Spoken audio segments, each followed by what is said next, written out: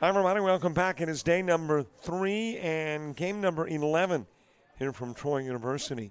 As part of the Showcase Series, a 5-game day. Time limit, though, reduced. Instead of an hour 50, it's an hour 40. And you got the first pitch at 8:57. According to my switcher, 9:01 according to my computer.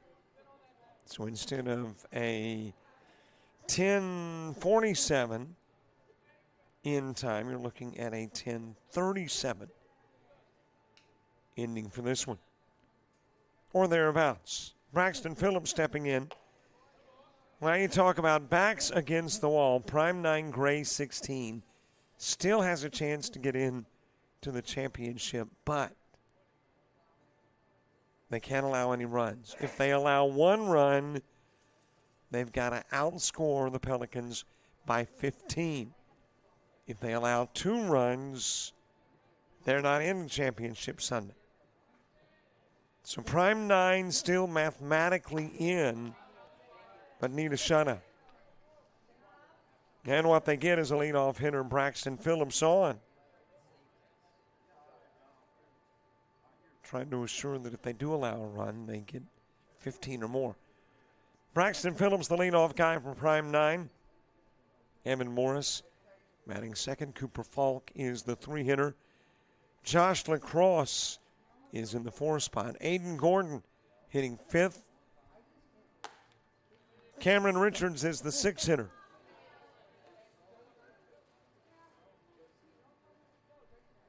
L.T. Baldwin bats 7th. Caleb Pruitt 8th.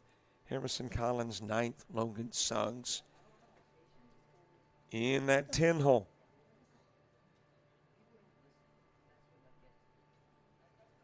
Meanwhile, the Pelicans putting Aiden Wilcox on the bump. Behind the plate is Cohen Mosley. First baseman Ethan Seals outside with the pitch. Braxton Hartley is at second. Shortstop Hayes Ellis. Third baseman Landon Rushing. An outfield of Cody Noel in left. Center fielder Tyler Carney. And the right fielder is Hunter Skates. A little bit outside with a pitch to Evan Morris.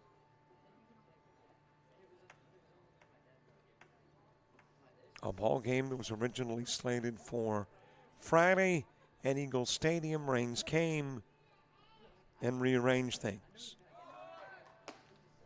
Taking all for second is Phillips. He'll be in with a stolen base.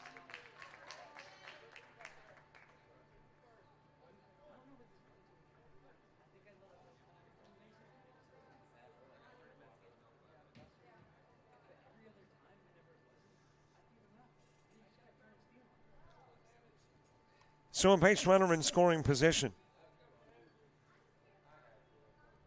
on a Sunday that will likely be kind of like Friday and Saturday from a weather perspective. We're going to keep a weary eye on the skies. I have not checked the forecast to see what the threat of rain is today in Troy. 40% chance. I think it was 55 yesterday. So I don't know if that's good or bad. My iPhone weather app has a tendency to do the opposite of what we can anticipate. It says no rain, it rains. It says rain, it doesn't. It says lots of rain, you get little rain, you get lots. So I'm not sure what that 40% means.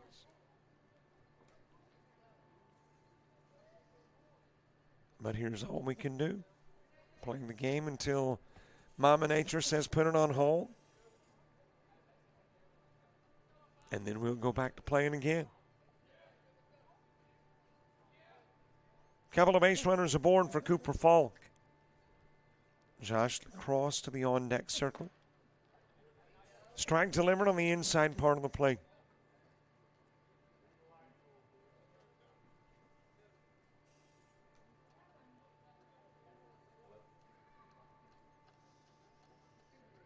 Couple of base runners aboard, both given walks. We are in the top part of the first. And you got a swing and a miss by Falk.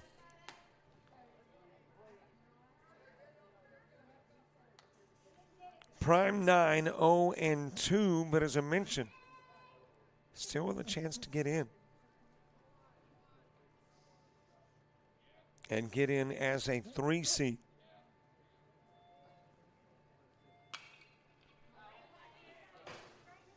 That is lifted foul and out of play. You can take a look at the 16U standings. Southern Swagger top seed 3-0. Florida Bama Scouts 16-3-0, but they'll be the 2. That's because Swagger allowed fewer runs, 4, as compared to Florida Bama's 7. And then the question is, who gets 3? Inside with a pitch to fall.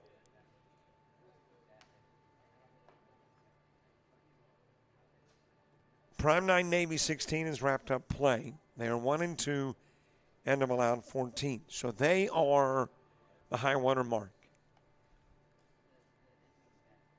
And based on the fact they've allowed 14 at 1-2, then your 1-2 Montgomery Knights Reds having allowed 22 out. Your 0-2 Pelicans having allowed 18 runs out.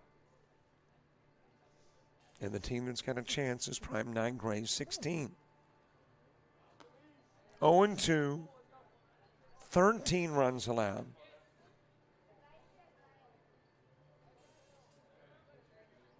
If they win this one, don't allow a run, they hop ahead of Prime 9 Navy. If they allow 2 runs, Prime 9 Navy can plan on coming back to Troy. They are definitely in.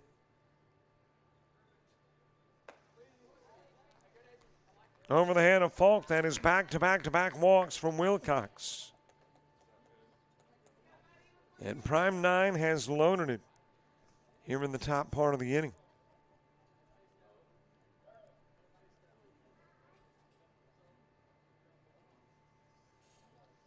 It is a little windy today, more so than the prior couple of days. 83 degrees in Troy currently. Winds out of the northwest at 7, gusting to 15. Feels like 90, 81% humidity. 14-mile visibility, UV index 3 and moderate. Air quality 54 and moderate, a heat advisory in effect. Heat indices today expected to be into the triple digits. Couple of strikes on Josh Lacrosse.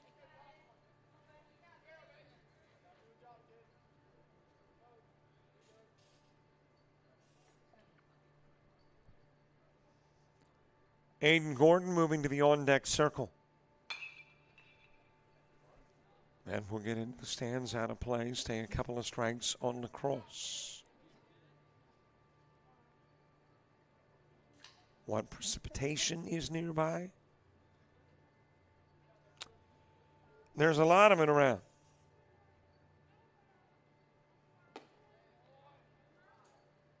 But at the moment, not here in Troy. It's south of here, it's north of here. It's east of here, it's west of here. Heck, it's all over the south. And yeah, it was much needed. Just kind of hoping that it would hold off till we got all the baseball in. 2 15-minute delays yesterday. One due to lightning and then one due to rain.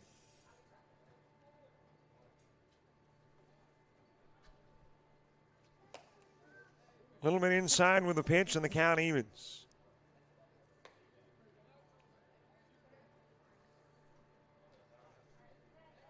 Two balls, 2 strikes, bases full, nobody gone. Top of the first. Game already 10 minutes old. And there is a walk given to Lacrosse, and Phillips will come in from third.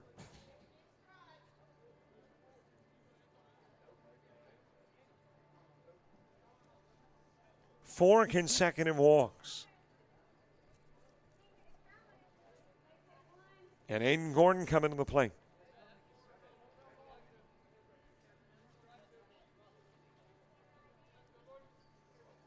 Cameron Richards moving to the on-deck circle.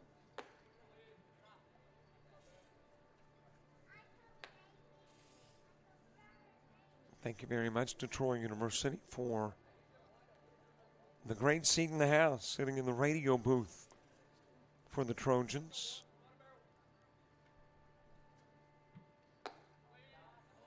You have to crack the window open to get a mic out and to get our receiver for that wireless signal from center field.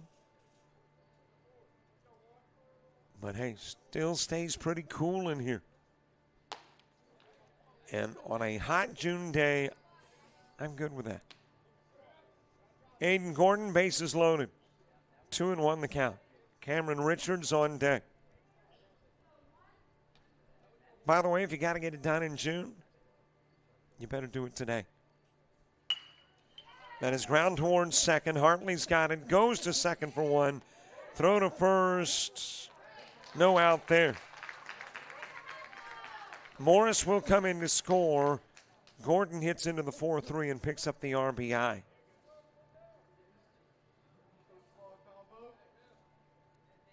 Falk to third. At first is Gordon Lacrosse off the base path. And there is one away for Cameron Richards. Running is Gordon. He'll get in safely with a throw to second. Falk comes in from third.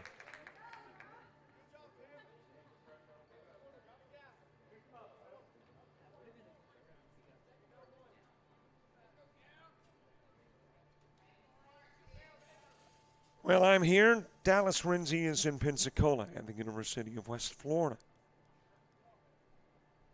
As we bring you both.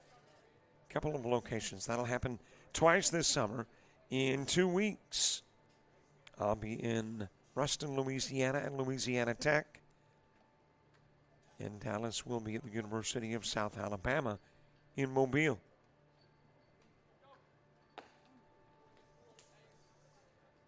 Richards will strike out, and there's two gone.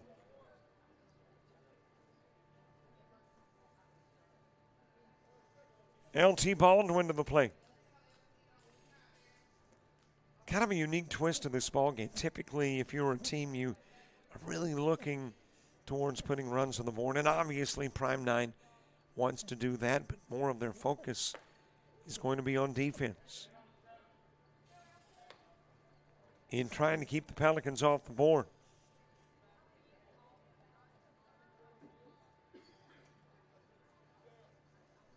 Pelicans have scored 6 runs in 2 games,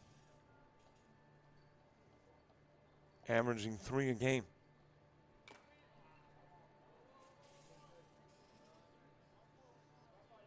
So you were trying to take a team that averages 3 per contest and hold them to none.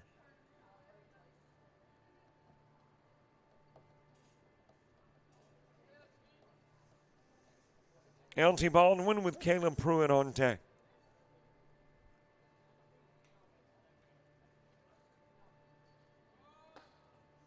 Swing and a miss. He'll go down. Baldwin fan back-to-back Ks for Wilcox.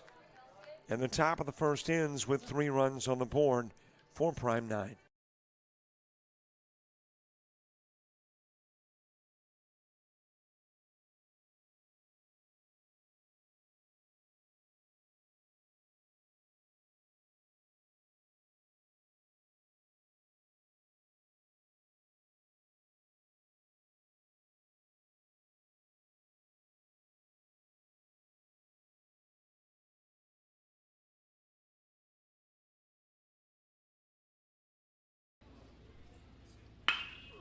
Drives that in the direction of right field. That is going to sail. I'm really not sure why I quote it. It's so frequently wrong. That is hit well towards left field.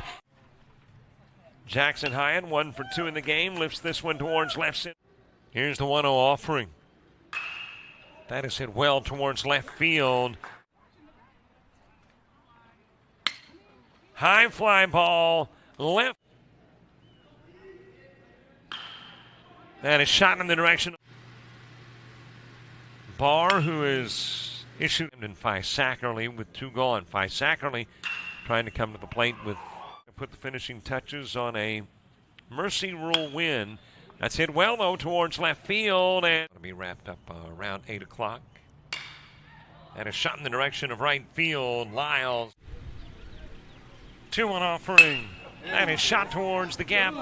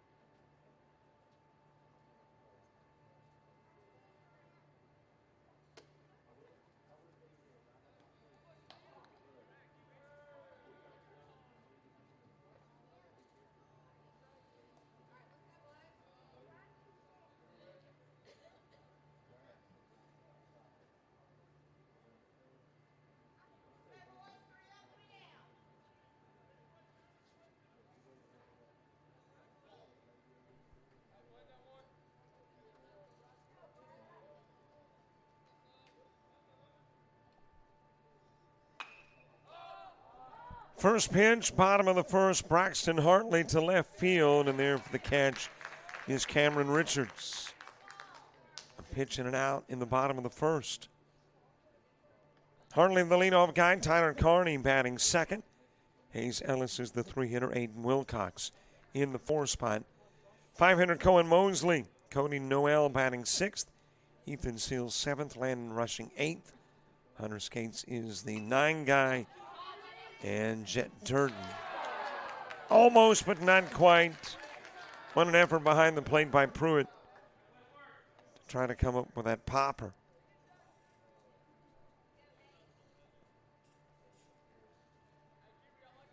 And Jet Durden, and I mentioned him in the 10 spot, hitting for the Pelicans. Logan Suggs on the hill for prime 9. Behind the plate, Caleb Pruitt, first baseman Josh Lacrosse, and second Evan Morris. Shortstop is L.T. Baldwin, the third baseman Cooper Falk. Cameron Richards in left, center field Braxton Phillips, and Aiden Gordon is in right. Ground towards third, and that will be underneath the mid of Falk. And aboard is Taylor Carney. And let's see how the official scorekeeper scores that. He or she, I'm not sure which, over in the box, scoring it as a base hit.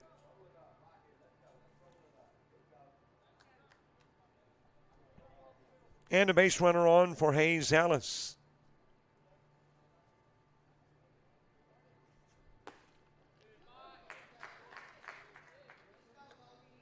Aiden Wilcox on deck. Every time there's a runner for the Pelicans, it's important.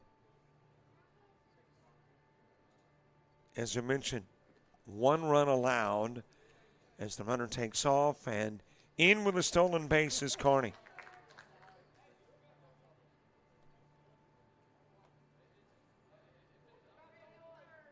If 1 run comes in for the Pelicans, then Prime Nine's got another task. They've got to score a lot of runs and do it in an hour 40. So instead of 7 innings, you're probably looking at roughly 5. That is dropped into center field, rounding third, Carney. He'll come home, and already Prime Nine's got to have 15 more runs. And if that runner in second Hayes Ellis comes in. Then Prime 9 Navy gets in.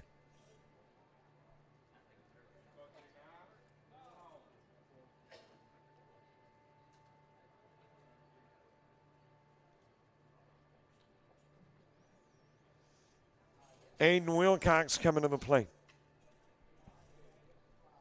And you're talking about the possibility of all the mystique, the intrigue, the mystery. Well, it could be all vanished right here in the bottom of the first. Because if Ellis comes in to score, Prime 9 Navy will be playing later on today against Florida-Bama Scout 16. That is sent out of play by Aiden Wilcox.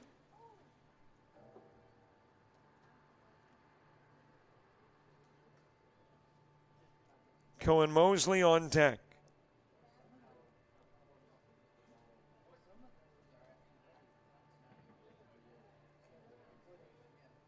And if that does indeed happen, then you've got a couple of teams that are playing for a win. A couple of 0-2 teams that want to leave Troy with a win. And that will be the thrust of play. Popped up over towards first, and there the catch will be made by Ethan, make that Josh Lacrosse with the catch. 2 gone, Cohen Mosley to the plate.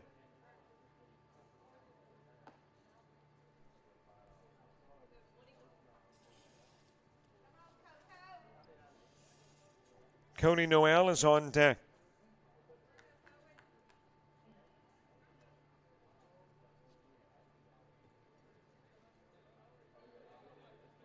And here's the interesting fact. We're having to beat a team by 15 if that winds up being the next task for Prime 9. If they're able to keep Ellis at second and get Mosley. You've got to do that in the next 2 innings. Because there are the mercy rules that kick in. So it's not like you can go ahead and do it in the 4th or the 5th.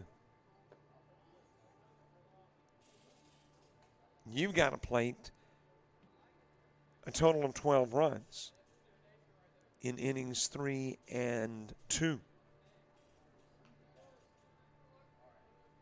So, yeah, the road is filled with obstacles for Prime 9. But still mathematically there. Mosley sending it over to second. Backhanded by Morris. Goes to first. Gets Mosley on the 4-3. Still a pulse in championship play for Prime 9. But they got to play a ton of runs as we head to the second.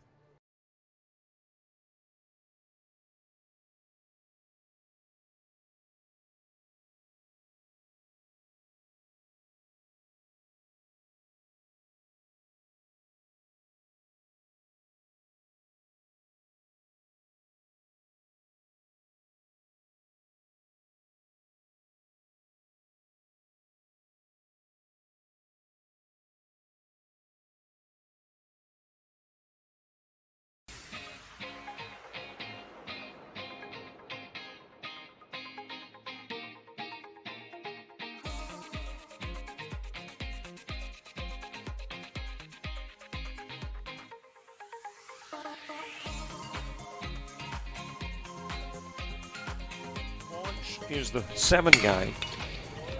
Right up the middle, base hit, back-to-back base hit. Starter with a double. The single from Cumbie coming to the plate and tagged down at home.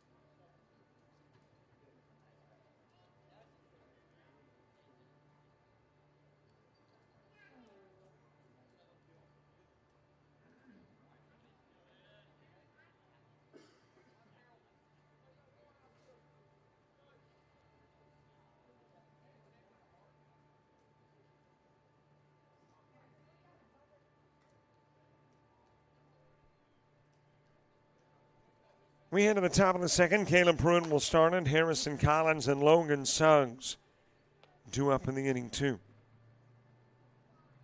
And now, if you are Prime 9, you got to get busy at the plate.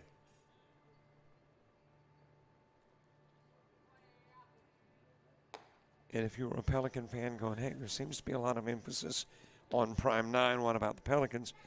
And they've had a great tournament. Played some great baseball. They just don't have a chance to get into championship play today. The only remaining team in 16U with a chance to slide past Prime 9 Navy is Prime 9 Gray.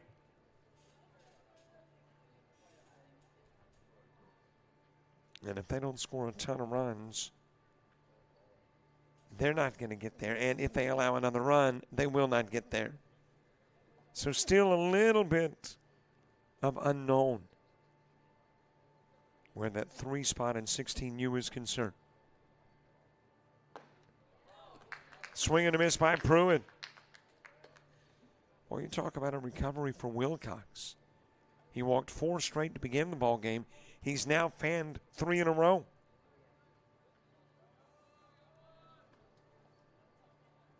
And has Harrison Collins come into the play.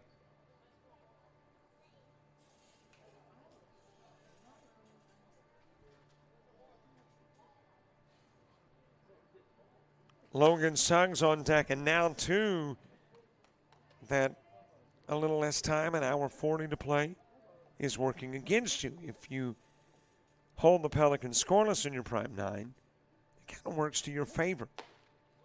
But now that you've allowed a run and you got to score runs, the time limit works against you.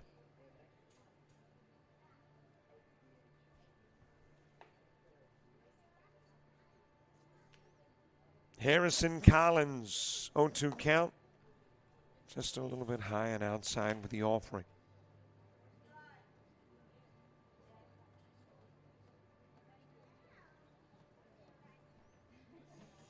Major League Baseball from yesterday. Strike 3 on the inside part of the plate. 4 straight Ks for Wilcox. And thus the reason Wilcox stayed in after the 4 walks. Coach knew what he was capable of. Just had to get back on the right track and has. White Sox 11-3 over the Rockies. Reds with a 9-4 win over the Cards. Blue Jays beat the Yankees 9-3. This is yesterday's MLB scores. Marlins edged the Phillies 3-2. Cubs clubbed the Brewers 5-3. Guardians over the Royals 7-2. Astros aggravate the Mets 9-6. D-backs blanked the A's 3-0. In 10, Braves edged the Pirates 2-1. Padres popped the Red Sox 11-1. Nationals knock off the Rays 8-1. In 11, Dodgers 14-7 over the Giants. Obviously a big 11th inning for the Dodgers. Orioles 6-5 over the Rangers. Same score in 10. Angels over the Tigers. Twins beat the Mariners 5-1. First game today's got an early start. 10:35, an hour 5 away from Braves and Pirates. A game available on Roku. Wow, how things have changed. You know, when Roku came out, it's kind of the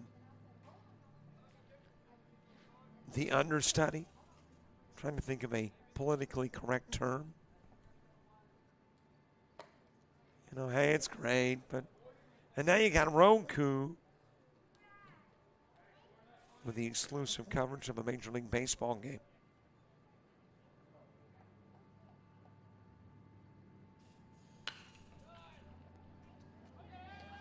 Ground deep short, but aboard with an infield single is Logan Suggs.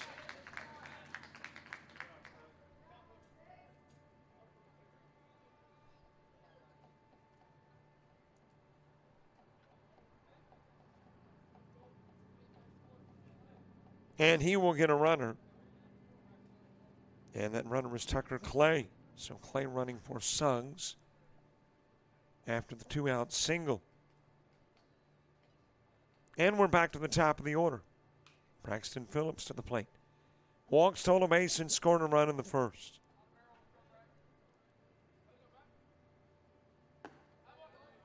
Outside with a pitch to Phillips. Evan Morris is on deck. WNBA from yesterday. Aces over the Mystics, 88-77. Storm beat the Wings, 97-76. First game today at noon. Dream and Liberty. And then 2 p.m. Lynx, Sky, and Fever Mercury matchups.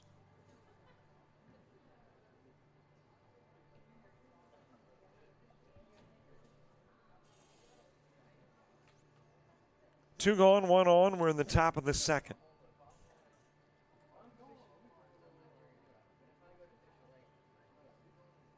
Aiden Wilcox. Swing and a miss by Phillips.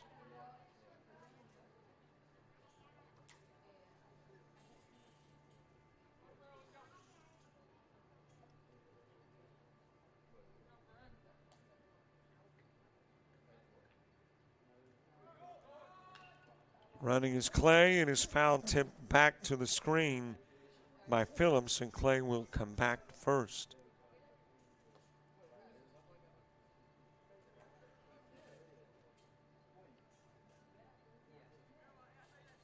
A game that was originally slated for Eagle Stadium in Ozark on Friday. Rain pushed it to the first game here. Everybody else shoved back a little bit. Time limits reduced. All to compensate for Mama Nature and what she has a tendency to do. Strikeout of Phillips.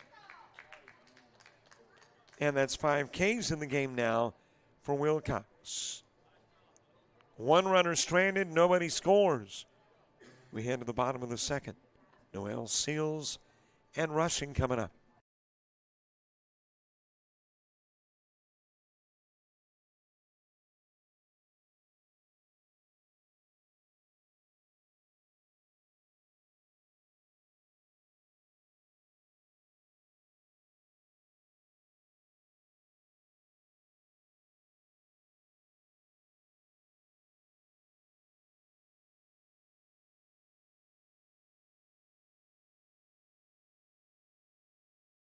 You've played some travel ball, you've shared the videos. Mom and Dad can only root so much. It's time to get real interest from the colleges and scouts in your area, right where you live. That's why the Showcase Series is different. We're not just another tournament, we're an advancement event where you get real-time exposure with live TV coverage of our games that get you seen directly by the coaches you want to impress from anywhere in the world. Register for events at showcaseseries.org. It's your turn at bat.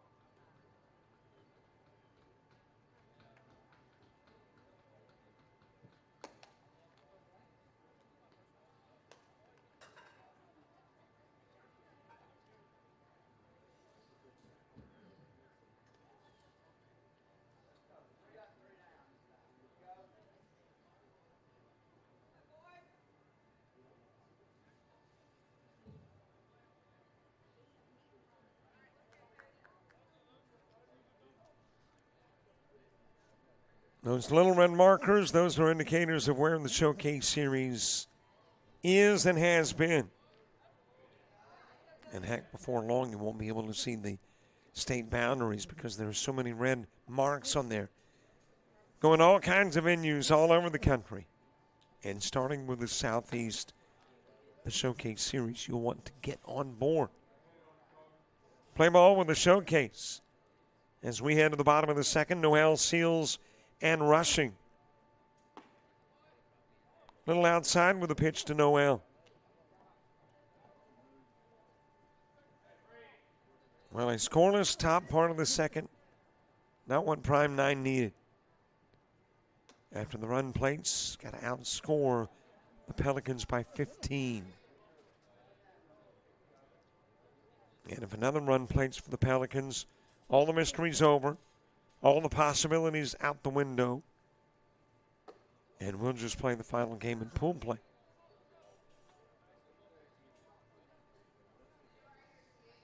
By the way, 28 away from 4,300. That's our short-term YouTube subscriber goal.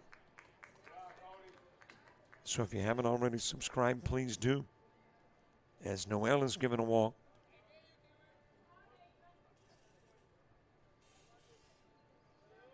And yes, I've already conceded. Once we get 4,300, we're going for 44. Get 44, we'll shoot for 45. On and goes, never ending. Never happy. Gotta have more. That is dropped into left field, a base hit. Ethan Seals over at first, moving Noel to second.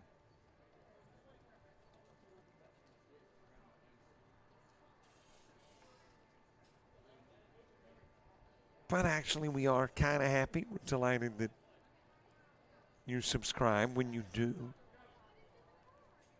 And to it gives you access not only to games, interviews, and more. There's stuff on YouTube that you have to subscribe to get.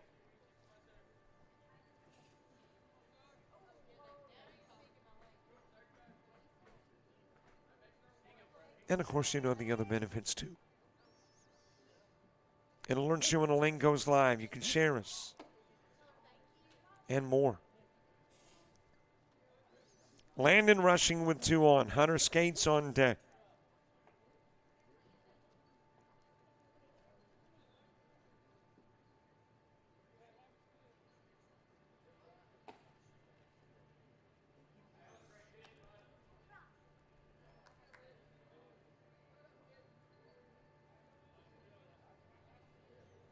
At 11 o'clock, we go to 19U. Dothan Expos and Wiregrass Indians.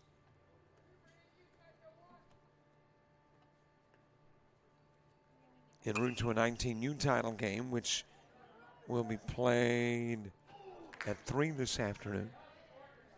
Found out a play by Rushing.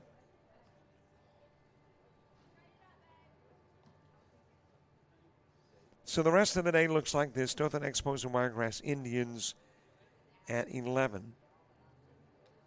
1 o'clock.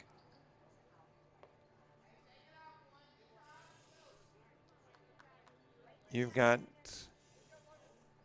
Facebook Scout 16, and it says second in A. I think that is actually meant to be third in A.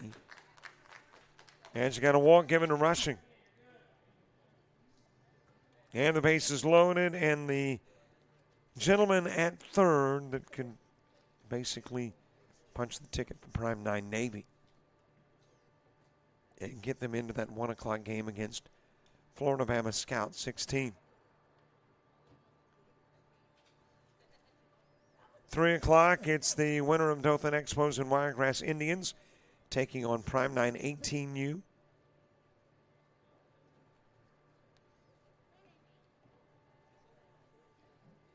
And then at 5 o'clock, Southern Swagger taking on the winner of the 1 p.m. game.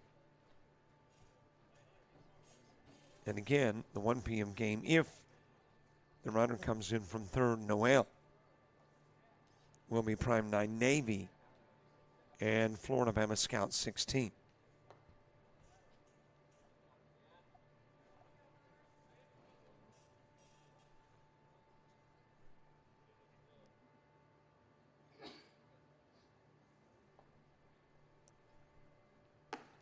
A little high with a pitch to Skates.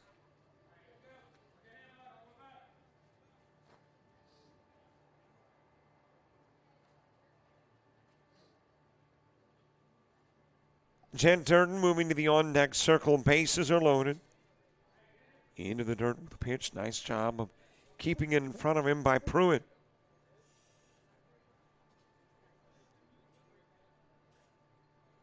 Infield in. They want something that can be sent home and get Noel at the plate. Outside with the offering.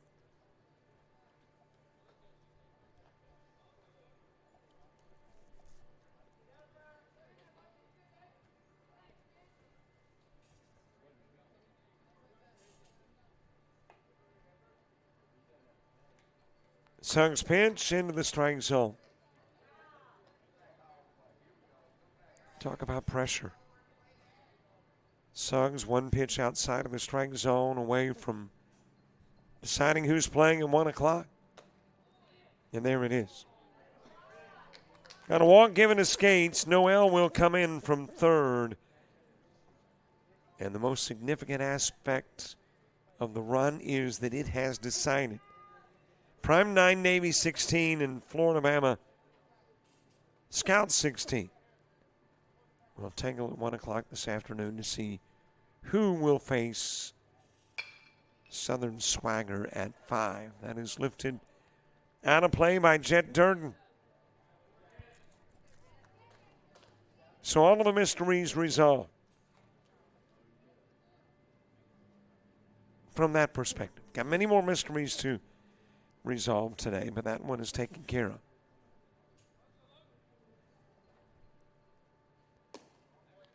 A little inside with a pitch to Jet Durden.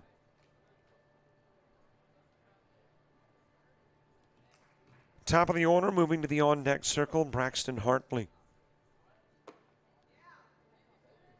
Another inside offering.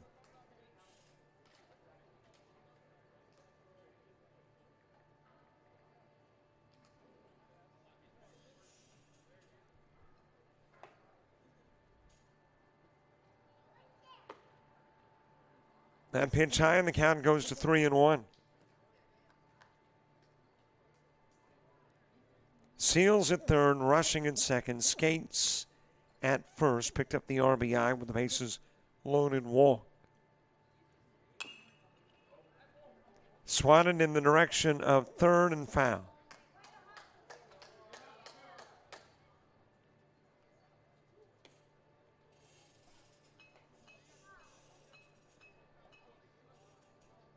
Jet Durden back to the plate. Runners back to where they were. Skates at first, rushing at second, Seals at third.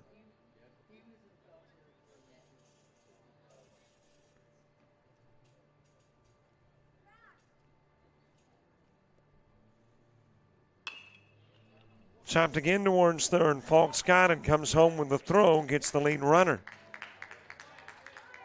So Durden will wrap into the 5-2. It gets Seals for out number 1. Bases still full. And we go back to the top of the order. Braxton Hartley to the plate.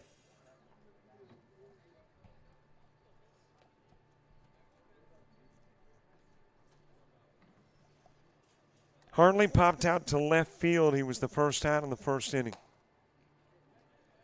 Inside with a pitch to Hartley, Tyler Carney is on deck.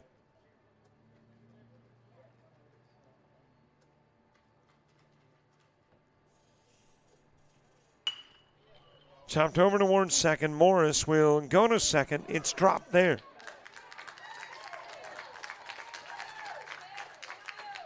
Rushing will score to tie the game at 3. It's still loaded. And an E6 responsible.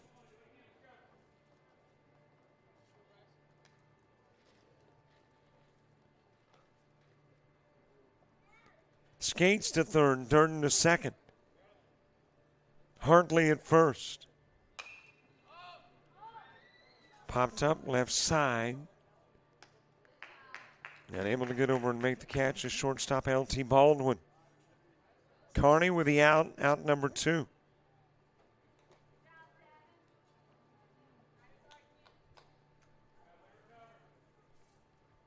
And that's got Hayes Ellis coming to the plate. Ellis with a single and an RBI.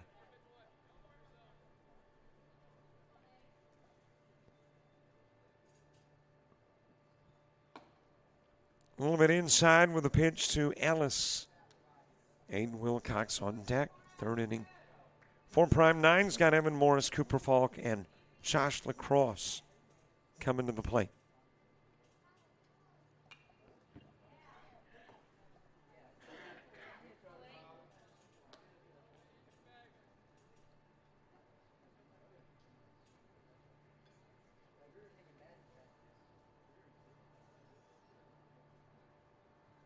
Here is the 1-1 offering from Suggs. Shot in the direction of right field. Backing up to make the catch is Aiden Gordon. Ellis flies out, 2 runs in. And most of the mystery's over except who's going to win this one. And leave Troy 1-2, and who will leave 0-3.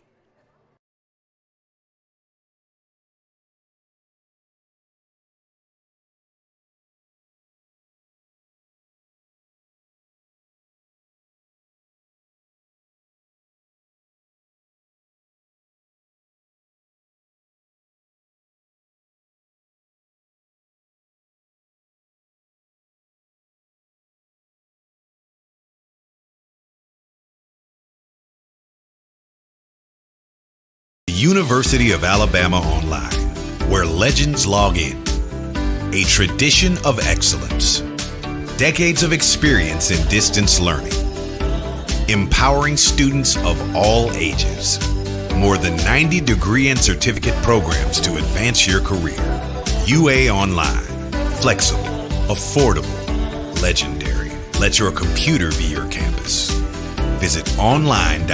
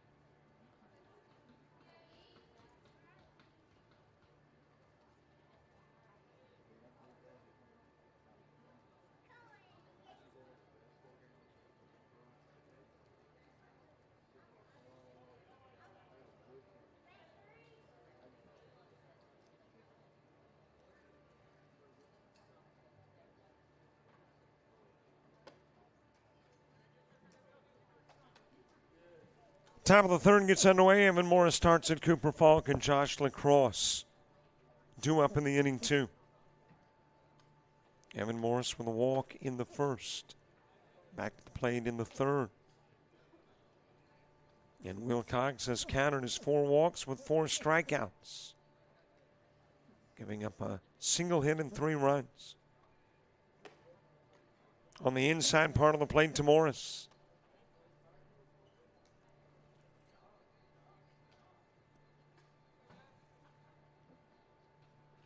3 and 4 in the order, due up 2.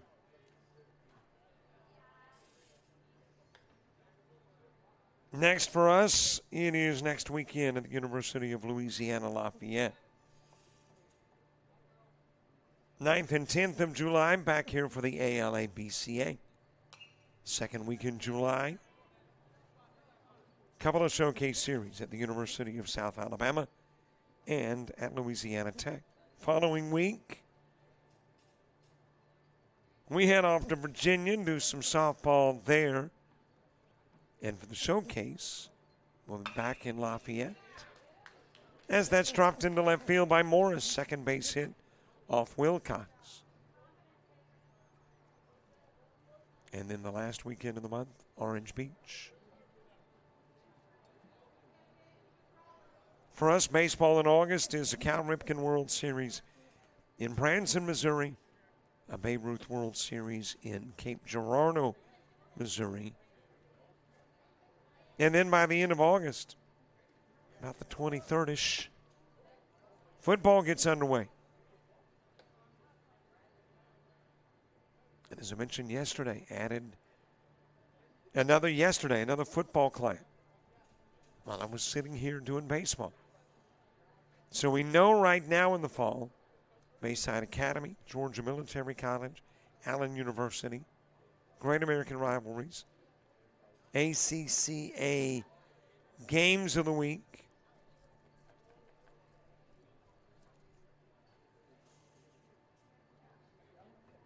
and likely more. And also in the fall baseball. Volleyball starts in August too. Outside with the pitch, not exactly sure what date, but right now we'll handle Coastal North and Coastal South volleyball.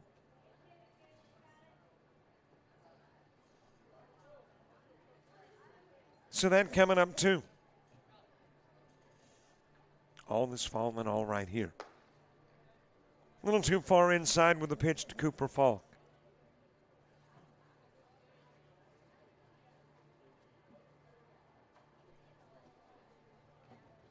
A Falk walk in the first and came in and scored a run. Running is Morris, got a huge jump. He'll get to second standing.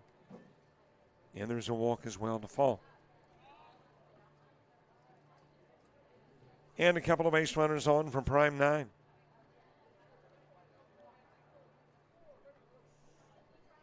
I was checking to see if the volleyball schedule had posted, and thus far, it has not.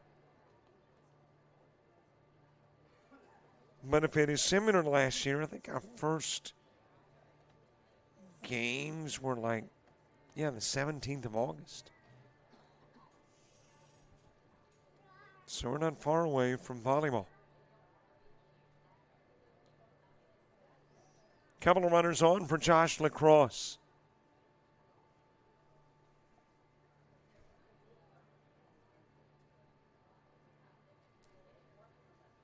Across the fourth of the four first inning walks. As this has popped up in front of the dugout, diving try to get there by Mosley, but couldn't.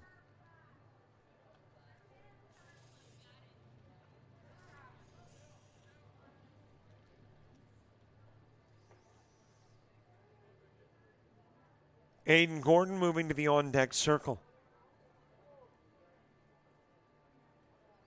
Bottom of the inning, Wilcox, Mosley, and Noel. All two up.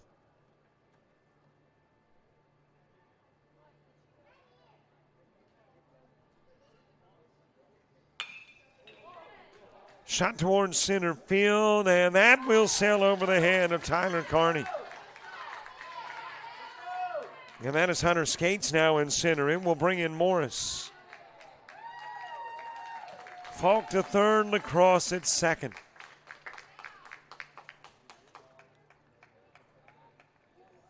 RBI double breaks the 3-3 tie.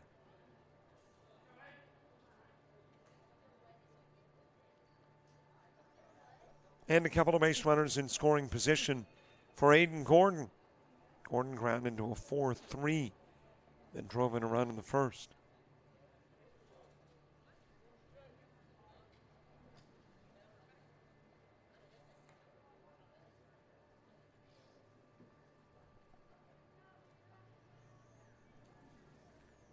Still nobody out, two runners on, one runner in, top of the third. On the outside part of the plate, Gordon. 0 for 1 in the ball game with an RBI.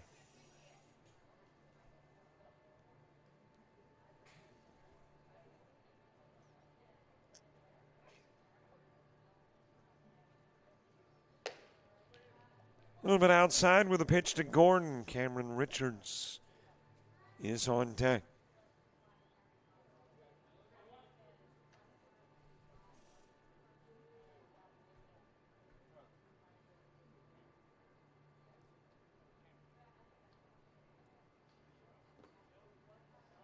I mentioned yesterday the new umpiring attire.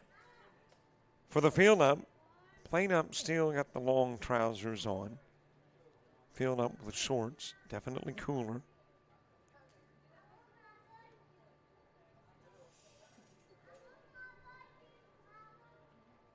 I would assume it won't be long before the plate umpire says what the heck. Let's go as cool as we can.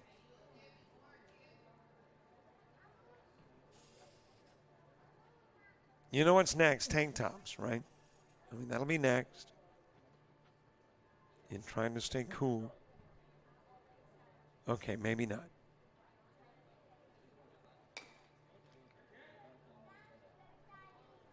That might be going a little too far. But it is a changing era. Who knows?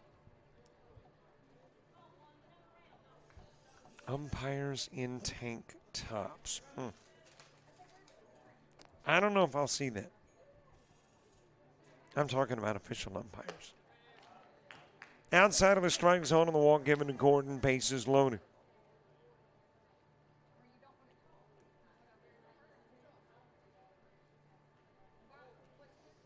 Cameron Richards coming to the plate. Creeping up on an hour in, which means there's about 40 minutes left in your 1 hour, 40-minute time limit. And if you're watching and you were like, I thought it was 150. It was. Today, to accommodate the additional game, this game that was originally supposed to have been played on Friday at Eagle Stadium, we have gone to 1 hour and 40-minute games.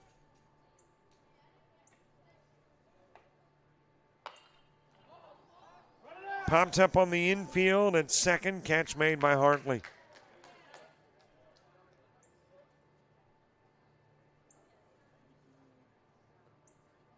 Well, and now that's Philip Cryer. There have been some defensive changes for the Pelicans.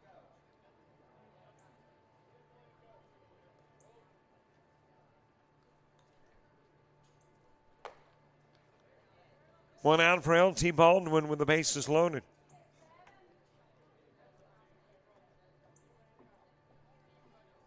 Caleb Pruitt moving to the on-deck circle.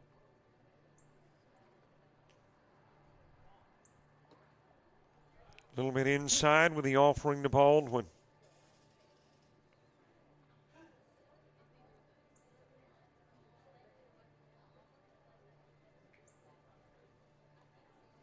Well, we do know the trousers for players getting shorter.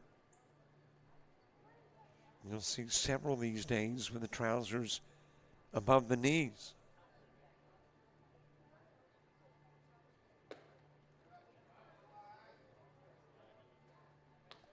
And I'm talking, for teams that aren't the Savannah Bananas. You never know what you're going to get out of the Savannah Bananas.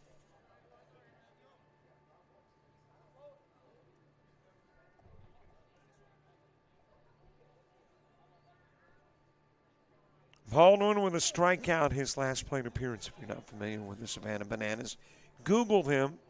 I mean, they sell out. And I think they are taking their show to the road. Gotta admit, I wouldn't mind seeing, just for the sake of saying I did. See what all the excitement is about. Baldwin given a walk. That'll bring in Falk from third.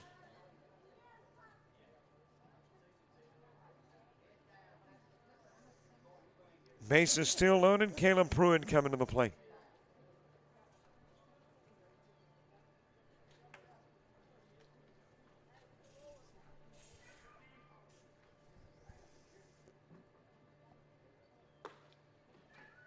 Wiregrass Indians here, ready to take on the Dothan Expos. That'll happen in the game coming up.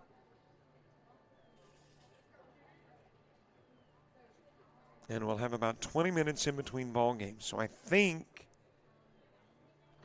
we're going to skip the interview with Nick Singleton and James Gamble. Pruitt hit by a pitch. The cross comes in, still loaded. Still one away. Now a 6-3 game.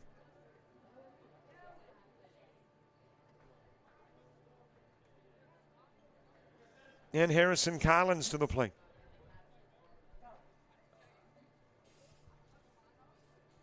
But we and Sid will just leave cameras up versus trying to run an 18-minute interview in the span of about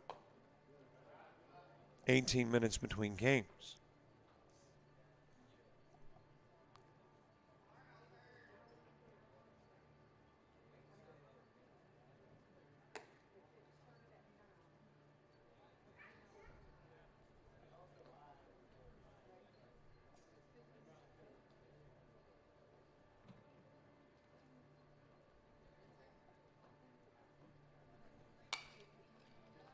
Harrison Collins struck out looking in the second. Back to the plate here in the third with 3 in and the bases full.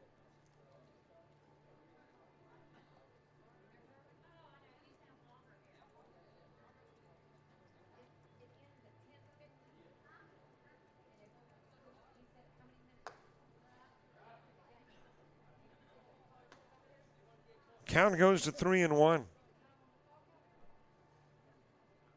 Bases are loaded. Another walk would bring in another run, extend the lead to 4.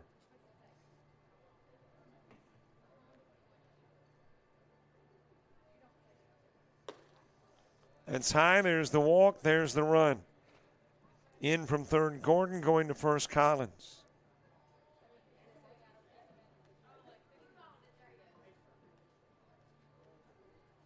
Bases loaded and walk, producing the RBI for Collins, and that is going to be it for Aiden Wilcox. We'll find out who the new pitcher is when we return to Troy.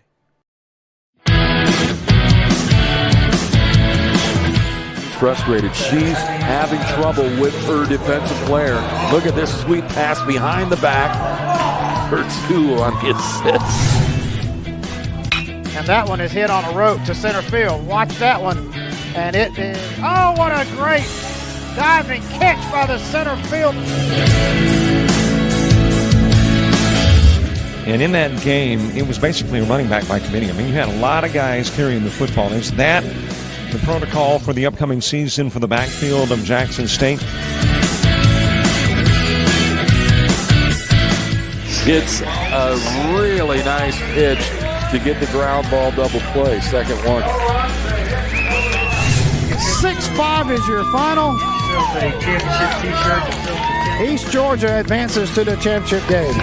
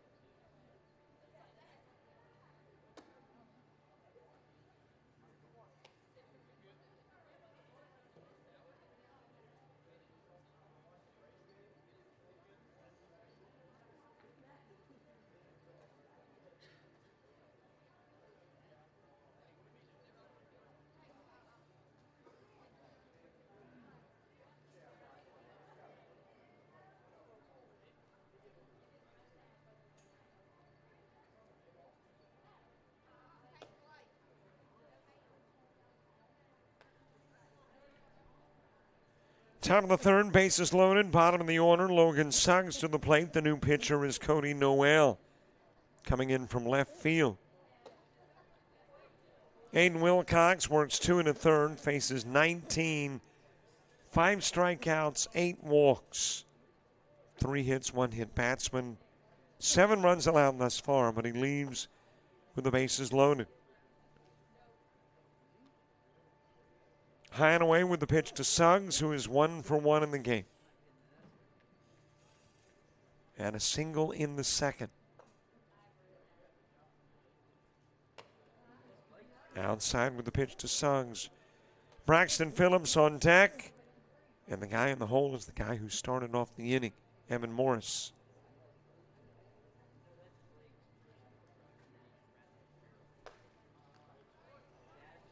Count runs full, 3-2.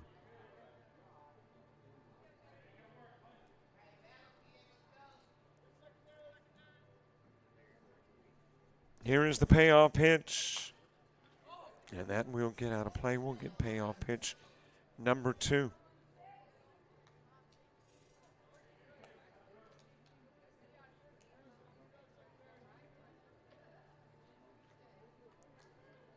Four runs have played, and we came into the inning in a 3-3 game. It is a 7-3 game now. Swing and a miss, and out will go Suggs. So Noel will begin his tenure with a K. And we are back at the top of the order. Braxton Phillips to the plate.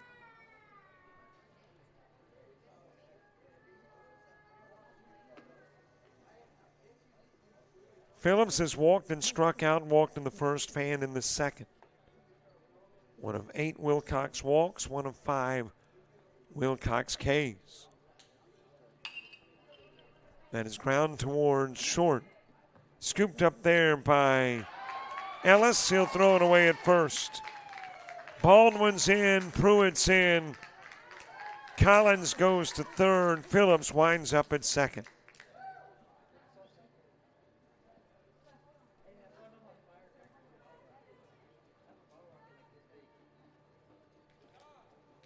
And it becomes a 9-3 game. I am crediting Phillips with an RBI on a single and the E6 getting him to third. That's unofficially. I've mentioned it before. Any and everything I stick in my book or speak, unofficial. Evan Morris coming to the plate. He began the inning with a single.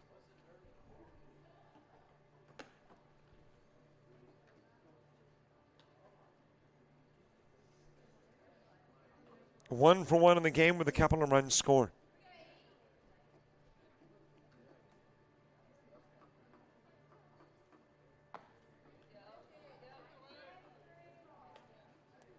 Still can't put the final touches on the Wilcox tenure on the bump. He's responsible for the runner now at third, Collins. So it was allowed 9, could allow 10. And the runner at second, the responsibility of Noel. A little bit outside with the pitch, 3-1.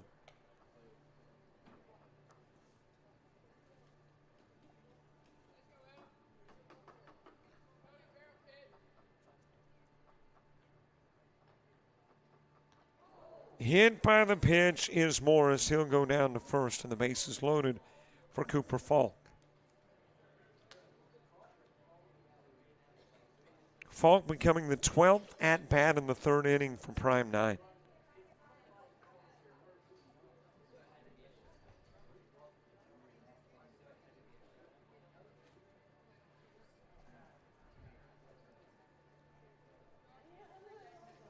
Josh Lacrosse moving to the on-deck circle.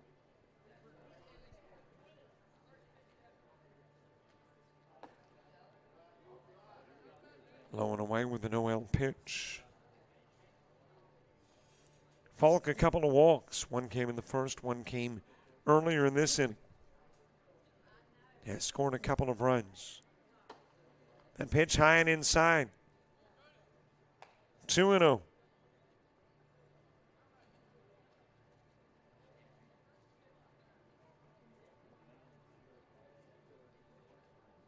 Walked in the first with nobody out. Walked in the third with nobody out. Ground foul in the direction of third.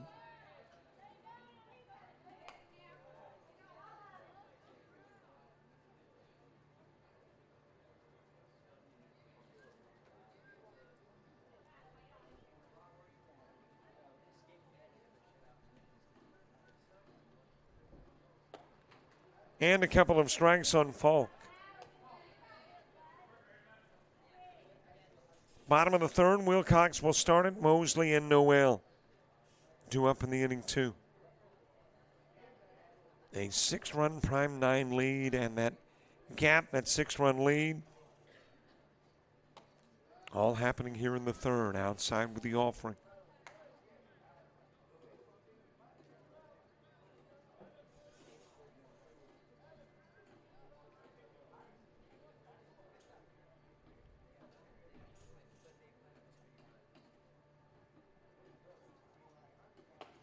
Swing and a miss. Out will go Falk. 3 runners are stranded, but 6 are in.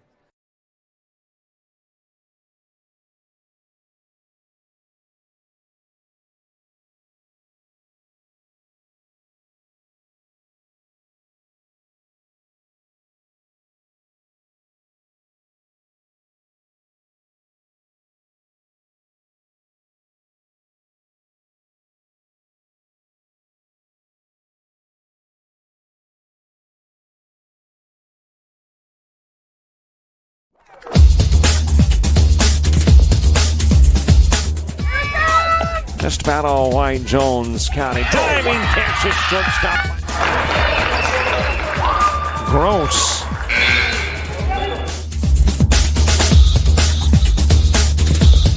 Towards the gap. Diving catch in center field by Ben Aklinski. There is a shot towards deep short. Kraft's got it. Long throw over, and he got it.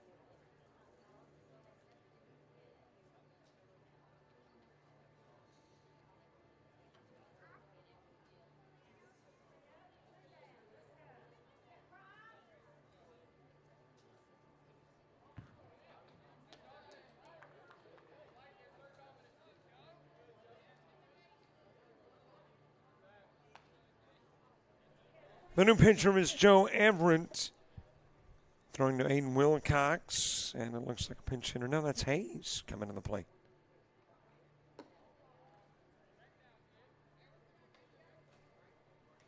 So I think what happened was in the second inning, I got discombobulated in the fact that Philip Cryer probably was a hitter, and I did not acknowledge. On the lineup card listed a couple of spaces below the 10 guy, but apparently I'm assuming the Pelicans went with 11. And it is Hayes who starts it off. He is given a walk.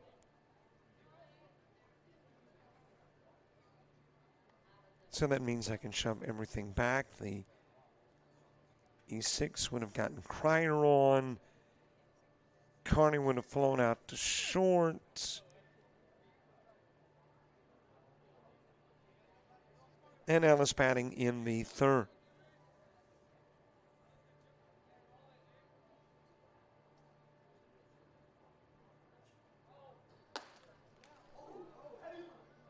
Off and running is Ellis, and he'll get in safely with a stolen base.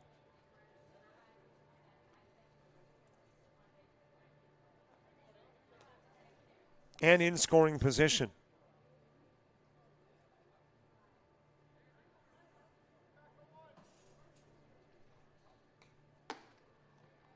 A little bit high with the offering to Aiden Wilcox. Logan Suggs worked 2 innings, faced 13. No strikeouts, 3 walks, 3 hits, 3 runs. And hands it over to Joe Everett. And the count runs 3-0 on Wilcox. Ellis given a walk, stole second. And a 3-0 pitch to Wilcox into the zone. Cohen Mosley is on deck.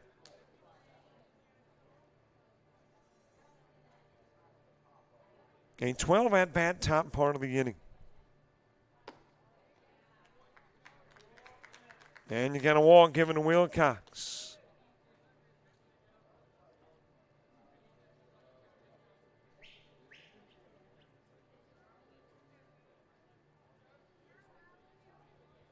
And if the Pelicans did something similar, say a 12 at-bat bottom of the third, we might not get to the fourth. Always got that time limit now to contend with, although right now, plenty of time left. Unofficially, we are 20 minutes away from the 1 hour, 40-minute mark. But you send 12 to the plate, you might eat up 15 minutes or so. And right now, 2 have gone to the plate and 2 have gotten on. Cohen Mosley ground into a 4-3 in the first. Cody Noel is on deck. And a shot towards center field, and the knee-high catch made, and Ellis didn't know it had been caught. Double play his turn.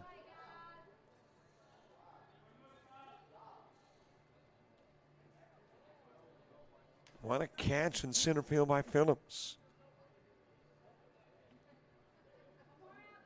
And the pick of Ellis for out number 2. Well, 2 quick outs might get us to the top of the fourth. Cody Noel scheduled to come to the plate. Looks like we've hopped past his spot on the order as the pitcher. And it put Ethan Seals at the plate. Or is that a pinch hitter? I don't know if they've got any pinch hitters left.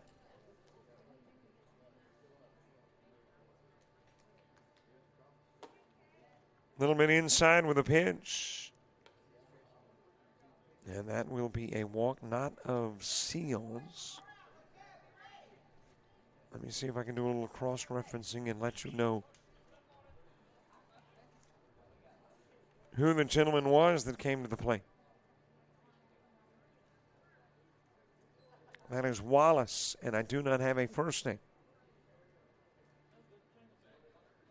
And this is Ethan Seals. So Wallace batted in the spot where Noel was, draws the walk. And Ethan Seals is at the plate with 2 aboard and 2 gone.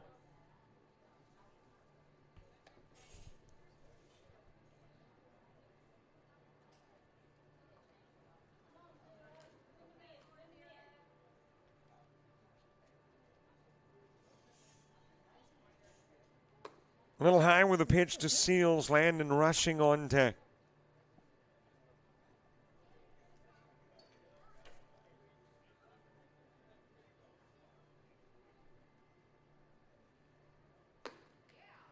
Strike delivered on the inside part of the plate. Seals with a single in the second. Back to the plate in the third. Well, we'll get the fourth in, likely. The question is, do we get the fifth? I'm leaning towards no, but maybe. Walk given to Seals. He is on. And that'll put runners at first, second, and third.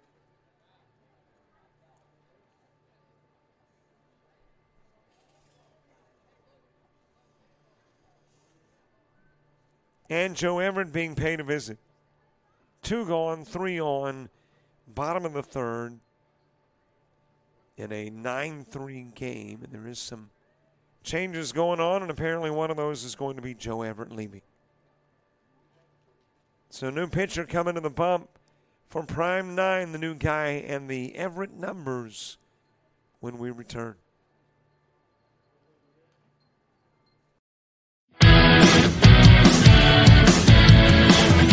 Frustrated. She's having trouble with her defensive player. Look at this sweet pass behind the back for 2 on the assist. And that one is hit on a rope to center field. Watch that one. And it is, oh, what a great diving catch by the center field. And in that game, it was basically a running back by committee. I mean, you had a lot of guys carrying the football. Is that the protocol for the upcoming season for the backfield of Jackson State? It's a really nice pitch to get the ground ball double play. Second one. 6-5 is your final. East Georgia advances to the championship game.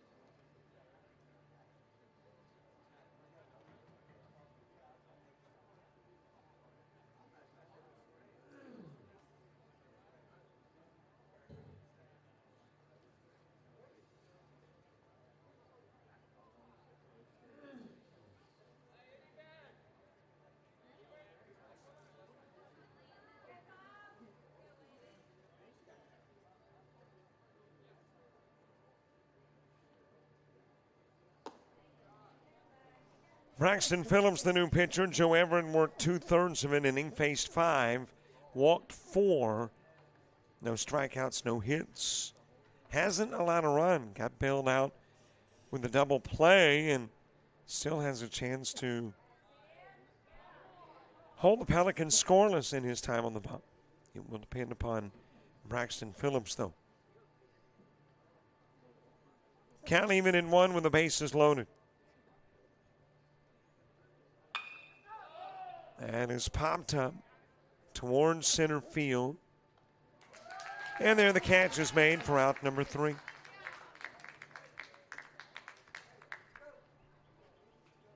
Three left stranded. We go to the 4th and what is likely the last inning of this one, with Prime 9 up by 6.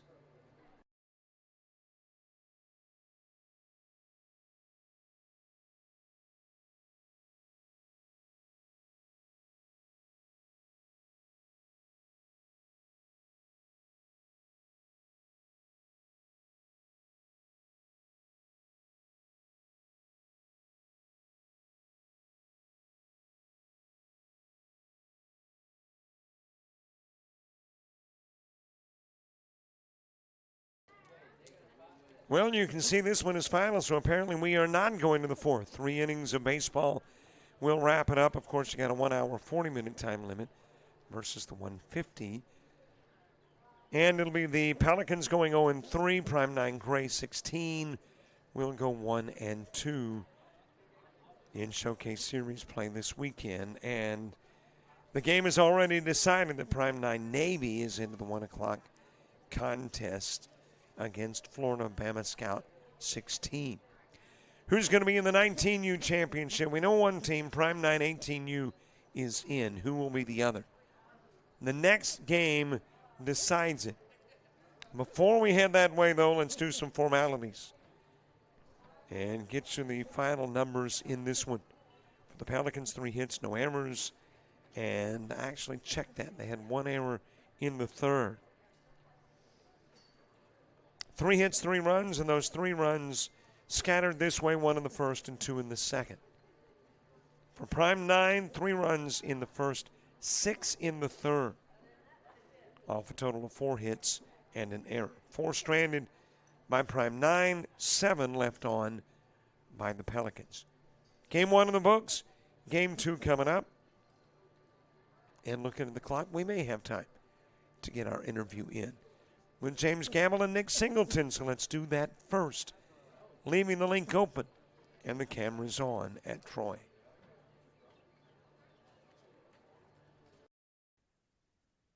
Great to have with us James Gamble and Nick Singleton with the Showcase Series. And, of course, we've chatted with both who are part of United Baseball and the Global Scouting Bureau. Today, our discussion is on the Showcase Series, which Showcase is a great name because it showcases some great talent and also allows this talent to get even better as they play skilled talent as well. James and Nick, thanks for being with us. Thanks, Robert. Good to be on. All right, James, I got to ask you first. It used to be referenced as the Southeast Showcase Series. Now, Showcase Series, which to me is indicative of an expansion, that you're looking at the growth of the Showcase Series beyond just the Southeast. Am I reading too much into it? No, I think you're on the right page. Our goal was when we started off with Southeast Showcase, we were a very small, doing maybe 8 events during the summer. Now we do close to 50 during the summer. And it goes from Texas to Florida and everywhere in between. So as we're continuing to grow, we wanted to be able to accommodate without referencing one particular region. And we made that move probably 2 years ago, and I think we're going to continue to expand. Well, my first question is, how do you do it, by the way? Because sometimes you are playing baseball on a given weekend at about 12, 15 different fields. Man, that is just, from a logistic standpoint, a big endeavor to undertake. So how do you make it all happen and do it fluidly? Well, some of it is the mistakes we've made years ago. We've learned from them, and we crawled before we started walking. And I think now we're probably at the point where we're jogging. We have really good staff and guys have worked together. We're all excited about helping athletes, and that's where it all stems from. Everybody in our company enjoys the ability to help athletes advance, and that's really what Showcase Series is here to do, to see athletes in a showcase environment over time, not a one-day showcase. We get to see them play games multiple days. All of our evaluators and staff gets to see them. And if they're in the South, it's not possible to have every college coach at every game. But when our staff is there, they see a player. We then utilize our network to help athletes move on. It can be kids from Alabama going to Louisiana. Louisiana kids are going to Florida. Mississippi kids are signing and going to North Dakota. So really, we're utilizing a network after we see these athletes to be able to advance them and move on to the college level. Nick, it's all age groups involved. So obviously for the older participants in the Showcase Series, they're looking to play at the next level. Eventually, the younger athletes want to do the same, but that's not the really the premise of their participation in the Showcase Series. So are the younger guys just trying to develop those skills to be better baseball players, whereas the older are looking for a place to play? Or are they all looking for that next level? Well, for the younger guys, I mean, one of the things, and I say for the young guys, for everybody, part of what Showcase Series is trying to educate people that social media isn't really real when we're talking about recruiting and how it actually happens. We'll get emails, and I get asked all the time, hey, why should we play in a showcase series event? What value do you bring? How many college coaches are going to be there? And as soon as they say that, I know that they don't understand what's going on when they ask how many college coaches are going to be there. First thing I want to say, which I don't do this, but first thing I want to say is, well, Coach, how many guys on your team are currently getting recruited by colleges? Well, when you talk about a 16U team, there's not a lot. I mean, yes, some guys get recruited early, but those guys look like 24-year-olds when they're 16. And that's the 1%. The other 99%, they're just not ready. But by playing in these events on college campuses, they do get to see, touch, feel. So their families get to get on campus. The kids get to get on the college field. And college coaches, for the vast majority of them, they know what they're doing. They've seen a few baseball games in their time. So just because they're not interested in recruiting a guy right now doesn't mean that they're not interested in seeing a young guy. If they see a young guy and they're going, hey, I like that kid's ability. He's super athletic. He's got this. Of course, he needs to work on X, Y, and Z, but they see things that they like out of a player. They may go ahead and make contact because good recruiters, good college recruiters know that if they're first to the table, they got a better shot at getting somebody as they develop and become a recruitable athlete. So oftentimes we'll have college coaches go and introduce themselves or talk to a player from a team that played in our tournaments and say, hey, just wanted to let you introduce themselves. Just want to let you know that really like what I saw out of you today. We're going to keep notes on you. And they'll ask me or James or any of our staff, hey, what's this kid's name? What high school does he go to? They're identifiers. Okay. And they look at him and they go, okay, this guy is from wherever he's from, whatever city. And they're going to say, okay, well, what high school? Okay, he's from this high school. I need to make notes so I can go out during the season and go see this guy or send my assistant coach or recruiting coordinator, whoever it may be. Now, with the older guys, it's a little bit more urgent. The vast majority of older guys, which would be our 18U division. Now we actually have 19U division due to the fact of all the transfer portals, people jumping into the transfer portal and college is essentially being a one-year program now everywhere. So there's a lot of movement during the summer. It really picks up. James, you can correct me if I'm wrong, but the transfer portal opened up May 31st of this year.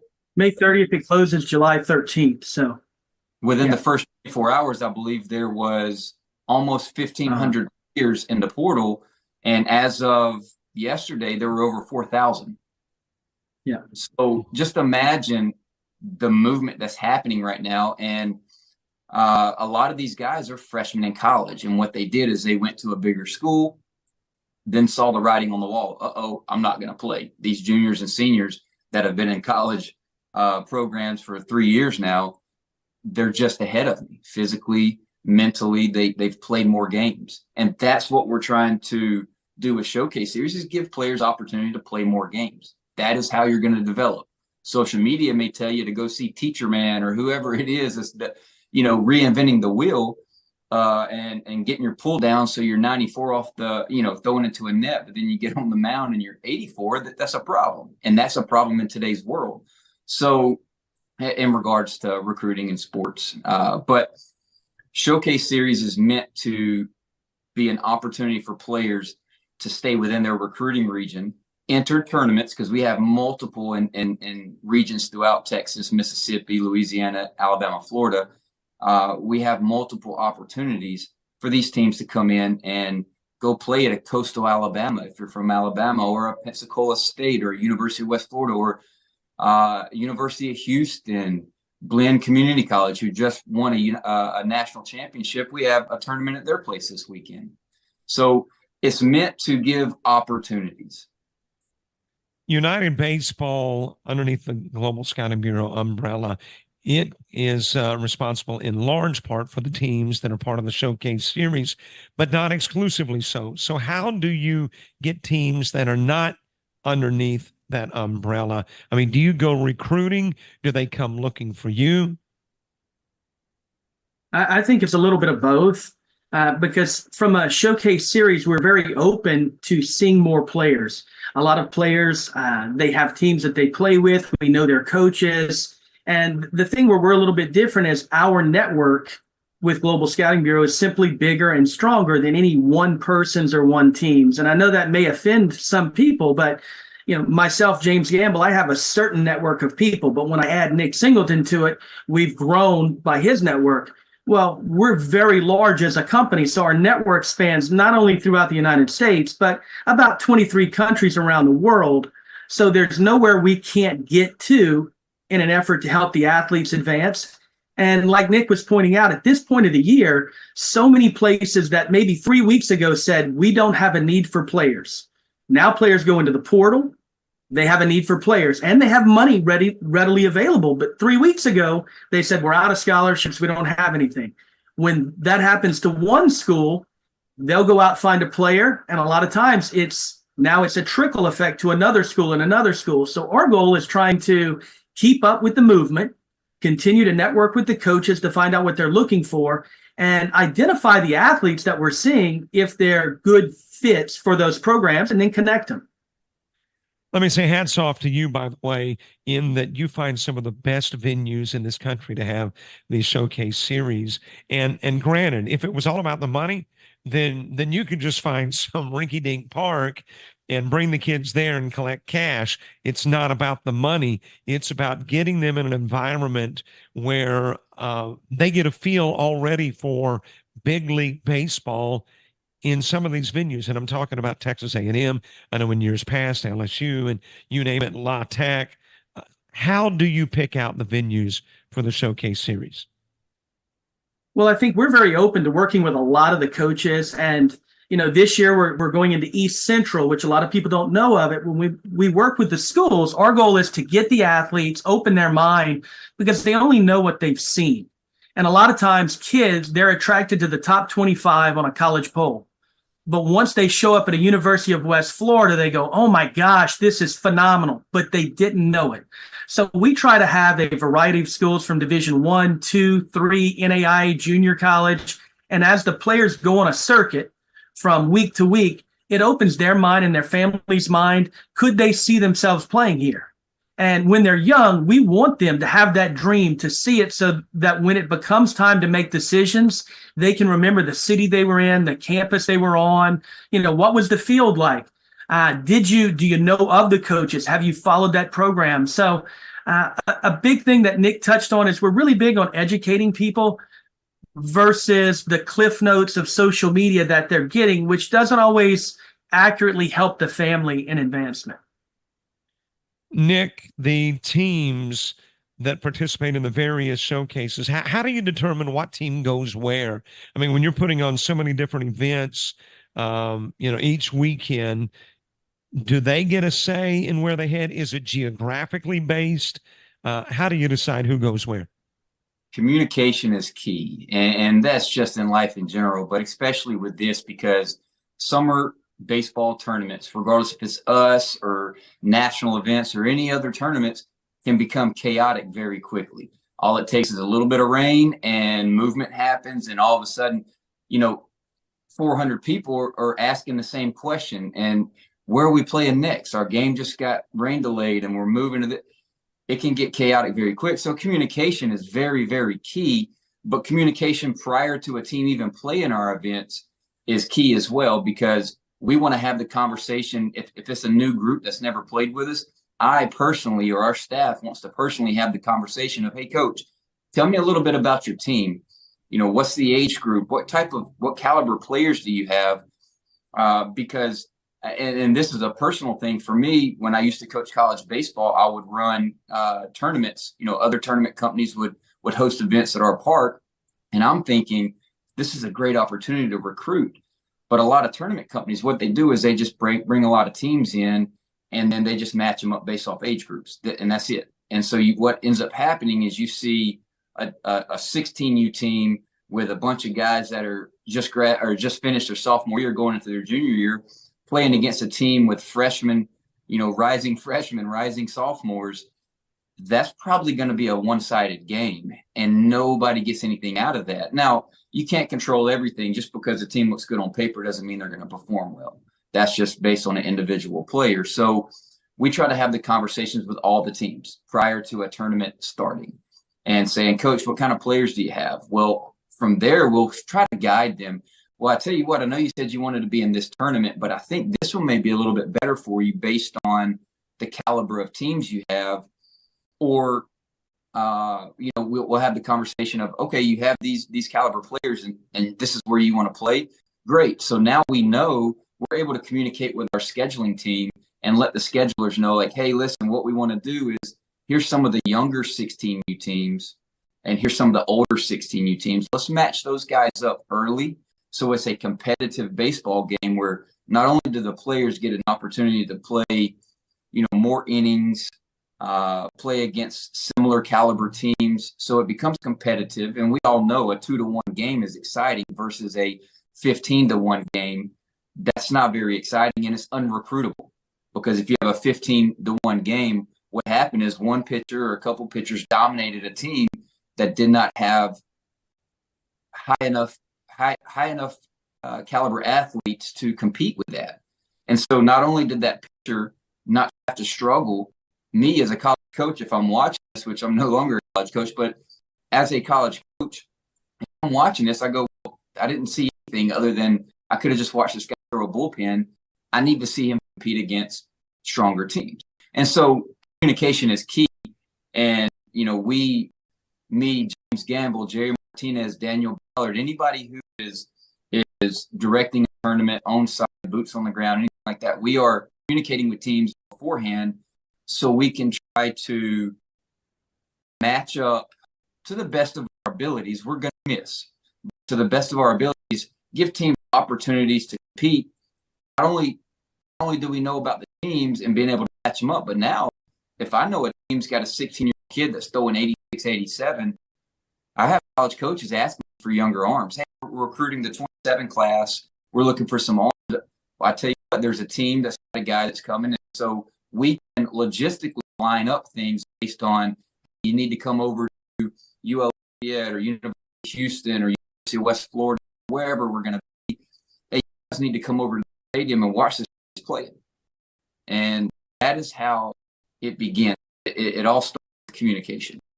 And speaking of communication, a great communicator, if that is such a word, tool, is the series app. It has got some great information in reference to the series, the score, the standing, alerts, you name it. It is all there. Wonderful resource. You can find it anywhere that you download your app, whether it's Google Play, Apple, name it. One last question for you, James. That is, you've got fall ball as well. Is the purpose of fall ball in downsized version identical to summer or different? I think it's a little bit different just because the fall they play on Saturdays and Sundays. They're not playing baseball every day, so it's a lighter. Our goal for a lot of athletes or develop. So that take care is let's fall, let's get better, preparing for the school season, then the summer. But it's also personable with coaches that round that's laid back. So there's and minus. I guess I would say that is it competitive? No, but a lot of your athletes are playing football or sports. Baseball only guys that love provides them the opportunity to continue to get some rest, and if you're a pitcher, develop that third pitch.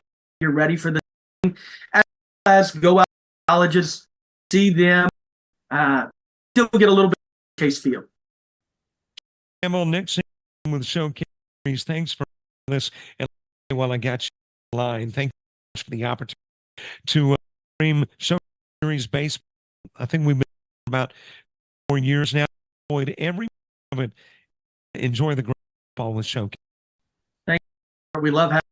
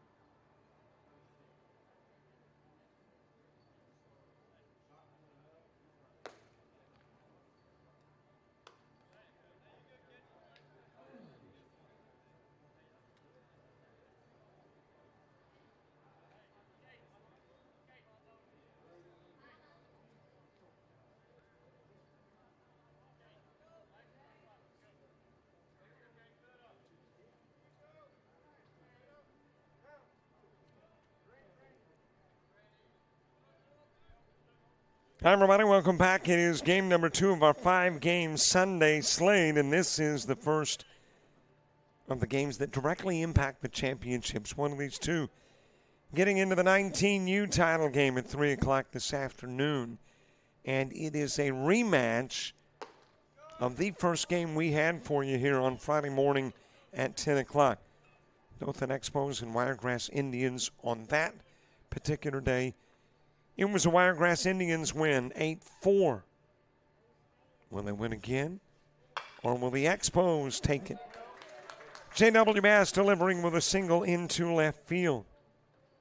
And the Expos with a base runner aboard. And if you go back to that ball game between the two, it was one inning, a fourth inning in which 6 Wiregrass Indian runs were plated. It spelled the difference in the ball game. Here you got a base runner on. J.W. Bass with a leadoff single. Jackson Legier batting second. Jake Franklin third. Jackson Sexton is the 4-hitter. Brady Lewis in that 5 spot. Ashton Trammell hitting 6th. Cade Smith 7th. Bryant Bush 8th. Caden Wright in the 9-hole, and Gavin Fultz is hitting 10th. Meanwhile, Caden Baxter is on the hill for the Wiregrass Indians.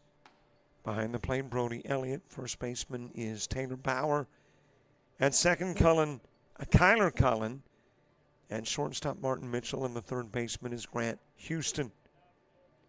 Monty Masters in left, as that is into left field, right on cue to Masters, and Legier on with a single. Couple of base hits back to back here in the top of the first. William Walker in center field, and the Wiregrass Indians putting Brody Bertashaw in right. Game officially getting a 10:58 start, which means 12:38 is an hour 40. And today, since we added a game, it will go 1 hour and 40 minutes, not the 150. I'm not sure about the championship games. We will wait and see. Got the 16U and the 19U a little later on. Jake Franklin with two base runners aboard here in the top part of the first. But a game moved over from Friday at Eagle Stadium to here, and thus a little longer day and a little shorter games. Franklin grounding into the 1-3 that moves runners up.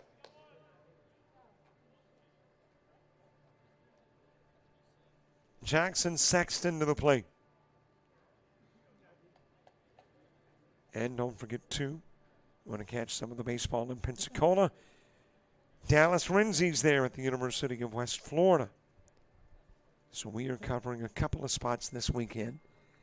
And we'll do the same thing in a couple of weeks. We will have South Alabama and University of Louisiana Lafayette coverage in 2 weeks. I checked that. And La Tech in 2 weeks. Next week, a solo act at Lafayette. On the outside part of the plate to Sexton.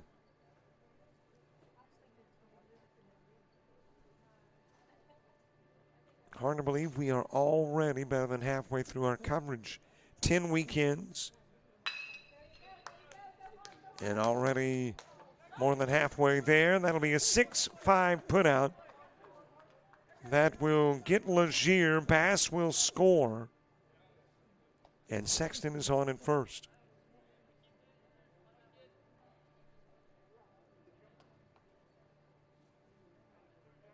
So Sexton with the RBI.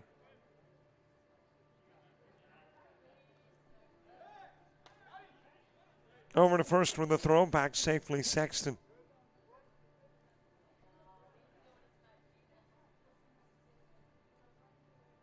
Brady Lewis followed by Ashton Trammell. That is floated foul and out of play. 1-run plates in the top part of the inning. And the winner of this one at about 3 o'clock this afternoon takes on Prime 918U. Little bit inside with the offering to Lewis. And the count will go even at 1. A couple of teams that have got to be pretty familiar with one another outside of the diamond. These are all Dothan area gentlemen. 1 ball, couple of strikes on Lewis.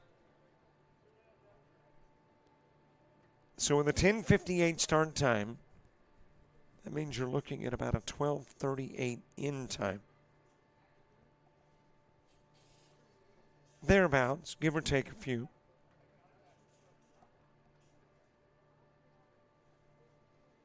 One ball, couple of strikes.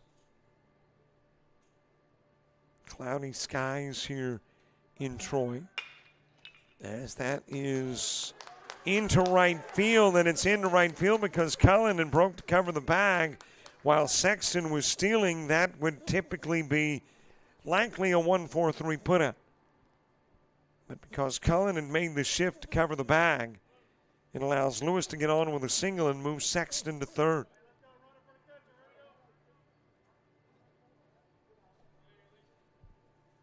Couple of base runners on, a runner coming in for the catcher, Lewis.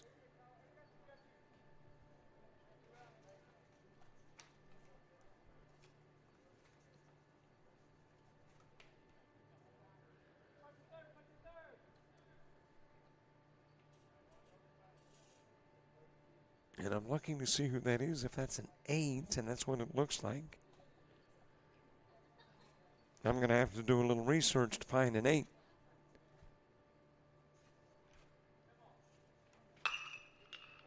Into left field, that'll be a base hit.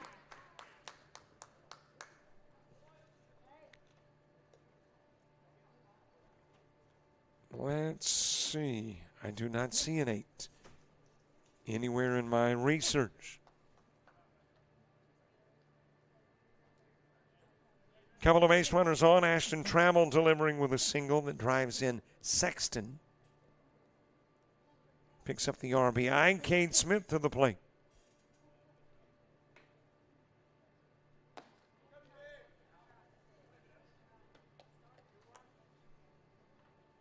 Brian Bush to the on-deck circle. Well, it was doubtful we were going to go 7 innings anyway, but now with a 1 hour, 50-minute time limit, very unlikely. As that one is lifted towards left field, coming in to make the catch. Monty Masters, Cade Smith will fly out, leaving 2 on, but 2 are in as we head to the bottom of the first.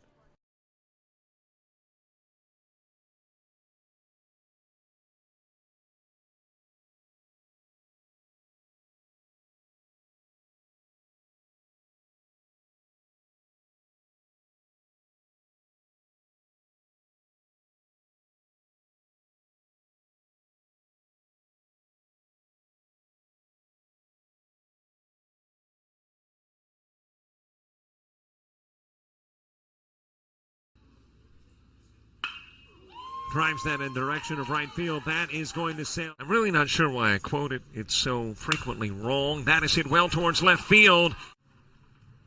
Jackson Hyatt, 1 for 2 in the game, lifts this one towards left center. Here's the 1-0 offering. That is hit well towards left field. High fly ball, left. That is shot in the direction. Barr, who is issued in Sackerly with 2 gone. Sackerly trying to come to the plate with put the finishing touches on a mercy rule win. That's hit well, though, towards left field, and it'll be wrapped up around 8 o'clock. That is shot in the direction of right field. Lyles. 2-1 offering. That is shot towards the gap.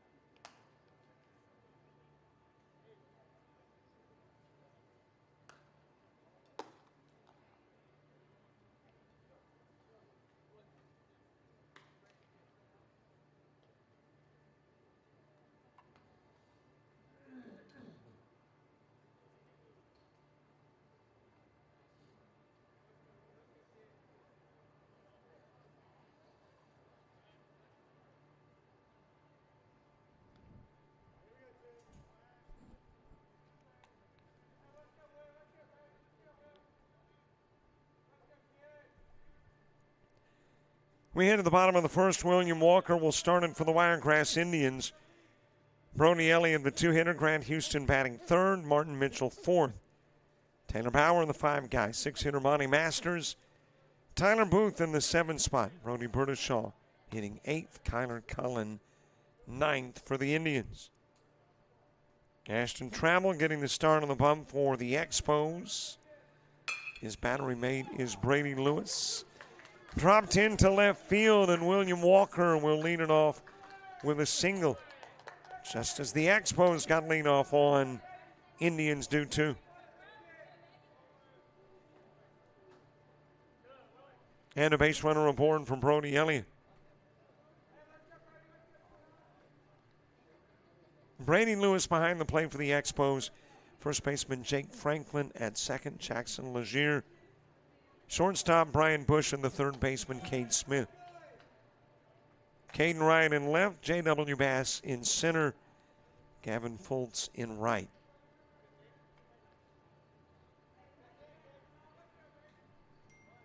Got a base runner aboard here in the bottom part of the first. Swing and a miss by Elliott. Grant Houston moving to the on-deck circle.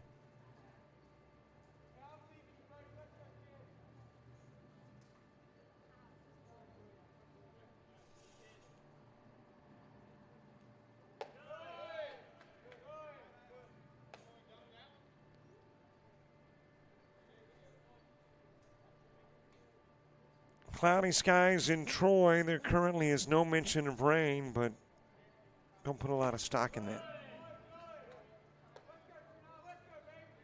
89 degrees, should warm to 94. Got a heat advisory in effect already. Feels like 98. Winds out of the northwest at 7, gusting to 14. 68% humidity. UV index at 7, that's high. Air quality 55, that's moderate. Off and running is Walker, and he's tagged out trying to get into second. And in essence, the double play as Elliott is fanned at the plate.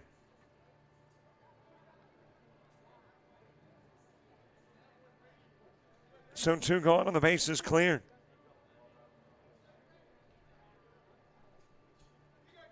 Grant Houston stepping in.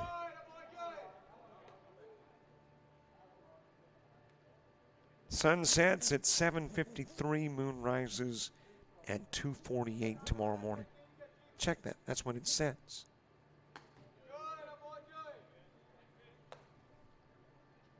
Not sure when it rises. 30% illumination. And the next full moon, when some folks act a little different, 21 days away. That is a high fly ball center field. It will sail over the head of J.W. Bass, tracks it down on the wall. Houston pulling into second with a stand-up double.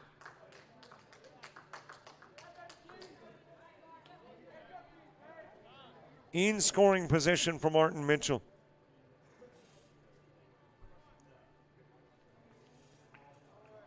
Taylor Bauer is on deck. Bush right and Foltz in the top of the second for the Expos.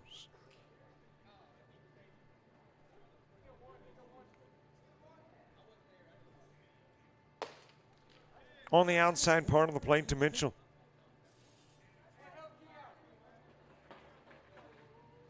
Championship Sunday at Troy University, home to the Trojans in Troy, Alabama. In the showcase with events in Alabama, in Florida, in Mississippi, in Texas.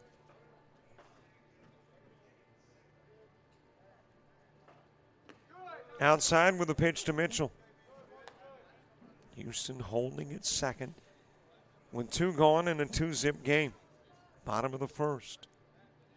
Prime 9-18U awaits the winner. And a shot towards center field, and a shoestring catch by J.W. Bass. Nice catch for the out. Houston is stranded. 2 base hits, 1 stranded. Nobody scores in the bottom of the first as we head to the second.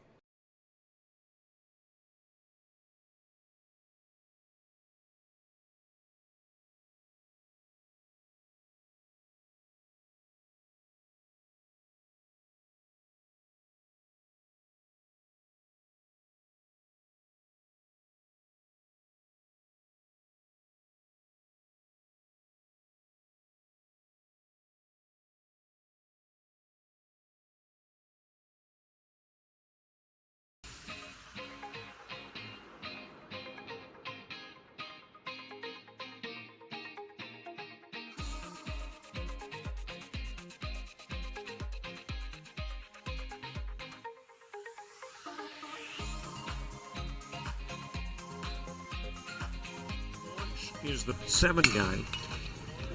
Right up the middle, base hit, back-to-back base hit. Starter with a double, the single from Cumbie coming to the plate and tagged down at home.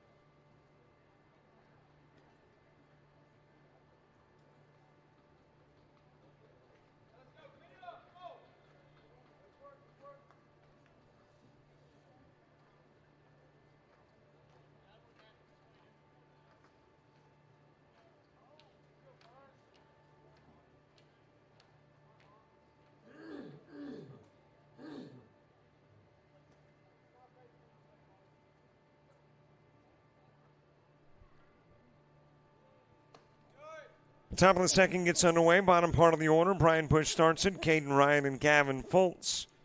2 up in the Expos second. Got a final from Pensacola. Hemo Hustle.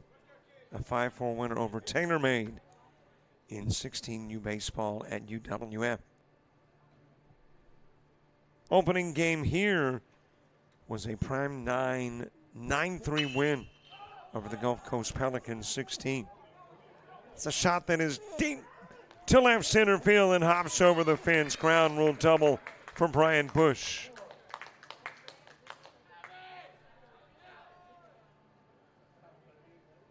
Well, there hasn't been anything to leave the park on the fly. That's the second to leave on the one hop. But balls are carrying a little further today than we've seen them on Friday or Saturday. So today might be the day that one leaves Chase Riddle Field. Caden Wright with a base runner on. Gavin Fultz to the on-deck circle. And coach making a quick visit to the bump to speak with Caden Baxter, who has already given up 5 hits in the game.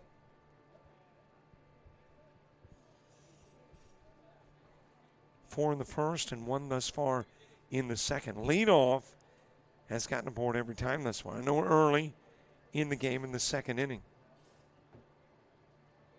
But leadoff on in the top and bottom of the first and the top of the second.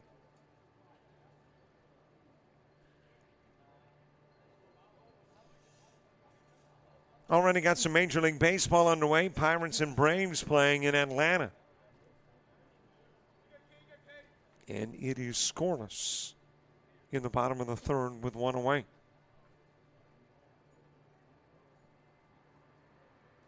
First WNBA, 38 minutes away. Punt laid down by Wright. It'll go to Baxter. There's nobody covering. And runners are on the corners. Bauer had come in to field the bunt. And Cullen from second not able to get over.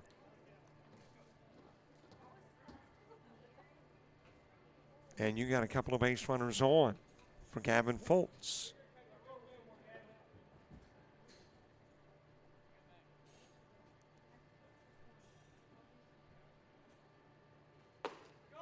WNBA Dream and Liberty at noon, and 2 Lynx and Sky, Fever and Mercury.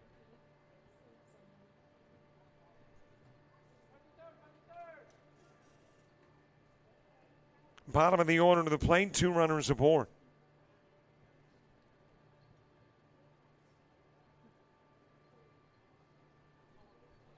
Top of the order awaits on deck. It's the mid part of the order when you get to the bottom of the second. Popped up, shallow right. Coming in to make the catch is Bernashaw. The tag will come from right. He'll go to second. Bush will hold at third.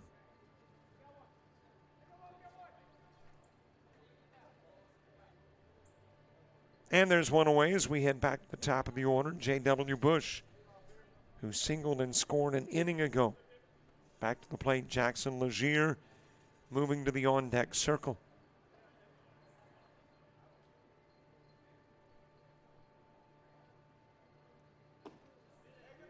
A little bit outside with a pitch to Bass. Game's at 1, 3, and 5 still to come. 1 o'clock game decides who gets into the 5 o'clock game. This game decides who gets into the 3.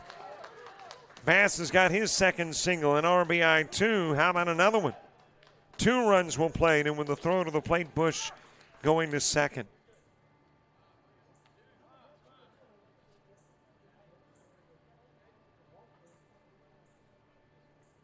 And the lead doubled by the Expos.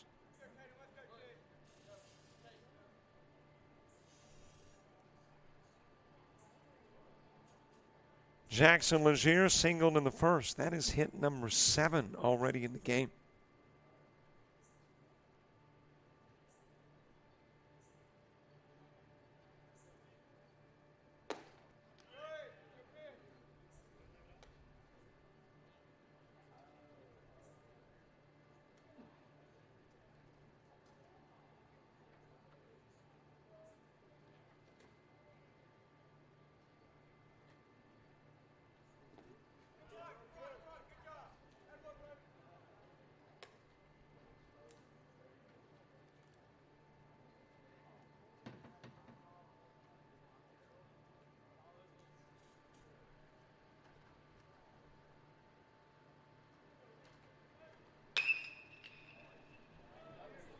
That will find its way into left field for Legier. On his way to third. Bass got a couple of base runners on. They're on the corners.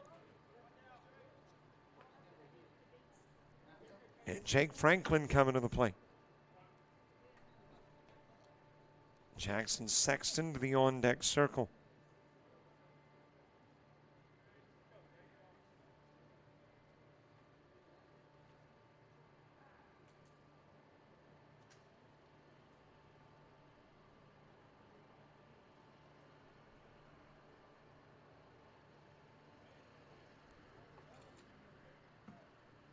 Well, a second visit to the bump, and that would be an indication that Baxter's time on the hill is over. A new pitcher coming in for the Wiregrass Indians.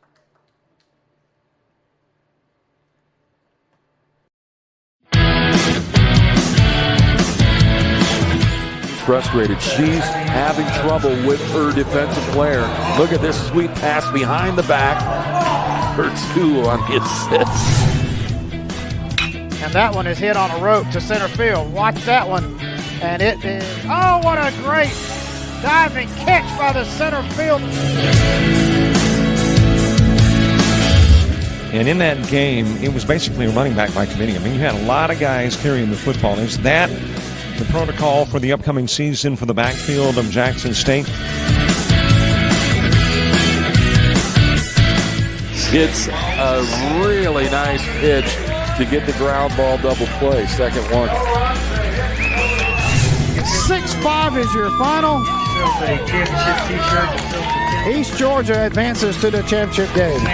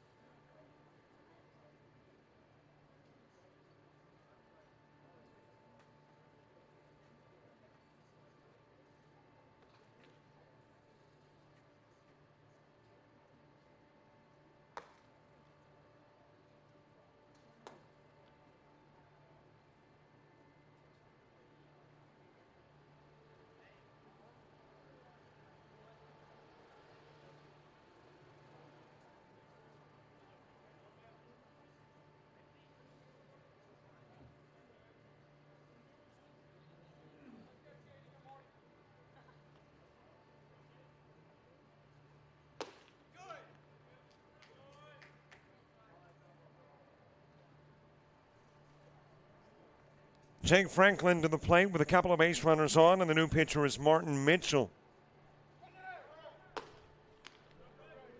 Running is Legier with Bass at third. There won't be a throw.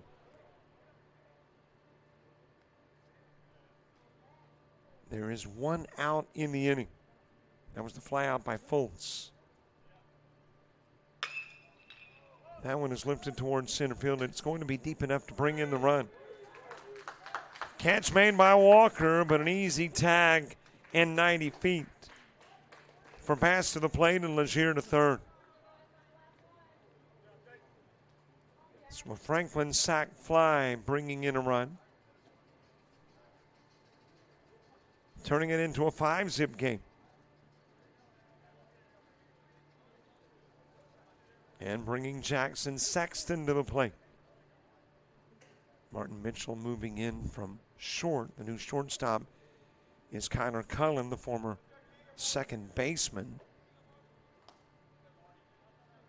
And the new second baseman is the former E.H. Tyler Booth.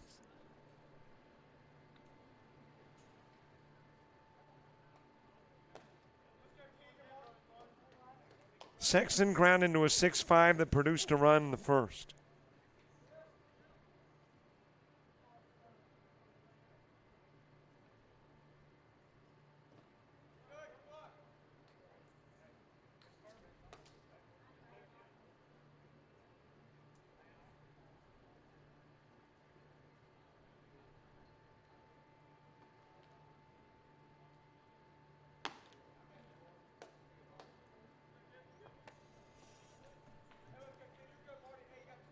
Free pass to Sexton. Brady Lewis coming to the plate with a couple of base runners on.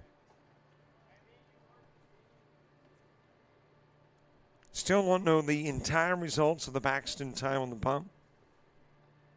Worked an inning into third, faced 12.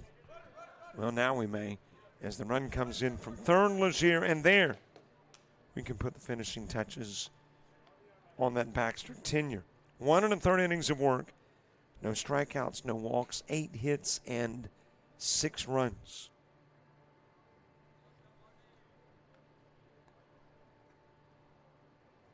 And now the runner aboard, the responsibility of Mitchell.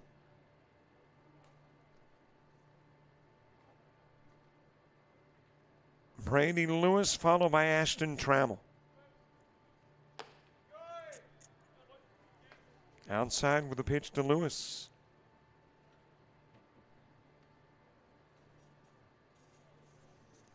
Clouds, but no current prediction of rain. But we got 10 hours of baseball. That might change. That is a foul ball towards third.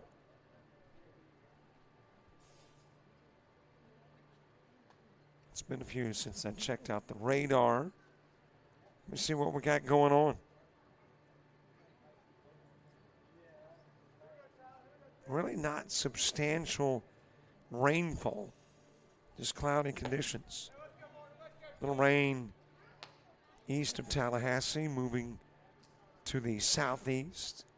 Got some showers maybe down in Panama City, but it's moving out into the Gulf as well. Strike delivered to Brady Lewis.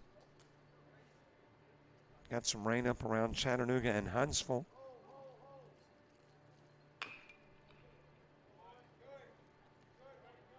And it is moving off to the southeast. So none of that much of a threat. It's that pop-up stuff that you don't see on radar, and then all of a sudden you do. Out will go Lewis. He strikes out, but 4 come in. The lead goes to 6 as we head to the bottom of the second.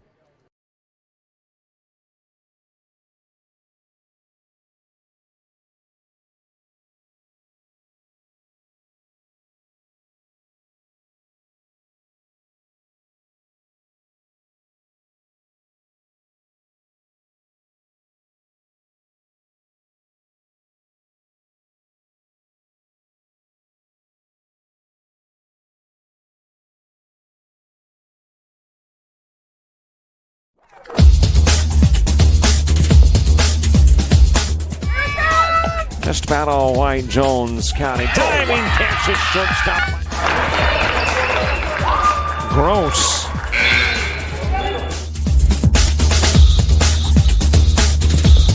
Towards the gap. Diving catch in center field by Ben Aklinski. There is a shot towards deep short. Kraft's got it. Long throw over, and he got it.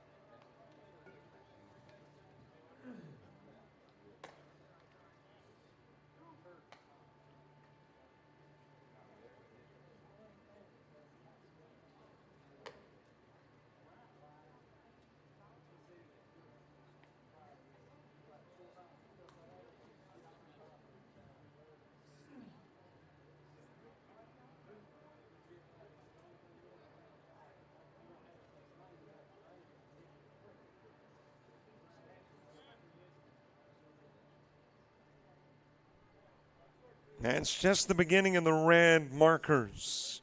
More venues, more sites. Got a feeling more states eventually coming. You're going to want to be a part of the Showcase Series, one of the premier summer baseball leagues. Taylor Bauer, Monty Masters, Tyler Booth in the bottom of the second for Wiregrass. And let's see if Taylor Bauer continues the trend. Leadoff has gotten aboard in the first three chances for a leadoff hitter. Will he make it 4 for 4? Monty Masters next. Count goes even at 2. 4 hits per inning for the Expos thus far. 2 first-inning runs, 4 second-inning runs with a 6-zip lead. Outside with a pitch, and the trend continues. 4 chances to put leadoff on, and they've all been successful. So Bauer down to first. Monty Masters coming to the plate.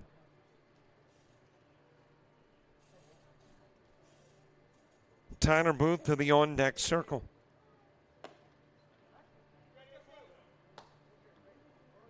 A little bit outside with the pitch, or on the outside part of the plate with the pitch to Masters. Trammell, Smith, and Bush when you get to the third for the Expos. That 1 hour, 50-minute time limit puts a little more pressure on your offense in a case like this when you're down by 6, but still plenty of time to get back into the game. Indians just want to get some runs in the second. They don't have to get 6. They wouldn't mind getting 6. Don't have to, though. Just want to get rid of that goose egg. Maybe a couple of runs in the inning. Outside with a pitch to Masters.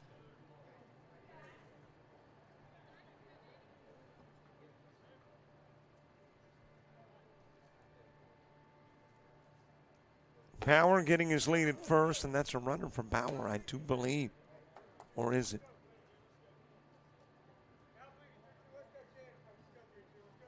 Nope, it is Bauer. He will run for himself. Back-to-back walks, couple of base runners on. And Trammell, who didn't have a walk in the first, has walked 2 straight to begin the second. Couple of runners on for Tyler Booth. Brody Bertishaw moving to the on-deck circle. Outside with a pitch to Booth.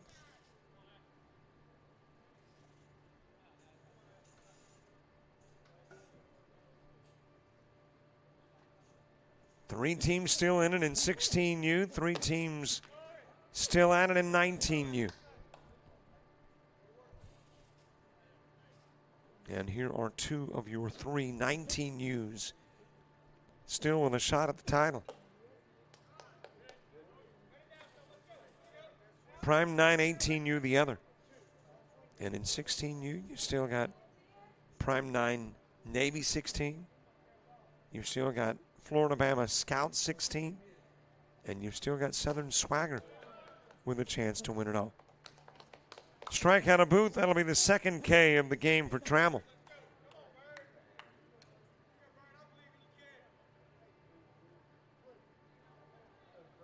And there is one away.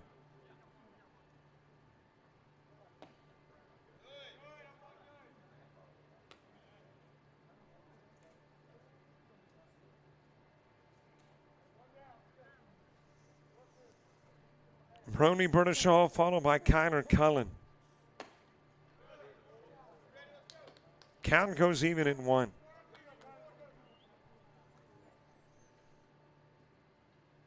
Sky a little brighter. Clouds less dense.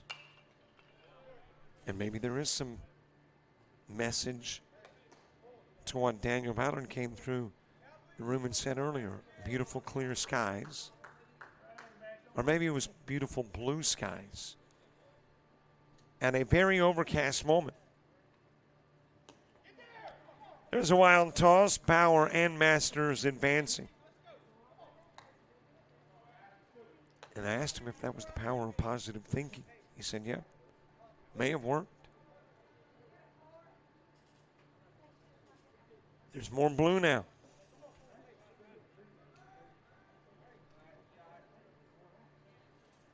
Brody Burdishaw, a couple of RBI chances.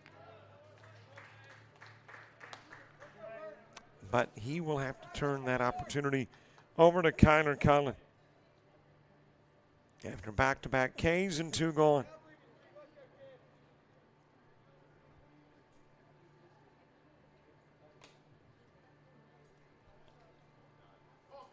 Top of the order, moving to the on-deck circle, William Walker.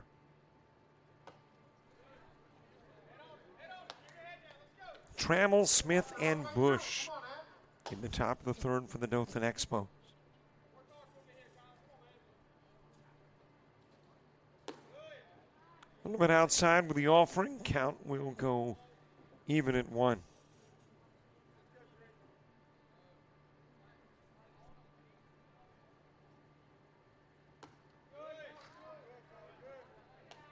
Looking around the stadium, all the apparatuses that are now available to try to keep you cool. The battery-powered fans, the whatever you call it, on the neck. I think my wife has got me all prepared for almost any situation. Got a little belt strap fan. Hand warmers for the winner. Bases are loaded after the walk of Cullen.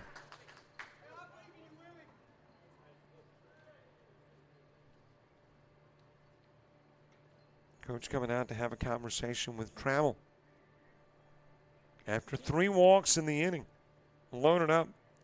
Fortunately for the Expos, 2 strikeouts have been mixed in with the walks. Wiregrass Indians going back to the top of the order. Hoping that they can get some runs out of this bases full scenario.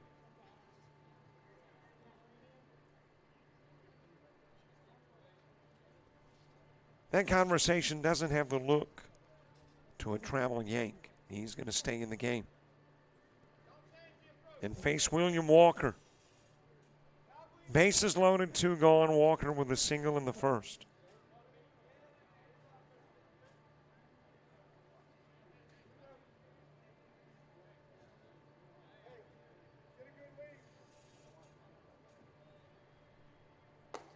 Outside with the pitch to Walker, nowhere to put him. So if you hand out walk number 4 in the inning, and Goose Egg's off the board. It is ground towards short. And that'll bring in a run. A little trouble fielding by Bush, but I got a feeling that's going to be officially scored as a base hit. And it will bring in Bauer.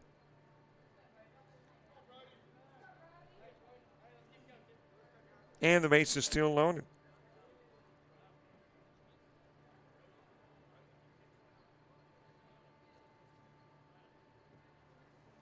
Well, the scorekeeper hasn't said H nor E.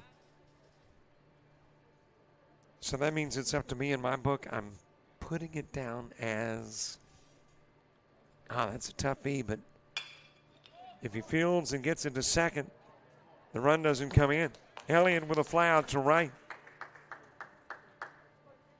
Wiregrass Indians wanted more, but they do get that run to eliminate the 0 and take us to the third in a 5-run game.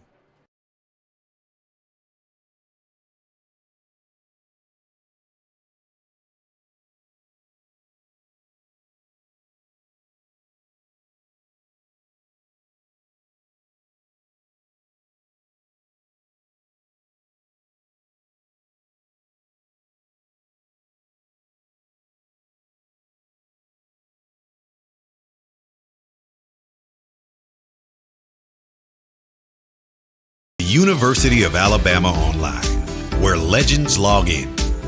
A tradition of excellence. Decades of experience in distance learning.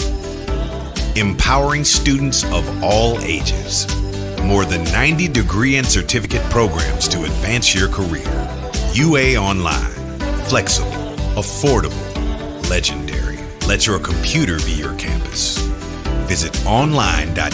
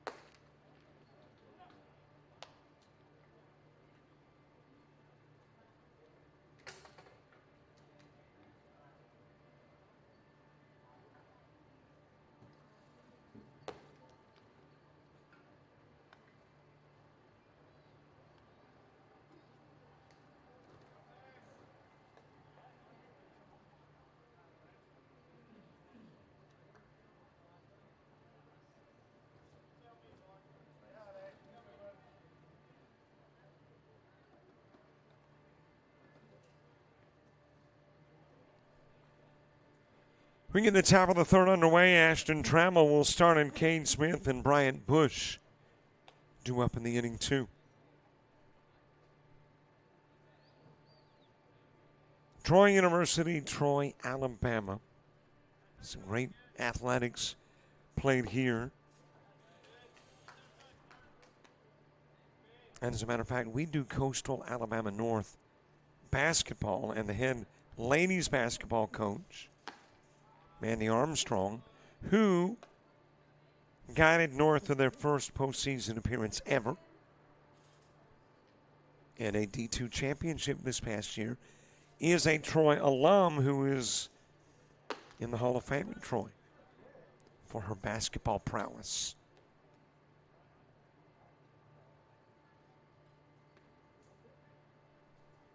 And I'm sure there are others.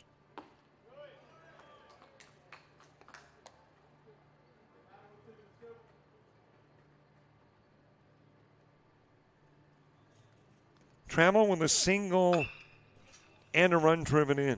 That happened in the first inning. Back to the plate in the top of the third. 1-for-1 in the game. Let's see if they give us any info on Mandy Armstrong. 1,606 points in her 4-year career. That stood as a record for nearly 20 years.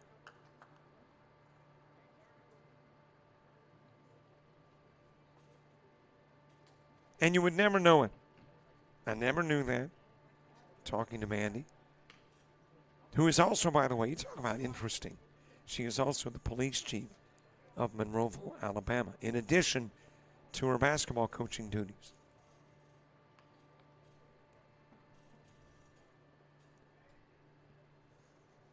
Travel on with a walk, Cade Smith to the plate.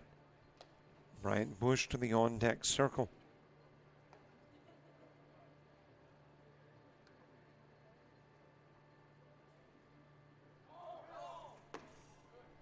Running his Trammell, got a huge jump, throw winds up in center field. But Trammell will stay put at second. Satisfied with those 90 feet.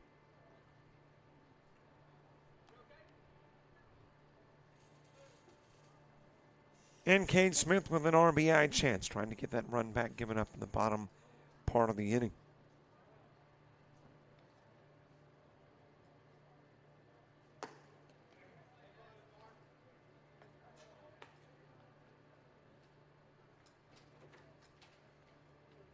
Ralph Black in the Hall of Fame here. Ralph was the longtime play-by-play guy.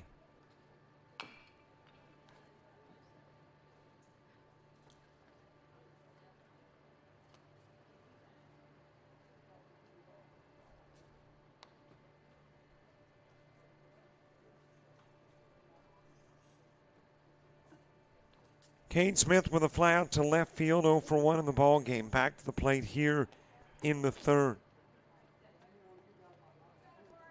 Looking to see if there's any other names that I recognize. I got a feeling in the Troy Hall of Fame I'm going to run across DeMarcus Ware at some point.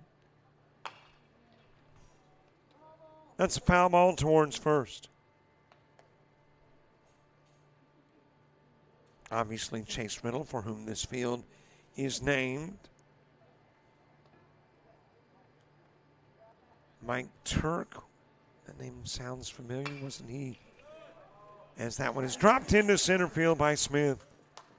Travel to third, couple of base runners on.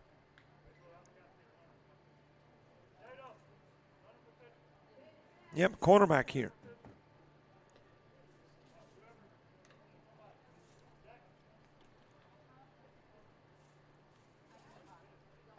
And despite his QB status, one of the leading rushers in Trojan history.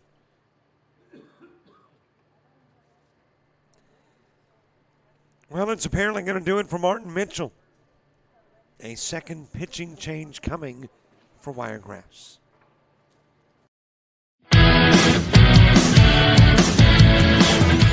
Frustrated. She's having trouble with her defensive player. Look at this sweet pass behind the back for 2 on the assist. And that one is hit on a rope to center field. Watch that one. And it is, oh, what a great diving catch by the center field. And in that game, it was basically a running back by committee. I mean, you had a lot of guys carrying the football. Is that the protocol for the upcoming season for the backfield of Jackson State?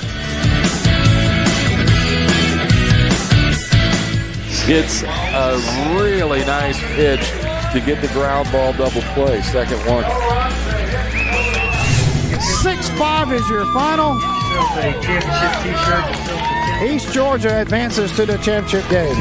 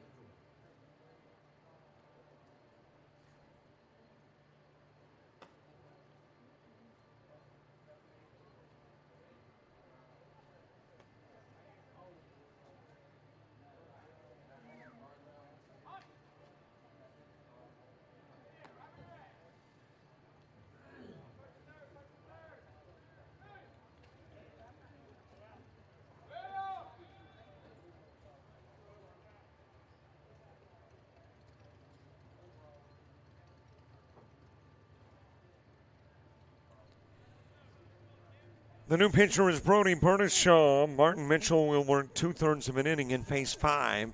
Immediately running is Smith. There won't be a throw with Trammell at third. And now you've got a couple of base runners in scoring position with nobody out and Bryant Bush pitching. Mitchell faced 5, 1 strikeout, 2 walks. As that is ground to third. Throw over to first will get the out on the 5-3, but in is Trammell to extend the lead again to 6.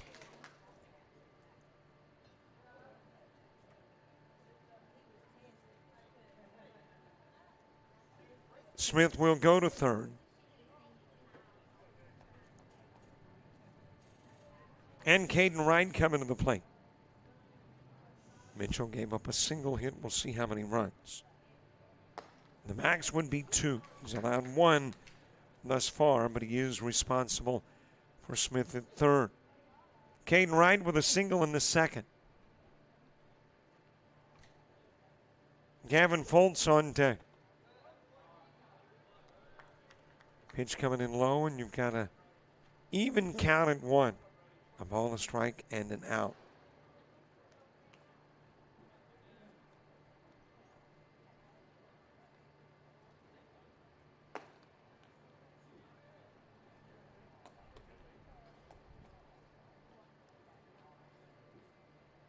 Lawrence Tynes, by the way, in the Hall of Fame here. Will he tell us?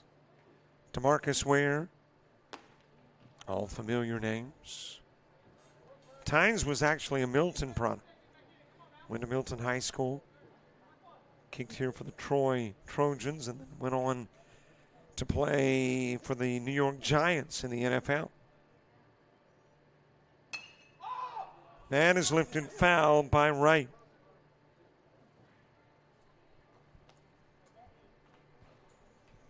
And I would assume somewhere nearby there is a Hall of Fame. I mean, a literal Hall of Fame, not just a honoring individual Hall of Fame. Low with a pitch and the walk given. That will put Wright on and bring Gavin Foltz to the plate.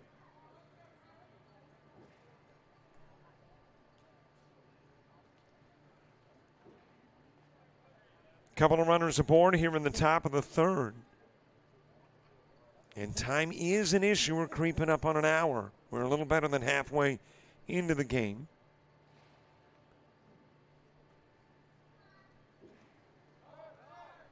Immediately running right, and again, there's not going to be an Elliott throw with a runner at third.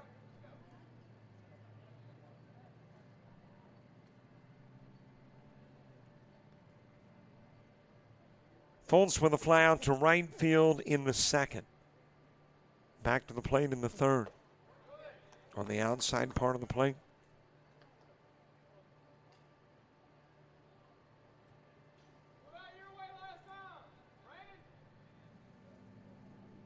J.W. Bass is on deck.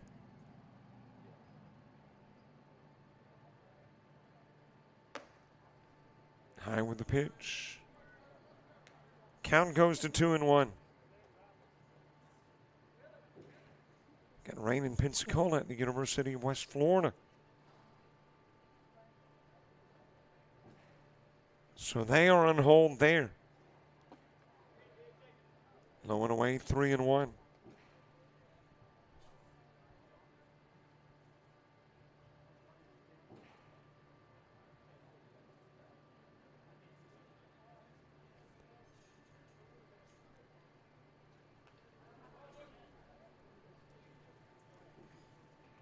Down to first will go Foltz, hit by the pitch. You got bases loaded, top of the order coming to the plate.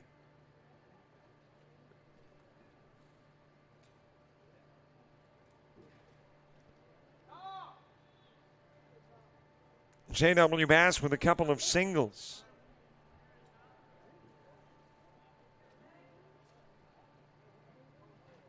And he has been to the plate in every inning. First, second, and now third.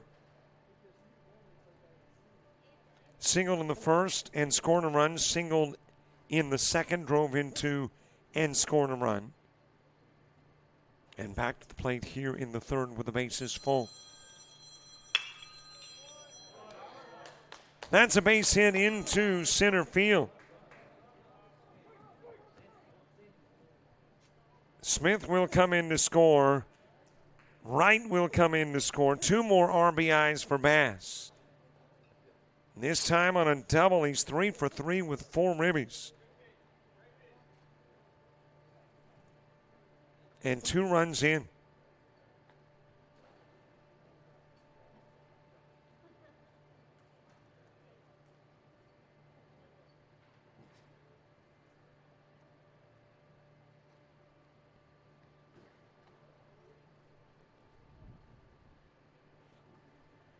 Jackson Legier with a couple of base runners aboard, both in scoring position. Strike delivered on the outside part of the plate to Legier.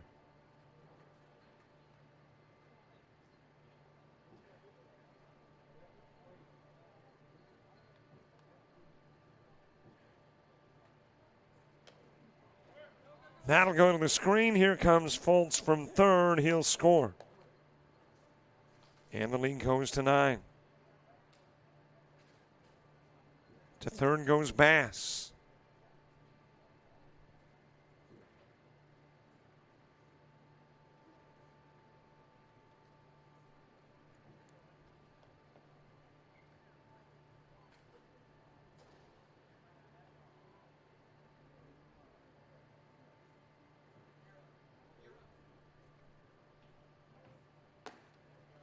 On the inside part of the plate to Legier. Legier with a couple of singles. He too, like Bass, a couple of appearances.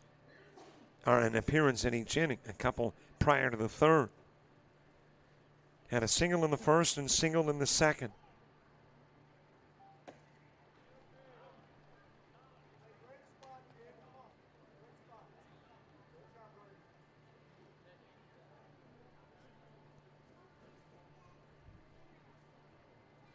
Jake Franklin on deck. When you get to the bottom of the third, Houston, Mitchell, and Bauer all 2 up. And we'll get out of play.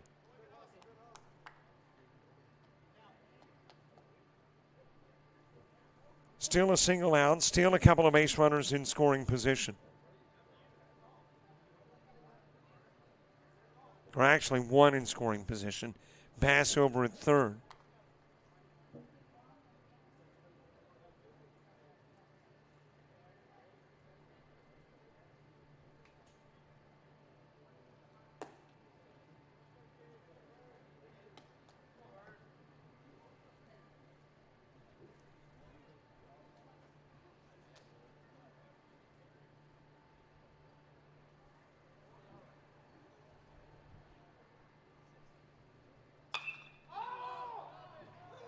Popped up to short.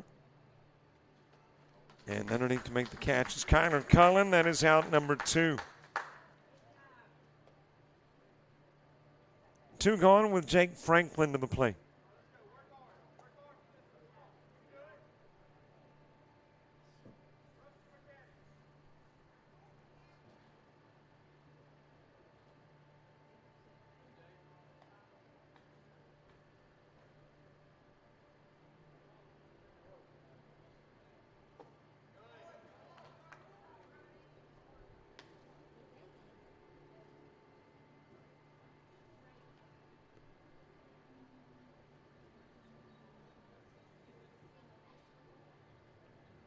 Franklin ground into a 1-3 and had a sac fly to center field. Pitch coming in low from Bertishaw. Bertishaw in for Mitchell. By the way, we can close the books on Mitchell. 2/3 of an inning, faced 5, 1 strikeout, 2 walks, 1 hit, and 2 runs allowed.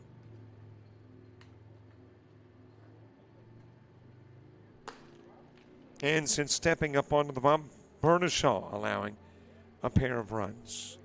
And has a runner in third. With 2 gone in the top of inning number 3.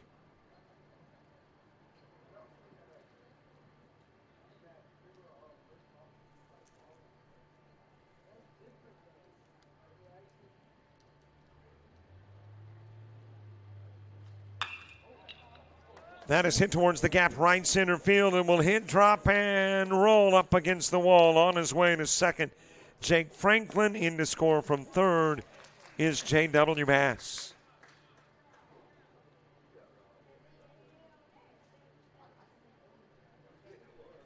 And the lead goes to 10. Franklin with an RBI double at second.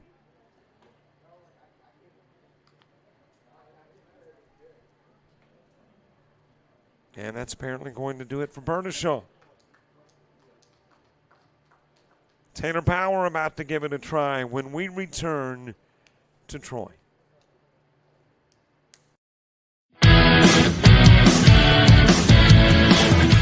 Frustrated. She's having trouble with her defensive player.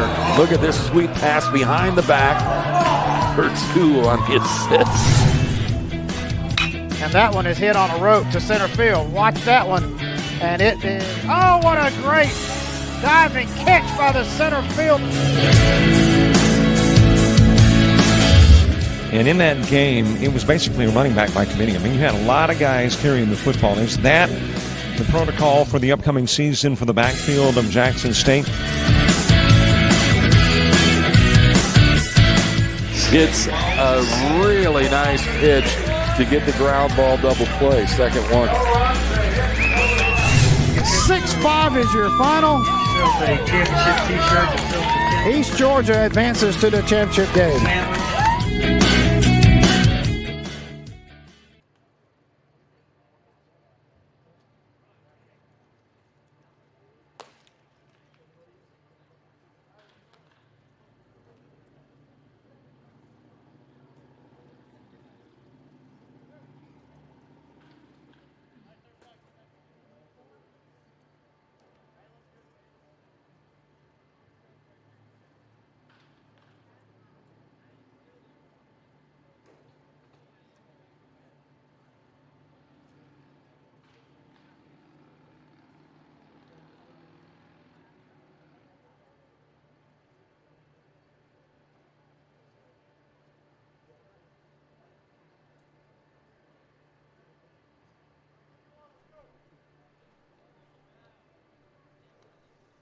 The new pitcher is Taylor Bauer. The new first baseman is Grant Houston, who moved over from third. And there is a new third baseman. And we'll see if we can get you a name in a moment. Wiregrass Indians trying to get that last out.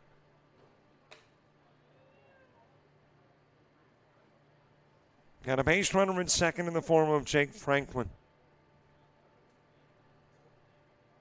Jackson Sexton to the plate. And he will roll that one foul.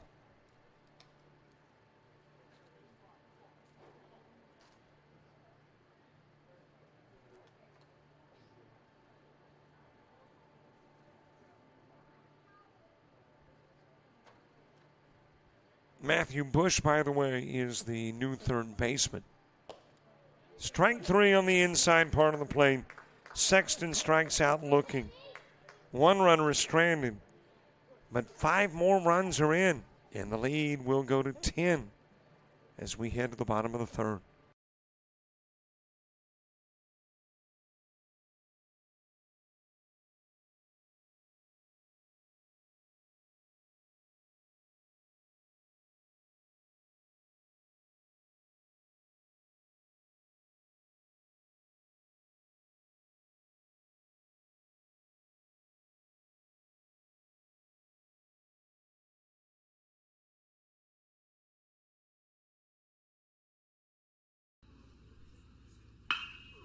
Drives that in the direction of right field. That is going to sail. I'm really not sure why I quote it. It's so frequently wrong. That is hit well towards left field. Jackson Hyatt, 1 for 2 in the game, lifts this one towards left center. Here's the 1-0 offering. That is hit well towards left field. High fly ball, left.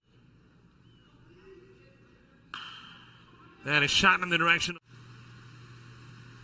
Barr, who is issued in Sackerly with 2 gone. Sackerly trying to come to the plate with put the finishing touches on a Mercy Rule win. That's hit well, though, towards left field, and it'll be wrapped up around 8 o'clock. And a shot in the direction of right field. Lyles. 2-1 offering. That is shot towards the gap.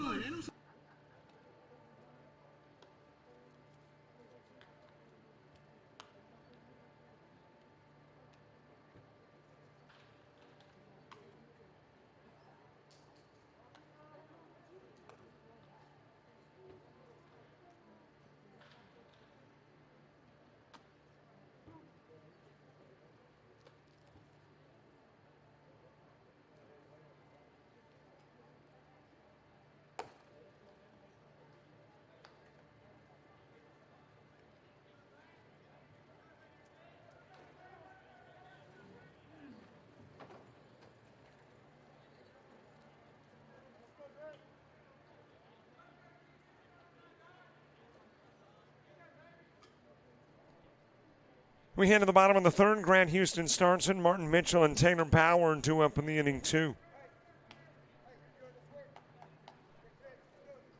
And a new Dothan Expos pitcher. And it was the gentleman, I think, that came into the ballgame to run earlier. And at that moment, I couldn't find a number or a name to go along with the number 8. I am thumbing back through prior ball games. Don't see an 8. I think we have had the Expos twice. Down to first goes Houston. And a base runner aboard here in the bottom of the third.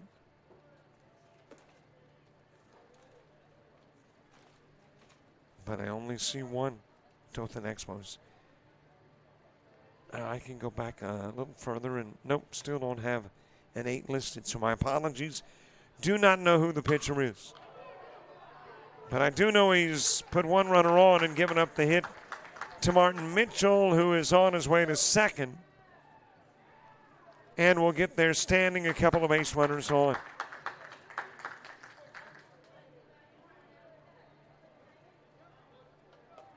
And that could be a 6. That would be Legier. And I think that's probably what that is. A 6 instead of an 8.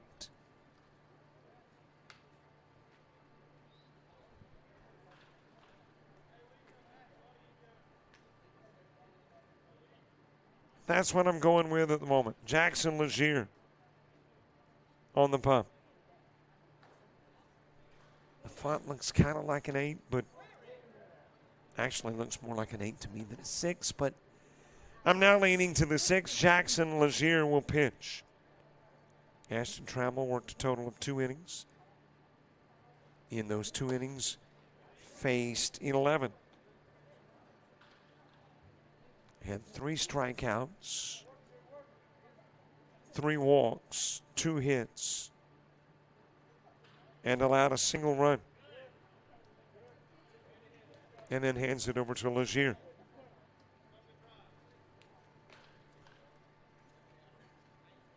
And Legier working the bottom of the third with a couple of base runners on.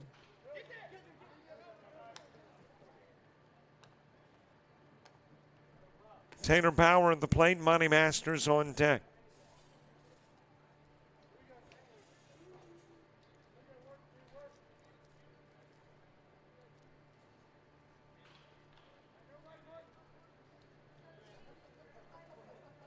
Game not over. Time is a factor. You're a little antsy now if you're the Wiregrass Indians because you know you've got a little less time. And Legier will walk Bauer.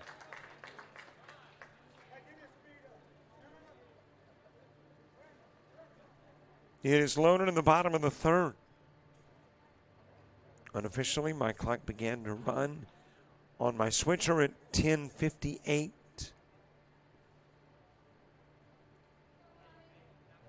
And on my switcher, it is 12:10, which means we are 1 hour and 12 minutes in, which means 28 minutes left.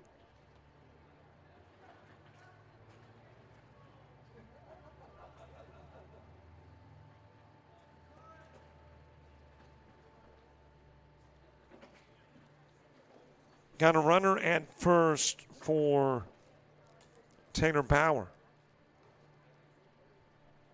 as Monty Masters comes to the plate. And that runner at first is Brandon Murphy.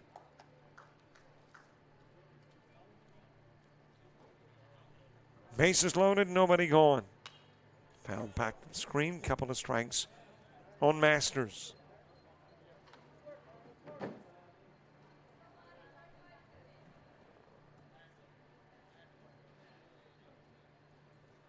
Tyler Booth is on deck.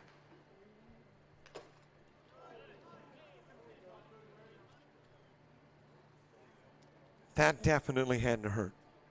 And boy, our umpire has gotten beat up behind the plate throughout the course of the week. And here's another one of those poundings that the umpire has taken.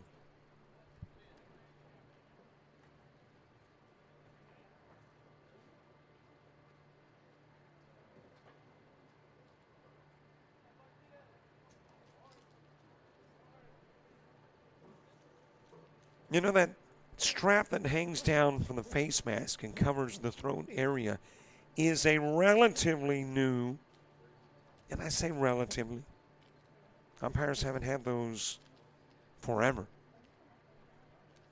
And man, is it a good thing those things have been attached. That's twice that he's been hit this weekend by shots like that to the throat area.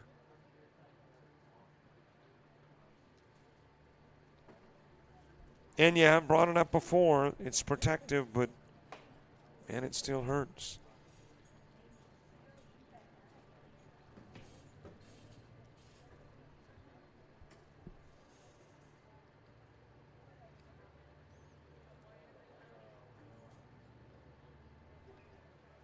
Well, he is hydrated up a little bit, and that's too compounding the pain, the heat. Got a heat index creeping up around 100. And then you got the artificial turf, which jumps in another 20 or 30 degrees. So it's hot down there. It's miserable heat-wise.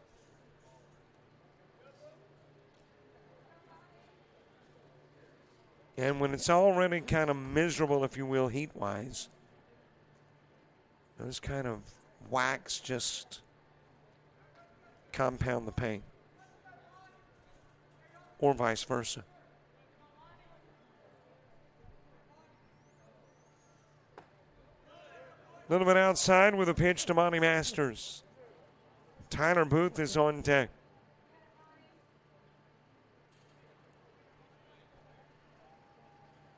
Bases full, nobody gone. Count goes even in 2.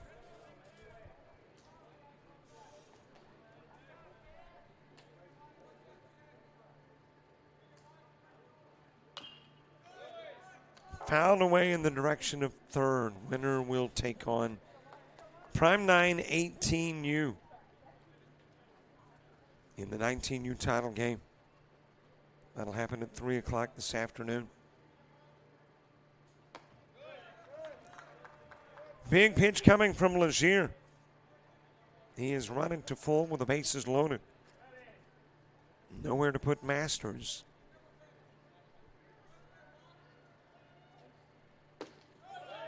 There is a walk and there is a run. Masters to first, Houston in from third.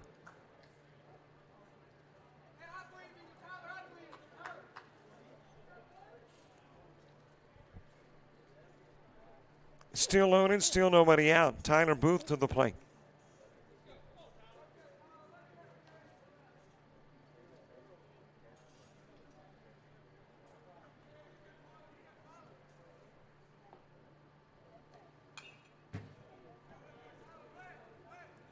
Brody Bernashaw to the on-deck circle.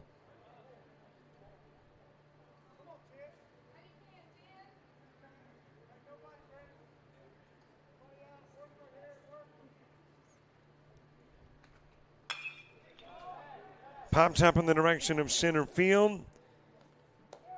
Bass making the catch, tagging up is Mitchell.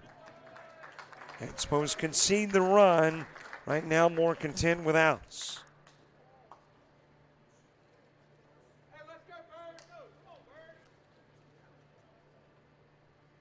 One away, Booth picking up the RBI.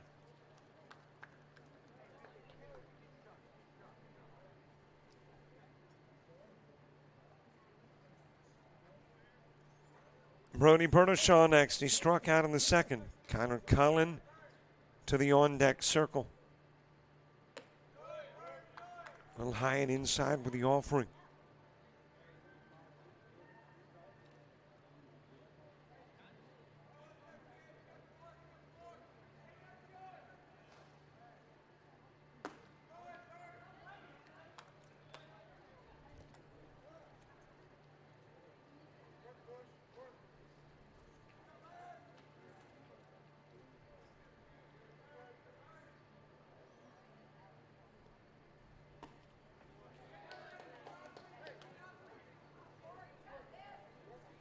Bertashaw, second out in the second inning when he was fanned.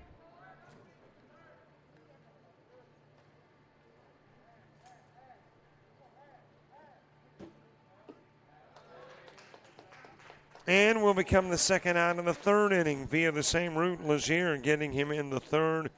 It was Travel that struck him out in the second. 2 gone for Connor Cullen.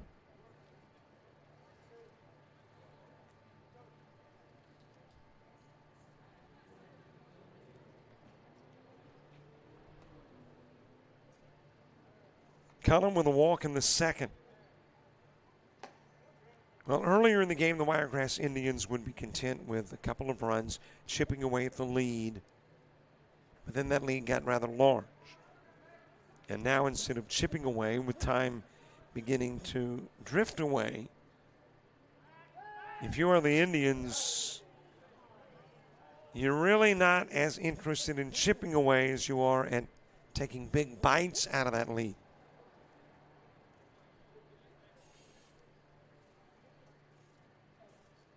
So they need more out of the bottom of the third, especially considering that the fourth could be it time-wise. Inside with a pitch to Cullen.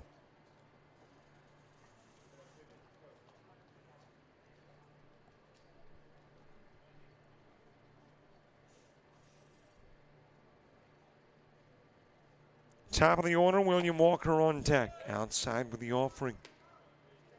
3-0.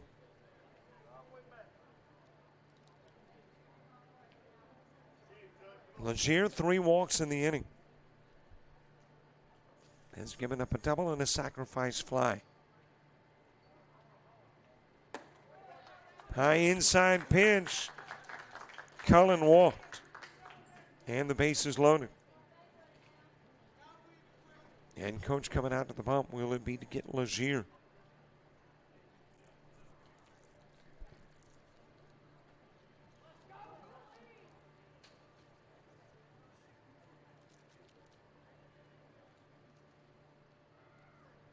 Well, if you are the Dothan Expos right now, you can work that clock too.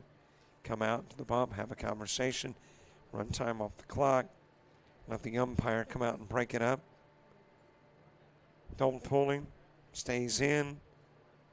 If you decide to pull him, come back out to the bump, another conversation, warm-up tosses before you know it.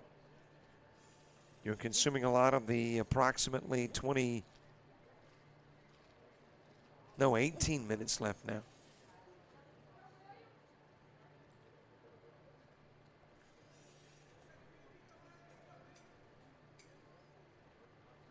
Conversation over. Legier will stay and face the top of the order, William Walker. And you've got a comfortable enough lead at 8 where you can toy with the time a little bit.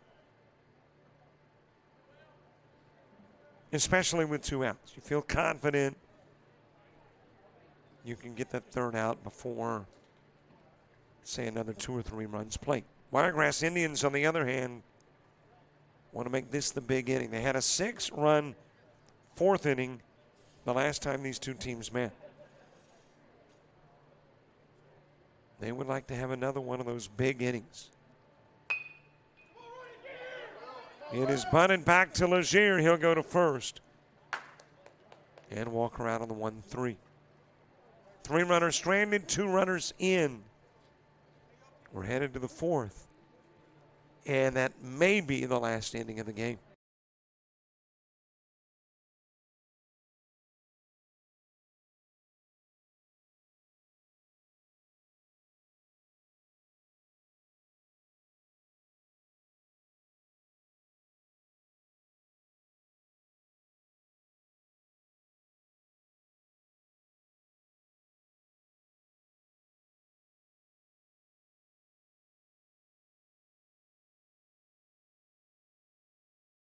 You've played some travel ball. You've shared the videos. Mom and Dad can only root so much. It's time to get real interest from the colleges and scouts in your area right where you live. That's why the Showcase Series is different. We're not just another tournament. We're an advancement event where you get real-time exposure with live TV coverage of our games that get you seen directly by the coaches you want to impress from anywhere in the world. Register for events at showcaseseries.org. It's your turn at bat.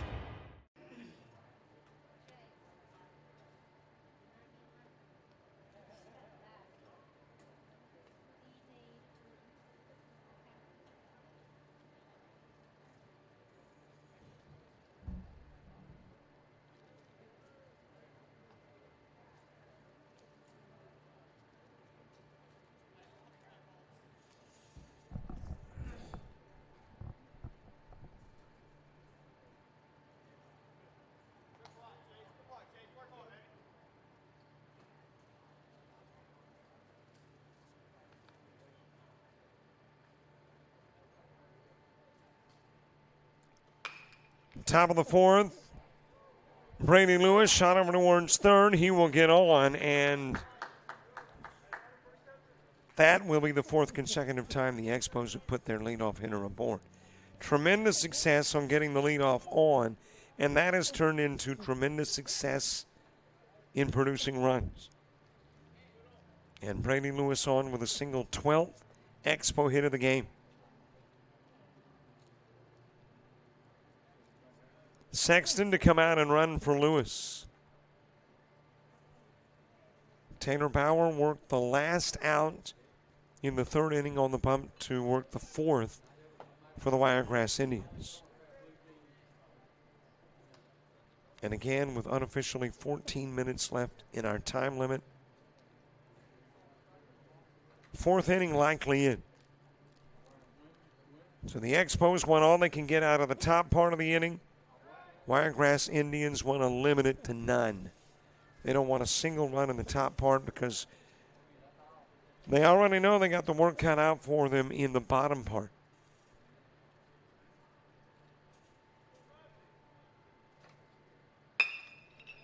Possibility of 2. It is ground to second.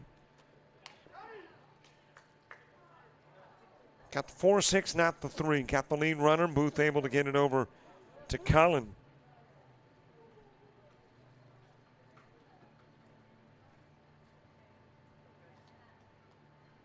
So Trammell on, and Lewis's runner Sexton is out.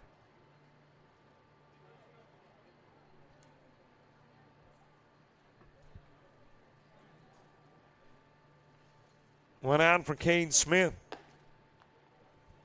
Smith 1 for 2 in the game. Has flown out to left field and single. Also scored a run in the 3rd.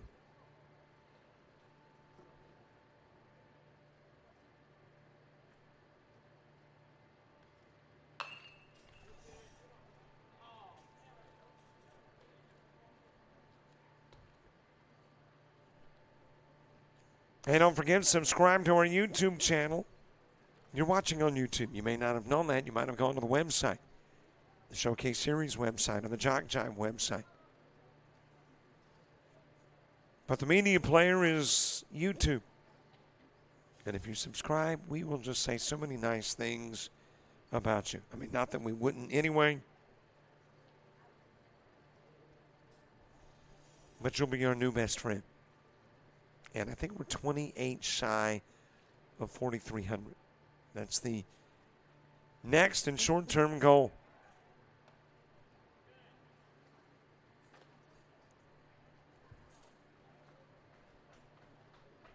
Trying to build the numbers and Of course, we want it to where when you go, wherever you go to watch TV,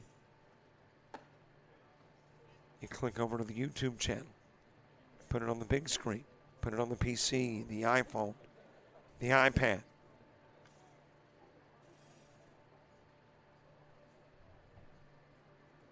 And when you subscribe, you help that.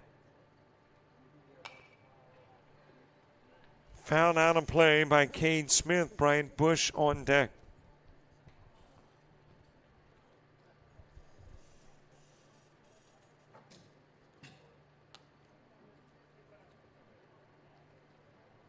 Right about 1 o'clock, we get back to the 16U baseball. And it'll be Prime 9, Navy 16, and the Florida-Bama Scouts 16 battling for the right to eventually face Southern Swagger. Smith strikes out, 2 gone.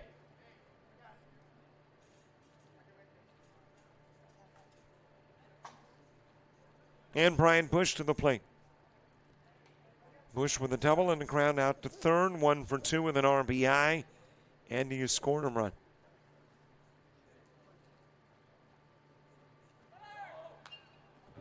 Runner leaving, and that runner will put on the brakes and come back.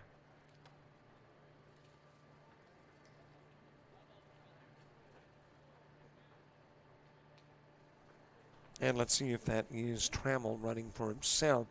Not pitching now, and as a matter of fact, when he was pitching, he was running. So no reason to believe that as a non-pitcher, he wouldn't be running.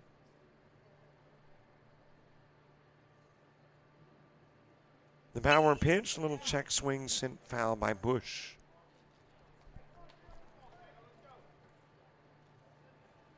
Caden Wright on deck, bottom of the 4th. Indians send 2, 3, and 4 to the plate. Elliott, Houston, and Mitchell.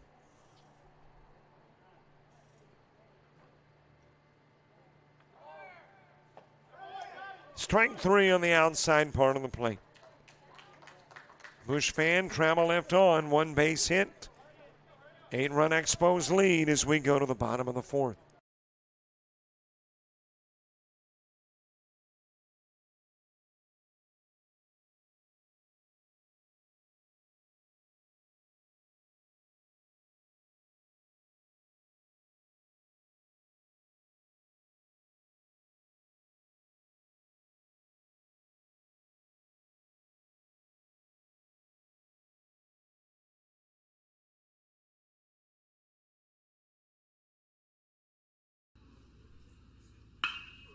Drives that in the direction of right field. That is going to sail. I'm really not sure why I quote it. It's so frequently wrong. That is hit well towards left field.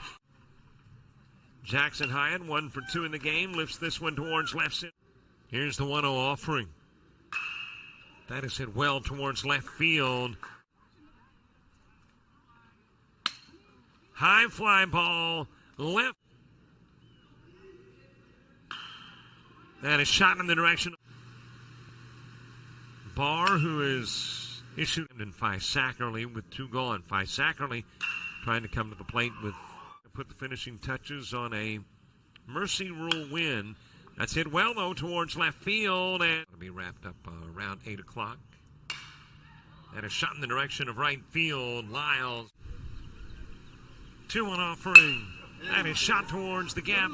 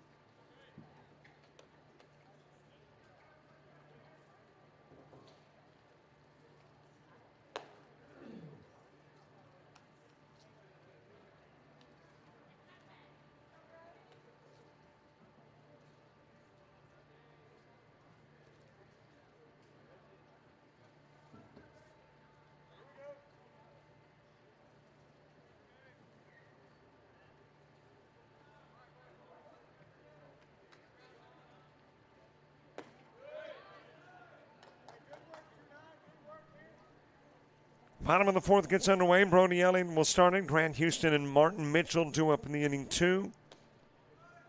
I would say this is it. Unofficially 7 minutes left in the time limit.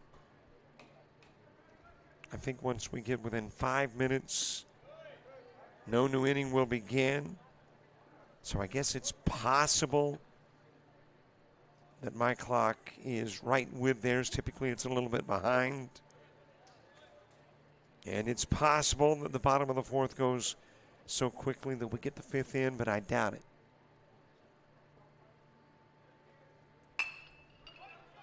Chop towards second. And let's see, is Legier back at second? Nope. Not sure who that is now at second. Didn't get the numbers. Could be Caden Wright. Elliott wraps into the 4-3 for out number 1.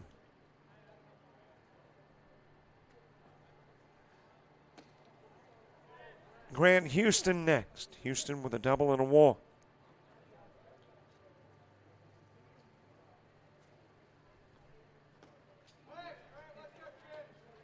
Martin Mitchell moving to the on-deck circle.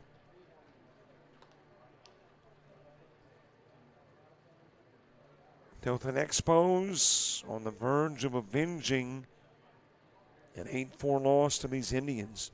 The lone blemish on their weekend mark.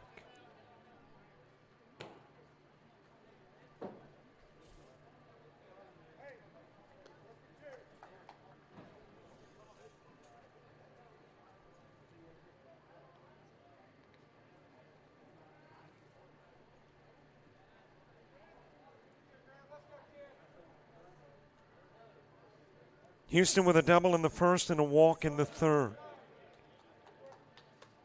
1 for 1 with a run scored. Count even at 2. Outside with the pitch.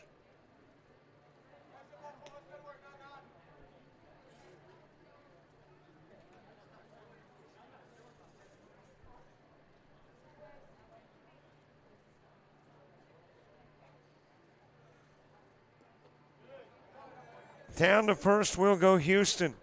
And there's still life for the Indians. With the base runner aboard and Martin Mitchell coming to the plate. Mitchell with a fly out to center and a double.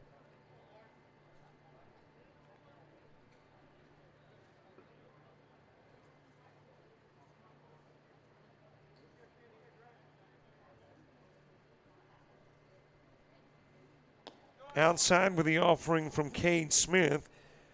Jackson Legier will work an inning, face 8. 1 strikeout, 4 walks, 1 hit, 2 runs. And Smith comes in, facing his third. Got Elliott to ground into the 4-3 and walked Houston. That is the 8th Dothan Expos walk in the game.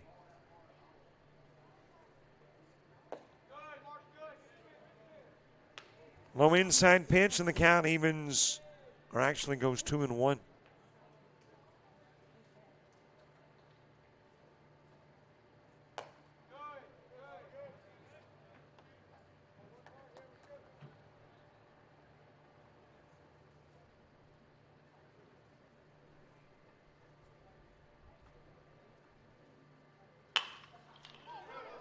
And we'll roll to short. There's the double play. And I think that's your ball game. Haven't seen the official indicate. But I'm seeing gentlemen gathered around third, which is typically your indication that the day for these two is done. Well, for one of the two. For the winner, it's on to the championship bout.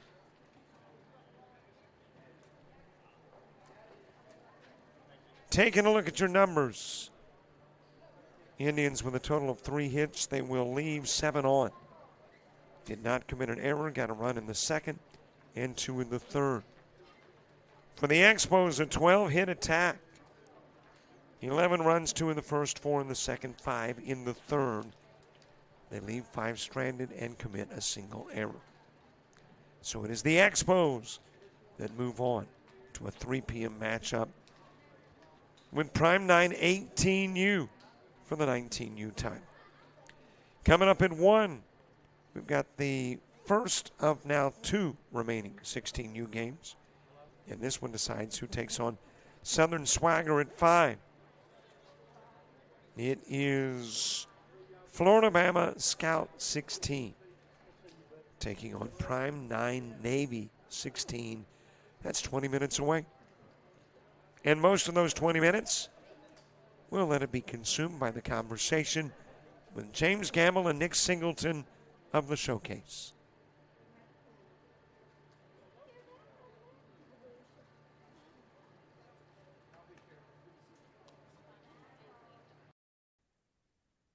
Great to have with us James Gamble and Nick Singleton with the Showcase Series. And, of course, we've chatted with both who are part of United Baseball and the Global Scouting Bureau. Today, our discussion is on the Showcase Series, which Showcase is a great name because it showcases some great talent and also allows this talent to get even better as they play skilled talent as well. James and Nick, thanks for being with us. Thanks, Robert. Good to be on. All right, James, I got to ask you first. It used to be referenced as the Southeast Showcase Series. Now, Showcase Series, which to me is indicative of an expansion, that you're looking at the growth of the Showcase Series beyond just the Southeast. Am I reading too much into it? No, I think you're on the right page. Our goal was when we started off with Southeast Showcase, we were a very small, doing maybe 8 events during the summer. Now we do close to 50 during the summer. It goes from Texas to Florida and everywhere in between. So as we're continuing to grow, we wanted to be able to accommodate without referencing one particular region. And we made that move probably 2 years ago, and I think we're going to continue to expand. Well, my first question is, how do you do it, by the way? Because sometimes you are playing baseball on a given weekend at about 12, 15 different fields. Man, that is just, from a logistic standpoint, a big endeavor to undertake. So how do you make it all happen and do it fluidly? Well, some of it is the mistakes we've made years ago. We've learned from them, and we crawled before we started walking. And I think now we're probably at the point where we're jogging. We have really good staff and guys have worked together. We're all excited about helping athletes. And that's where it all stems from. Everybody in our company enjoys the ability to help athletes advance. And that's really what Showcase Series is here to do, to see athletes in a showcase environment over time, not a one-day showcase. We get to see them play games multiple days. All of our evaluators and staff gets to see them. And if they're in the South, it's not possible to have every college coach at every game. But when our staff is there, they see a player. We then utilize our network to help athletes move on. It can be kids from Alabama going to Louisiana. Louisiana kids are going to Florida. Mississippi kids are signing and going to North Dakota. So really, we're utilizing a network after we see these athletes to be able to advance them and move on to the college level. Nick, it's all age groups involved. So obviously for the older participants in the Showcase Series, they're looking to play at the next level. Eventually, the younger athletes want to do the same, but that's not the really the premise of their participation in the Showcase Series. So are the younger guys just trying to develop those skills to be better baseball players, whereas the older are looking for a place to play? Or are they all looking for that next level? Well, for the younger guys, I mean, one of the things, and I say for the young guys, for everybody, part of what Showcase Series is trying to educate people that social media isn't really real when we're talking about recruiting and how it actually happens. We'll get emails, and I get asked all the time, hey, why should we play in a Showcase Series event? What value do you bring? How many college coaches are going to be there? And as soon as they say that, I know that they don't understand what's going on when they ask, how many college coaches are going to be there?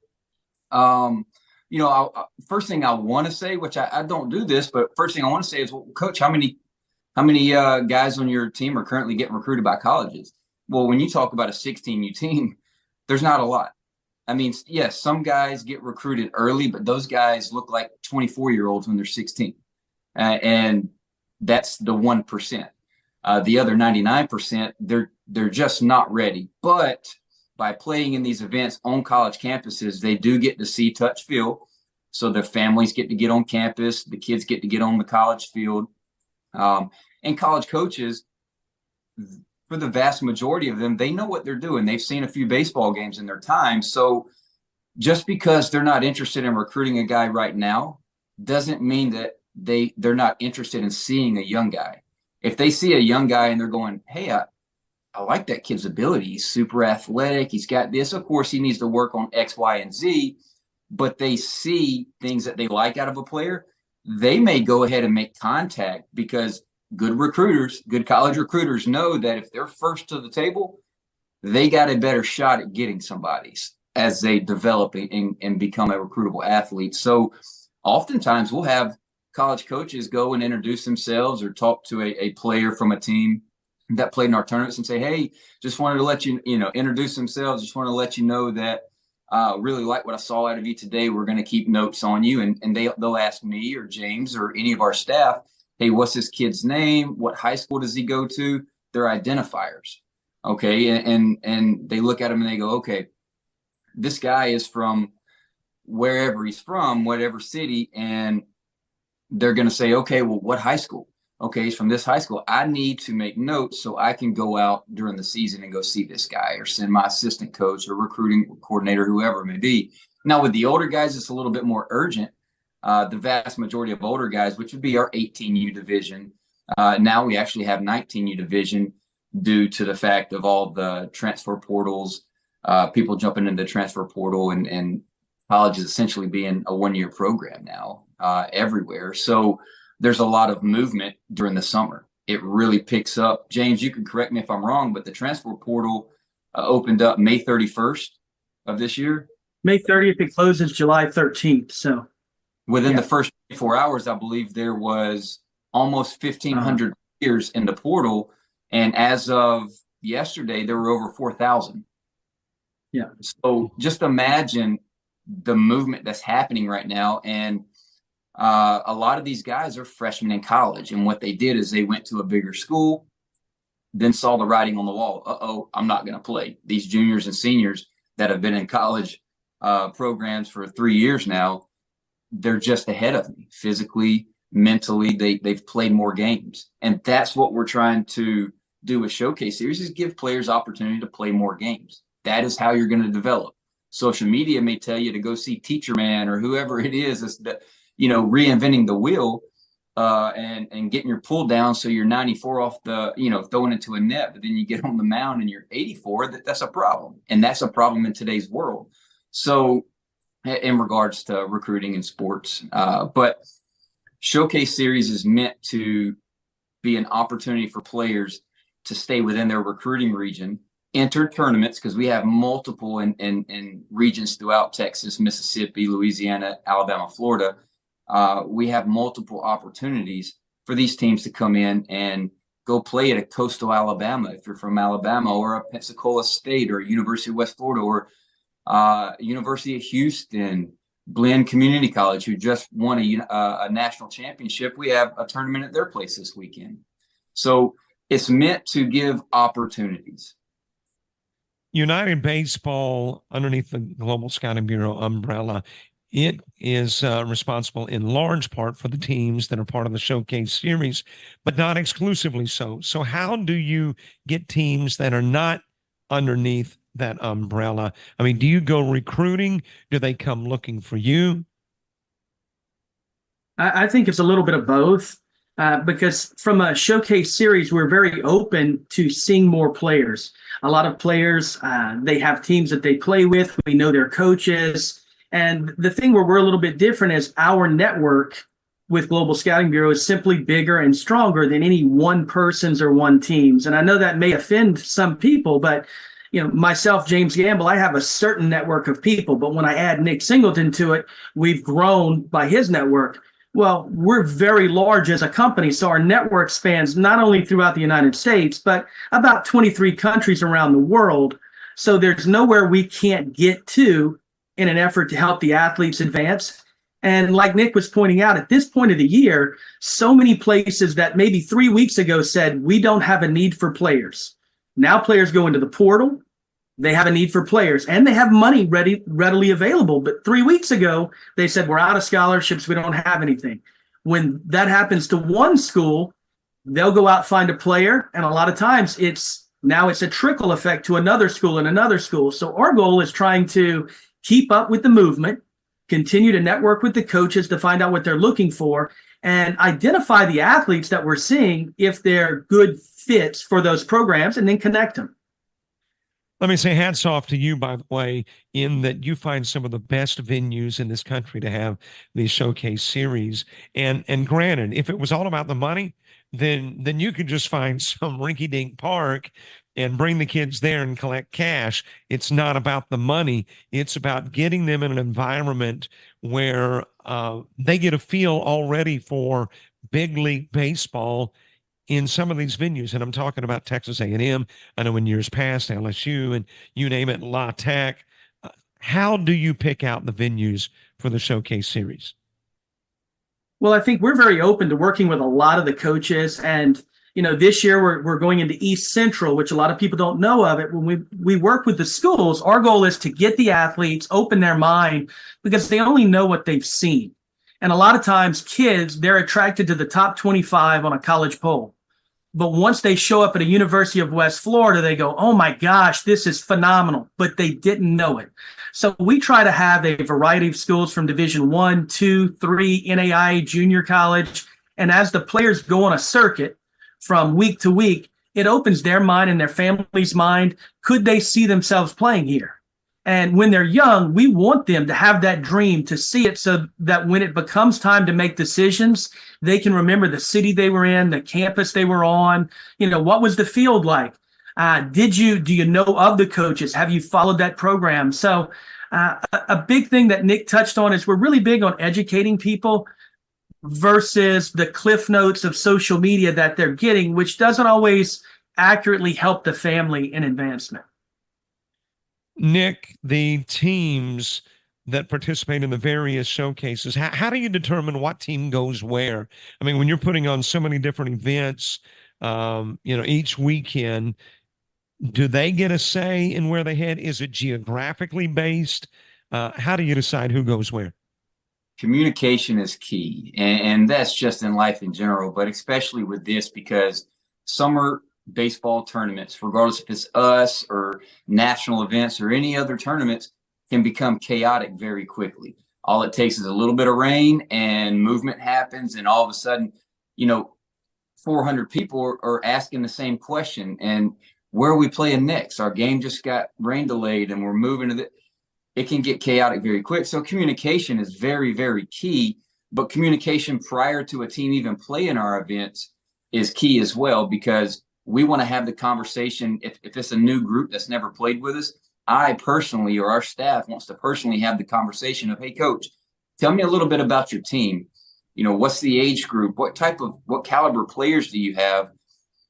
Because, and this is a personal thing for me, when I used to coach college baseball, I would run tournaments. Other tournament companies would host events at our park.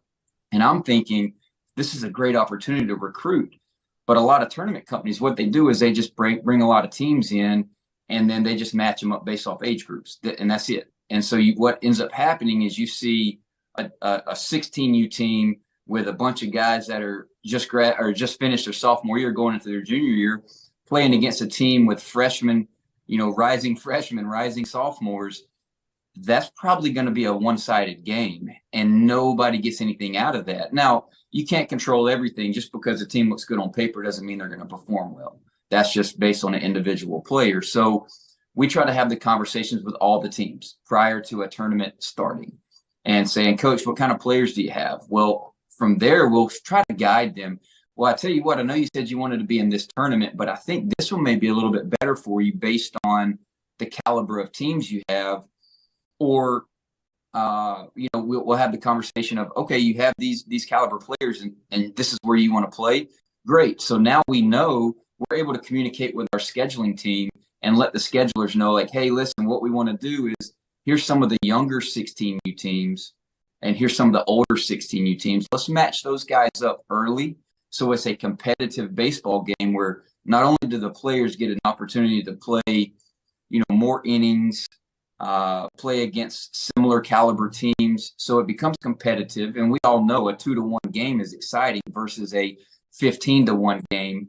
That's not very exciting, and it's unrecruitable, because if you have a 15-1 game, what happened is one pitcher or a couple pitchers dominated a team that did not have high enough caliber athletes to compete with that. And so not only did that pitcher not have to struggle, me as a college coach, if I'm watching this, which I'm no longer a college coach, but as a college coach, if I'm watching this, I go, I didn't see anything other than I could have just watched this guy throw a bullpen. I need to see him compete against stronger teams. And so communication is key. And, me, James Gamble, Jerry Martinez, Daniel Ballard, anybody who is directing a tournament, on site, boots on the ground, anything like that, we are communicating with teams beforehand so we can try to match up to the best of our abilities. We're going to miss.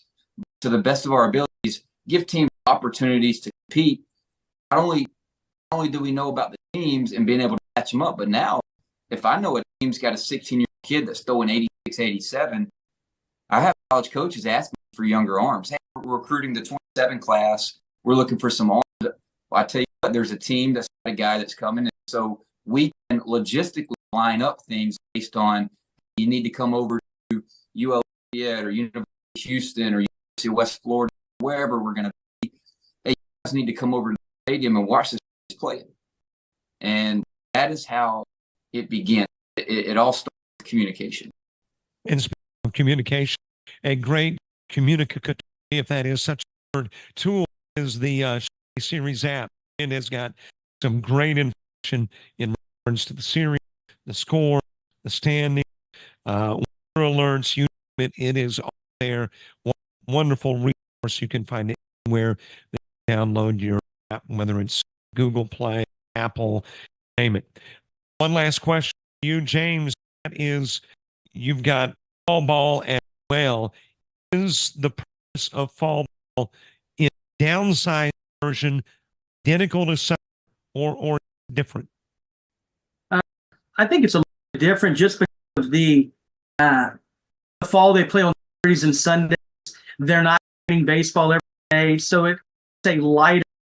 Our goal for a lot of athletes are to develop. So that take care is let's fall, let's get better, preparing for the school season, then the summer. But it's also personable with coaches that down that's laid back. So there's and minus. I guess I would say that is it competitive? No, but a lot of your athletes are playing football or sports. Baseball only guys that love provides them the opportunity to continue to get some rest, and if you're a pitcher, develop that third pitch. You're ready for the season. As go out to colleges, see them, still get a little bit of case feel. Emil Nixon with Showcase Series. Thanks for this. And while I got you on the line, thank you for the opportunity to stream Showcase Series baseball. I think we've been about 4 years now. Enjoyed every of it. Enjoy the great ball with Showcase. Thank you. We love having.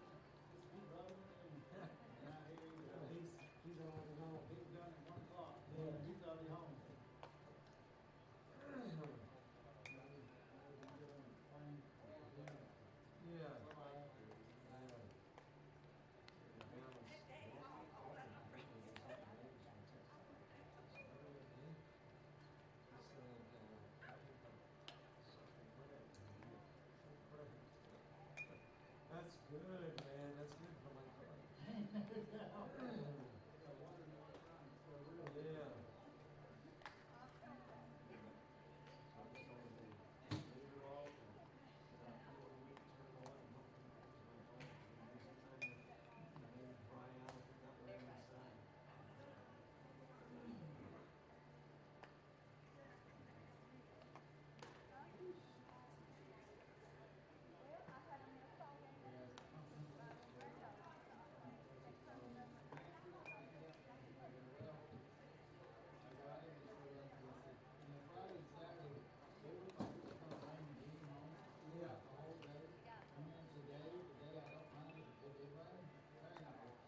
Yeah.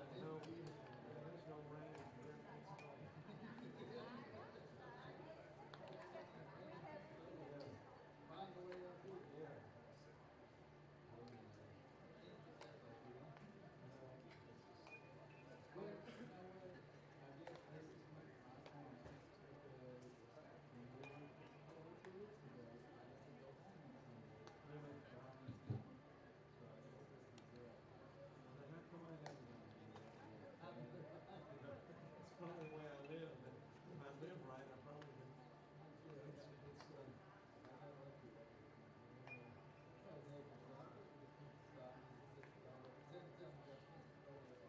Yeah. Now, do you go to the F1 person?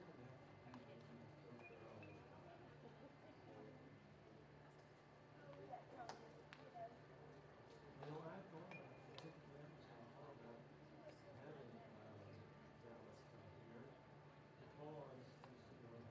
because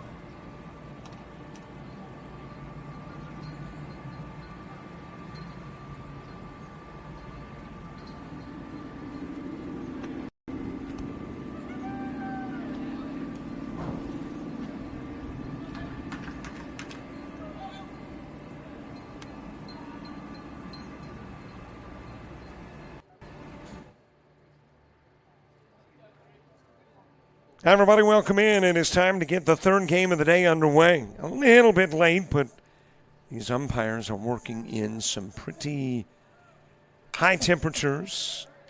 As you got Gavin Hand sending it to short, and there the throw over from Hayden Jones will get the out of hand. And there is one away on one pitch.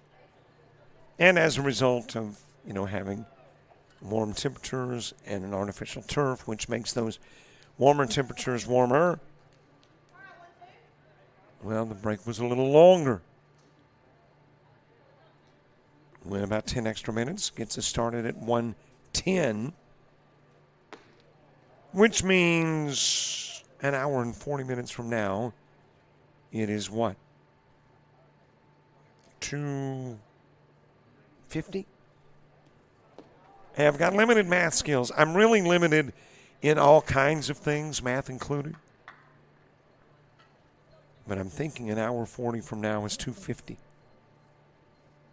So the 3 o'clock game could get underway a little bit late. Depends on, of course, the time of this game. You don't expect it to go 7. Always a possibility of a mercy rule shortening the game. We'll see. Well, let's get that lineup set for you. Gavin Hand led it off. He grounded into the 6-3. Camden Chin, the two-hitter, strikes out. Grant Calhoun batting third, coming to the plate.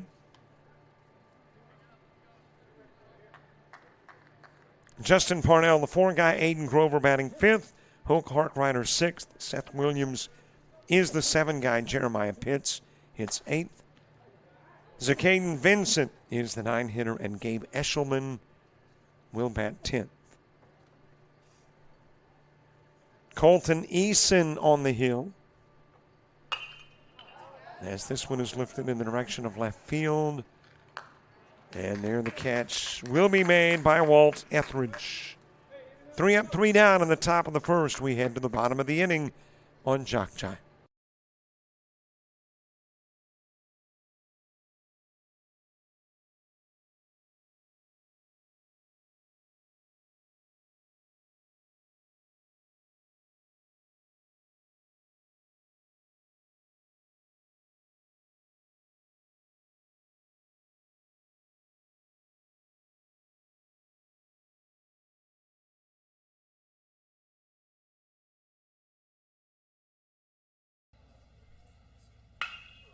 Drives that in the direction of right field. That is going to sail. I'm really not sure why I quote it. It's so frequently wrong. That is hit well towards left field.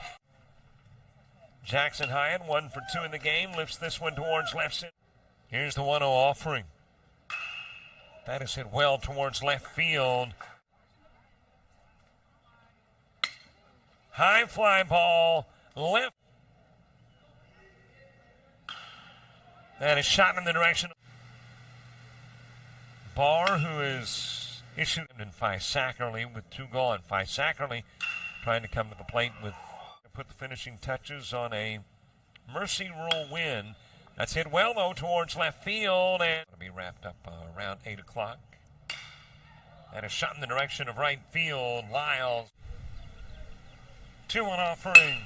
And a shot towards the gap.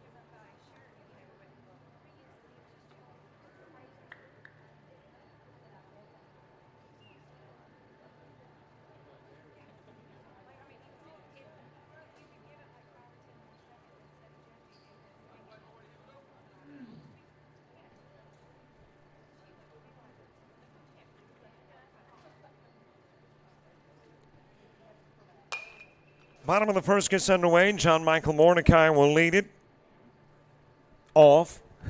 That was a lengthy delay in between lead it and off. He's the leadoff hitter. Hayden Jones, the 2 guy. Easton Grace, by the way, who is the pitcher. I identified Colton Eason as the pitcher. That's not who's pitching. It is Easton Grace. Able to go over from short and make the catch. Is Seth Williams. Mordecai flying out. And there is one away. Easton Grace, the 3-hitter. Madison Curry batting 4th.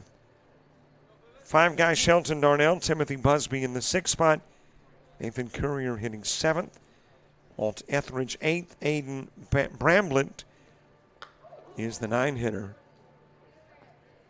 And hit by the pitch going to first is Hayden Jones. A.K.A. Boo Boo got a Boo Boo on his way to first. It's not the way he wanted to get down to first. And a base runner aboard. Easton Grace coming to the plate. And Colton Eason is the 10-hitter for Florida Bama. Justin Parnell is on the hill for prime 9. Behind the plate, Jeremiah Pitts. First baseman is Grant Calhoun. And second, Gavin Hand. Shortstop is Seth Williams, and Hoke Harkrider is at third. Zacaden Vincent in left. Gabe Eshelman is in center. Right field, Camden Chin. Not quite the DP. Well, you got an out at second, got a safe runner at first, got 2 gone, and got Madison Curry coming to the plate.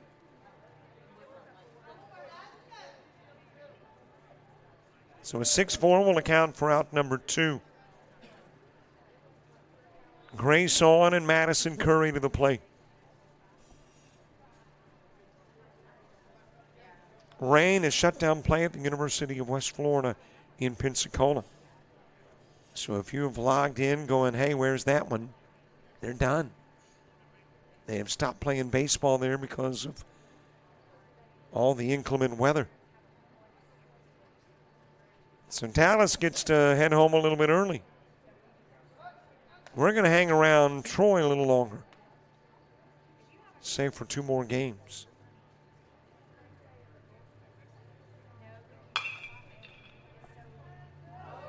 Seeing eye single for Curry. It'll find its way into left field. And you got a couple of base runners on with 2 gone. Shelton Darnell to the plate. Timothy Busby moving to the on-deck circle.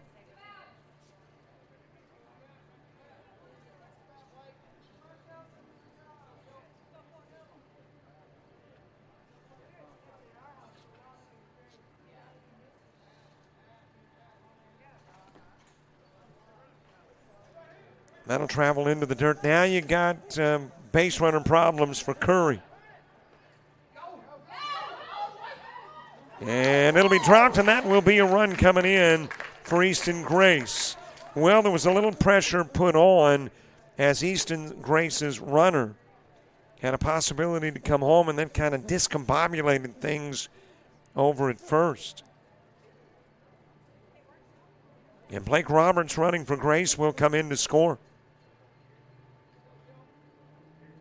And turn it into a 1-zip game in a slightly unusual method. Looked like Curry had gotten caught in no man's land. It's a rocket up the middle from Darnell.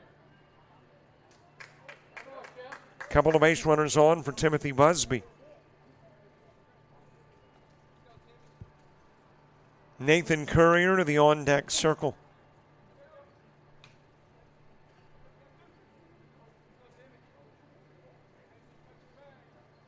Win this one, and you got Southern Swagger at 5 p.m. And in between now and then, the 19U championship. Left behind at short by Williams. And the bases loaded. Nathan Courier next.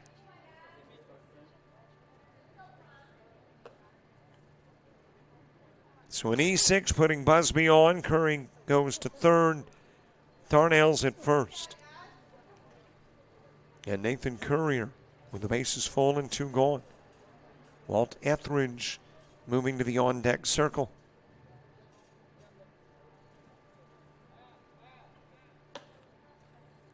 Over the head of Courier. Looked like Parnell might get out of the inning with no runs plating.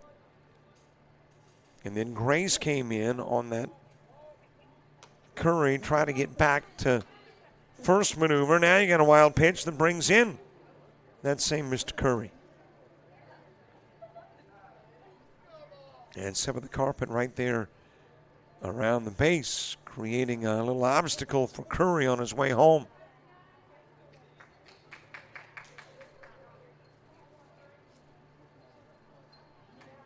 Meanwhile, Darnell and Busby move up.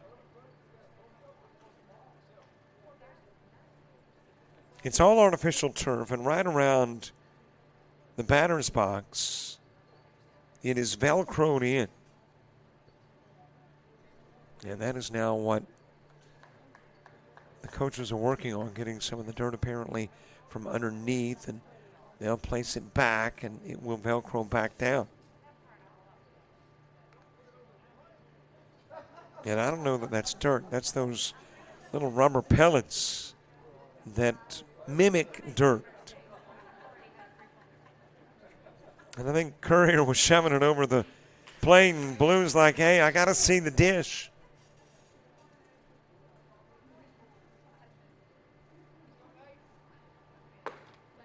On the outside part of the plate to Courier. Well, if it's some of the Velcro that I've encountered, I don't know how it ever lifted to begin with. And you talk about some good stuff.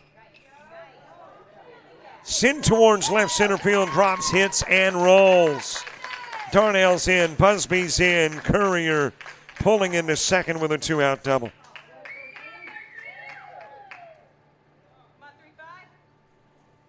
Four runs are in after 2 are gone. And Walt Etheridge will come to the plate.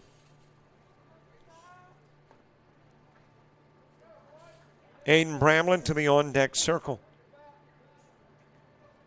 You had Mordecai fly out. Jones hit by a pitch. He goes down on the gray 6-4. 2 are gone. Nobody's to third. And since then, 4 runs in, and Courier standing at second. Wide of the strike zone with a pitch to Walt Etheridge.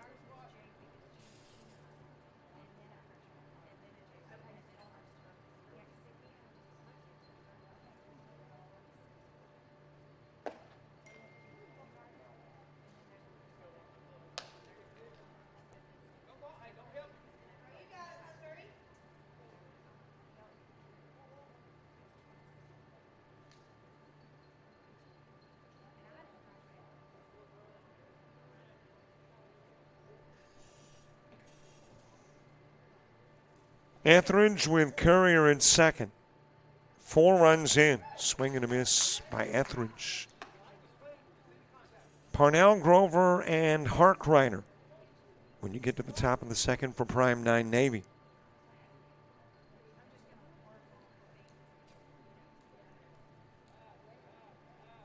We are going with an hour 40-minute games because an additional game was added to the slate on Sunday. A Friday game rained out at Eagles Stadium, became the first game this morning here.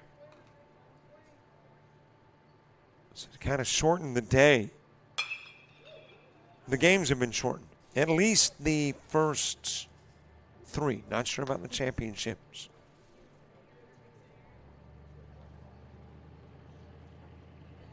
Championships in Showcase Series past have been to the discretion of the coaches, had the option of going an hour 50 or the time limit.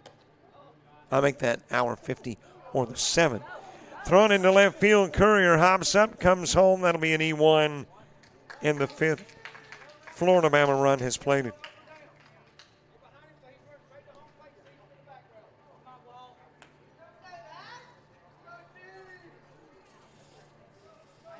So I don't know if there's an option now of the 140 or the 7 or the 150 or the 7, or if there's not a 7 mixed in to the options. We'll find out.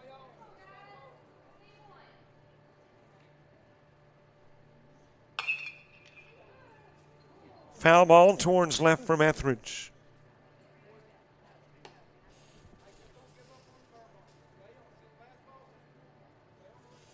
If we played 2 7-inning games,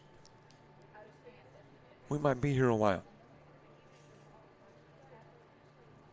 Not uncommon for a 7-inning game to go 2:15, 2:30.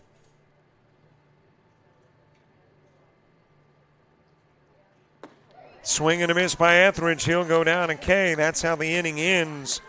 It started with a flyout, ends with a strikeout, but in between, 5 runs will play.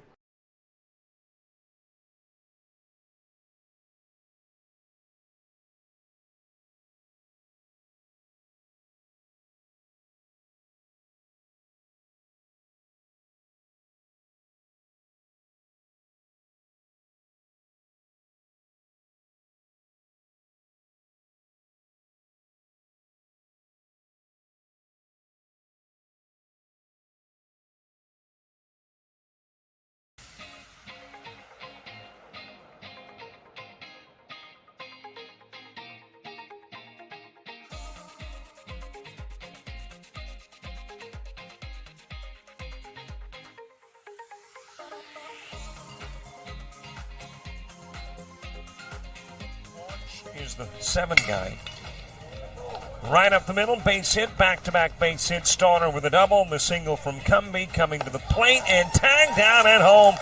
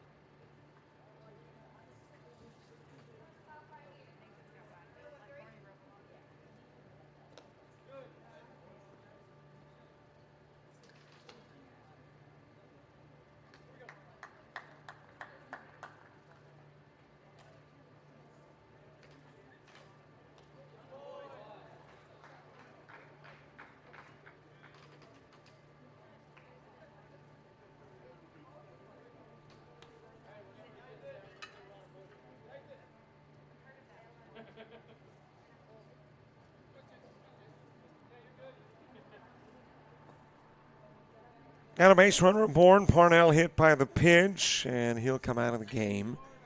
Not because he was hit by a pitch, but because he is a pitcher. And on in first, Raiden Grover.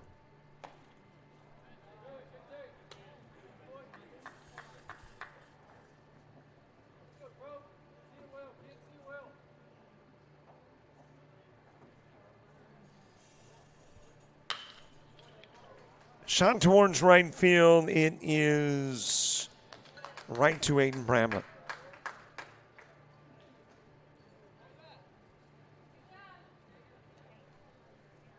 And there is one away with one aboard. I am still trying to determine the defense for Florida Bama Scout. The lineup card gave names and numbers. Thank you so much, but did not include positions.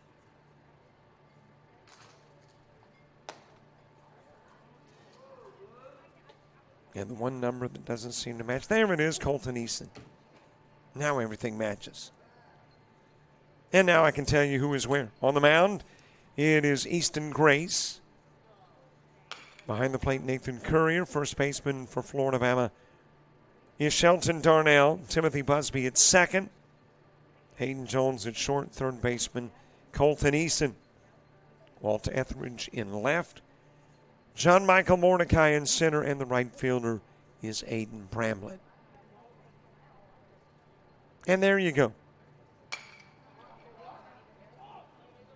Lifted to shallow center field and back onto the grass to make the catch is your second baseman, Timothy Busby. Harkrider with the fly out for out number 2.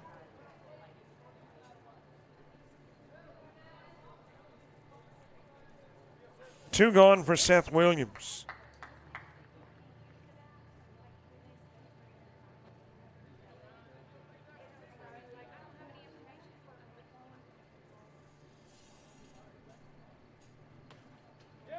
That'll roll to the screen, and that will get Parnell's runner to second. I think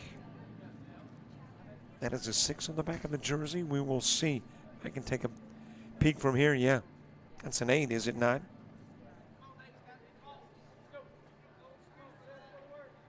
Well, I can do a little screenshot cross-referencing.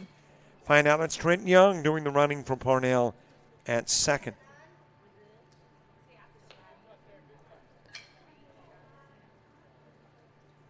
Seth Williams to the plate. Jeremiah Pitts is on deck.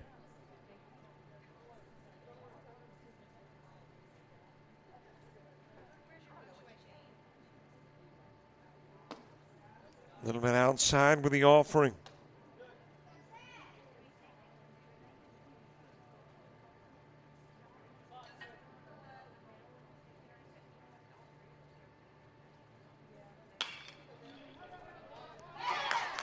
Mishandled at third by Eason. And that's got runners on the corners. That'll be an E5 that puts Williams at first and Young at third. So a couple of base runners aboard for Jeremiah Pitts. Prime 9 trying to plate their first run of the game.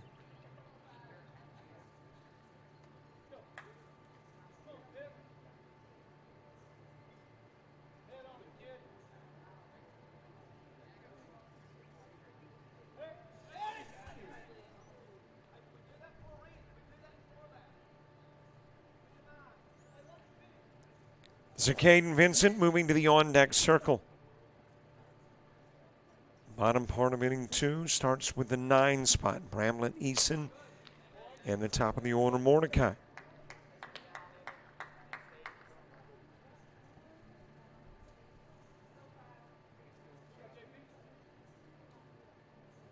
Third game of 5. As the pitch is a little bit outside the pitch.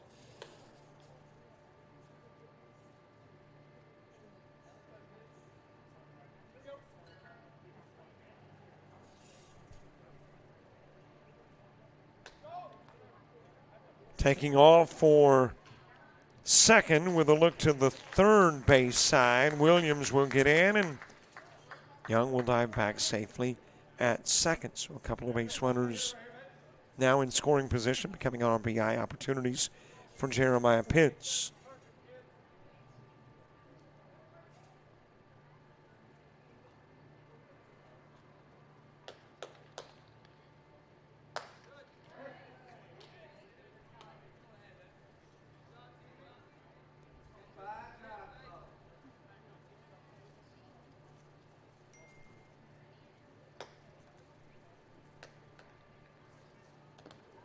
And might have got him and did. He's hit. Pitts will go to first, and the bases aren't loaded. Pitts, Williams, and Parnell for Caden Vincent. And you don't have to look too far to find a team that scored a number of runs with 2 gone. How about right across the diamond? Florida Bama Scout, 5 runs with 2 gone. Now Prime Navy would like to put together one of those innings in which a number of 2-out runs are plated. High and away with the pitch to Vincent.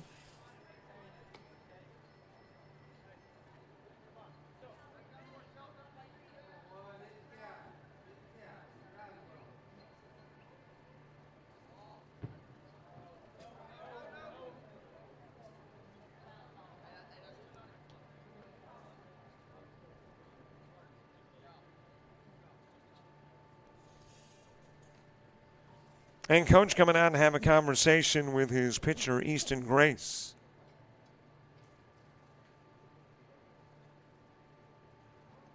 Well, it's not a first inning visit, but it's an early game visit. Easton Grace, a couple of hit batsmen. And then you toss in the E5. Bases are loaded.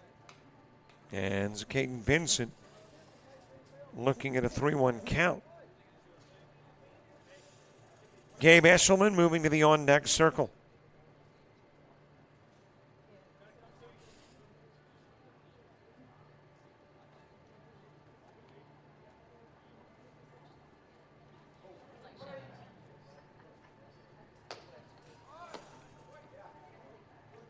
Into the strike zone, the count runs full.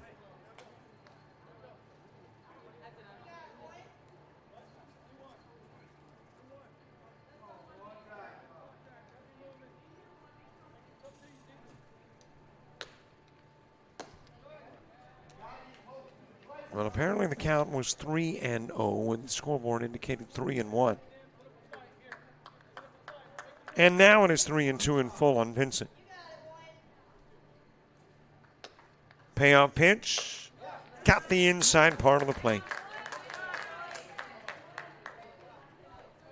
Prime 9 threatens. Grace got a visit from coach. Responds with a strikeout of Vincent.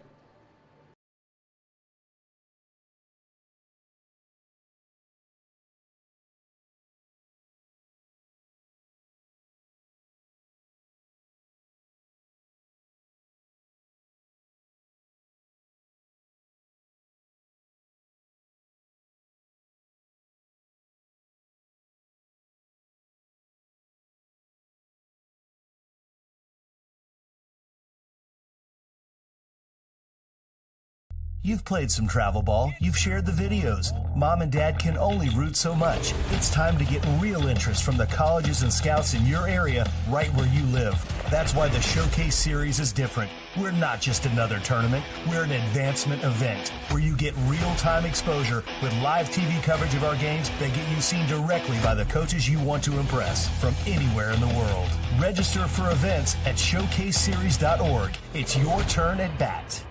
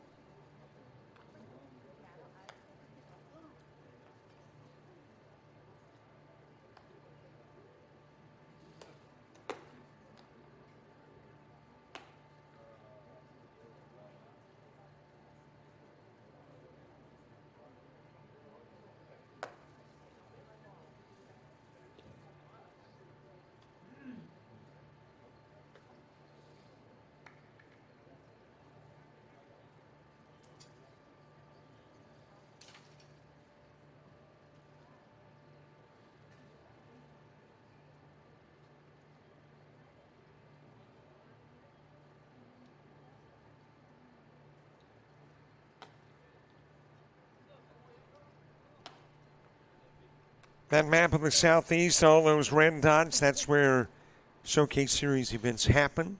And then graphics about a year old. And based on the growth of the Showcase. Got a feeling there's a lot more dots and not too far away from more states. So if you want to be involved with one of the premier leagues in summer baseball, check out the Showcase Series. Outside with the offering, Bramlett given a walk. That'll be the first walk issued by Parnell. And a runner aboard to begin the second. Win this when you're into the title game, the 16U championship against Southern Swagger, the unbeaten Southern Swagger, who got to the championship over an unbeaten Florida-Bama because they allowed fewer runs. If you get into a tiebreaker scenario and head-to-head won't determine, then you go to the runs allowed. Out at first, Bramlett couldn't get back.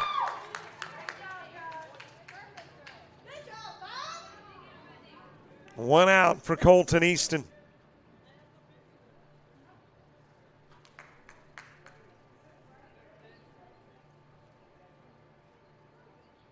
So, as a result of that tiebreaker, Southern Swagger, number 1 seed, automatically in. Florida Bama's got to play their way in. As that one is lifted in the direction of center field, and coming in to make the catch is Gabe Eshelman.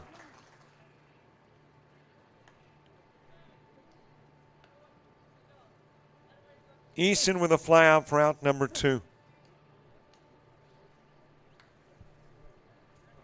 Which also means in the championship game, Southern Swagger will be the home team based on their top seeding. John Michael Mordecai, who flew out to short. At the plate here with 2 gone in the bottom of the second. Bottom of the order starts off the top of the third for prime 9. Gabe Eshelman will kick it off, and then Gavin Hand and Camden Chin due up in the inning too.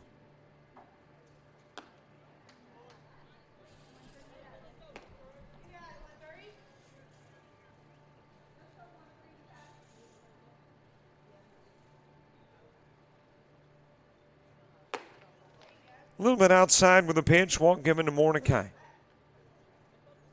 Second walk of the inning. The first one ended with a Bramlett pickoff at first by catcher Jeremiah Pitts.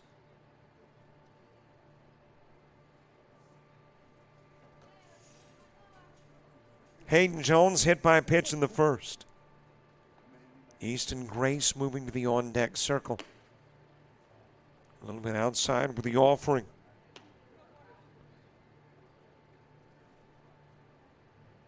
Next weekend, we head west, Lafayette, Louisiana. University of Louisiana, Lafayette. That is hit to right field, but a nice catch by Camden Chin. And Jones denied an extra base hit.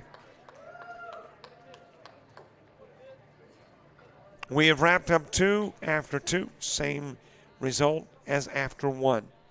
5-zip Florida Bama Scout 16.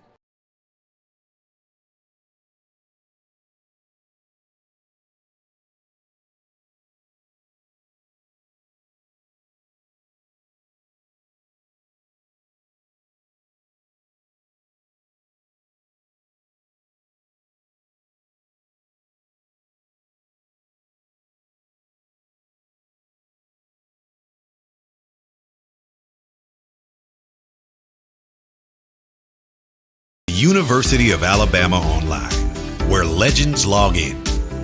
A tradition of excellence. Decades of experience in distance learning. Empowering students of all ages. More than 90 degree and certificate programs to advance your career. UA Online. Flexible, affordable, legendary. Let your computer be your campus. Visit online.ua.edu.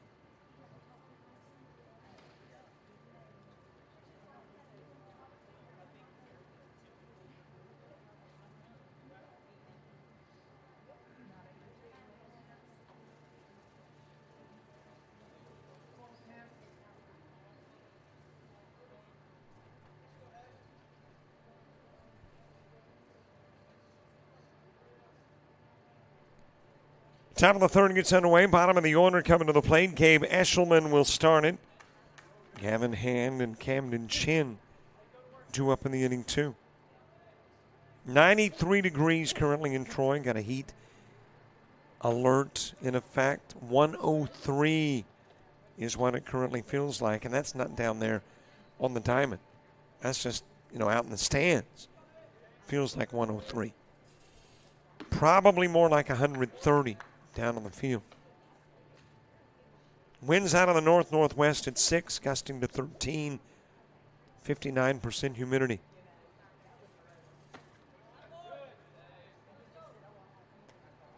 Air quality 54 and moderate.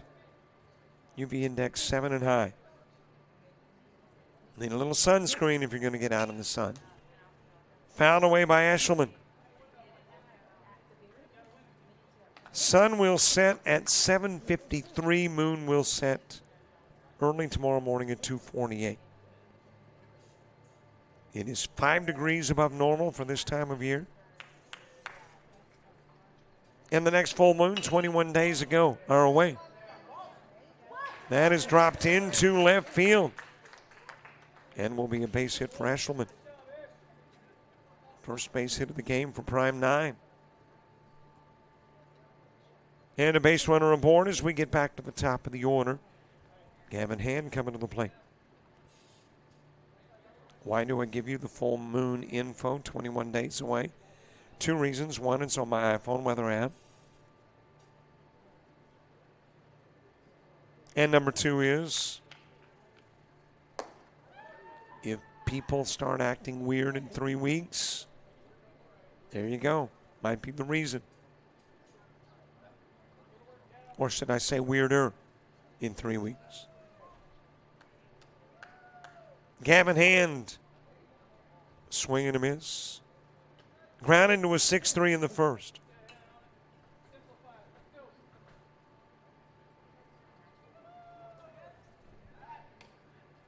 Safely back at first is Eshelman.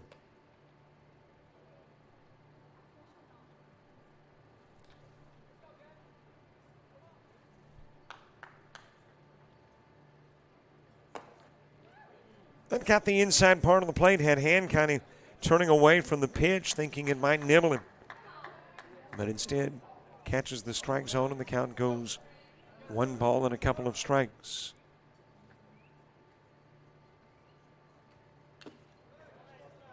That is foul tipped back into the mid of Courier.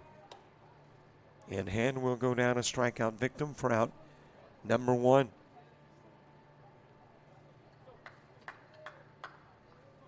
We head back here to Troy in right at 9 days, 9th of July. We are here working with the ALA BCA Showcase.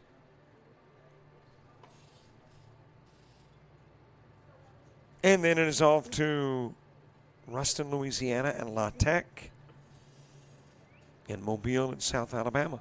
More Showcase Series baseball. Stolen base for Eshelman.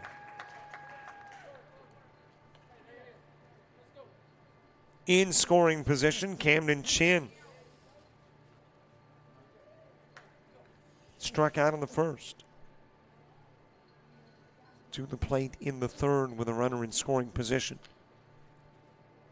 Do you realize that if Camden Chin pitched, and he may, I don't know, haven't seen him pitch, I don't think.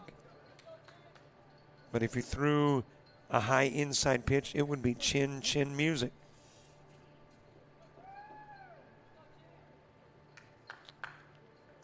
I know that's not very good. It's the result of about 25 hours of baseball. Okay, that's not a good excuse. That's the weird stuff that pops into a weird head. Grant Calhoun on deck. Chin with an RBI chance in Eshelman at second. In a 5-zip game, top of the third. Bottom of the inning, Grace, Curry, and Darnell. 3, 4, and 5 in the order.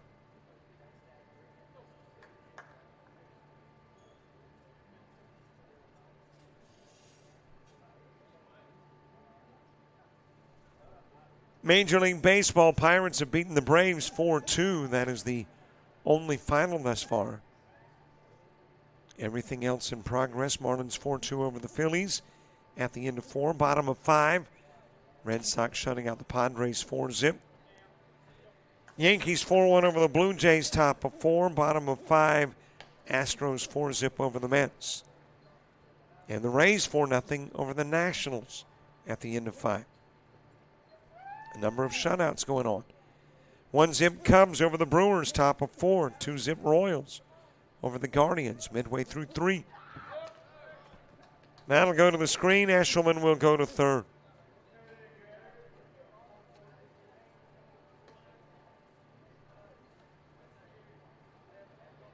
Rockies 2-0 over the White Sox, top of the 4th.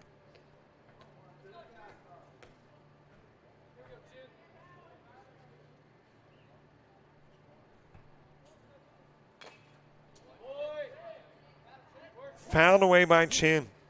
No score, Reds and Cardinals in the bottom of the 3rd.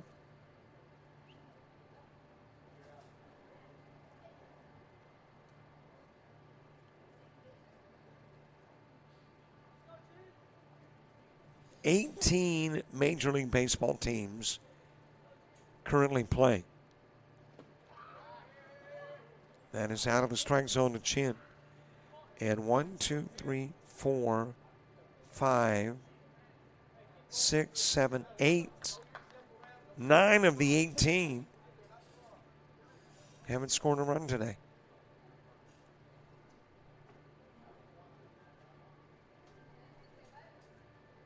One final in WNBA, Liberty 81-75 winner over the Dream.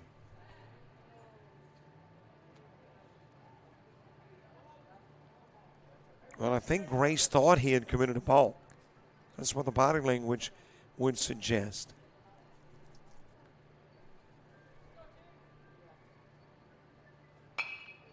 Fouled away by Chin. Grant Calhoun on deck.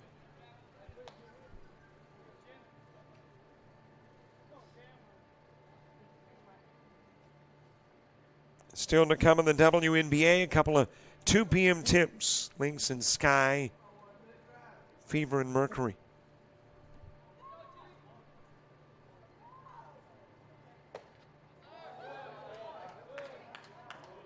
A little bit high, and Chin thought that might have been a strike. Look back to Blue.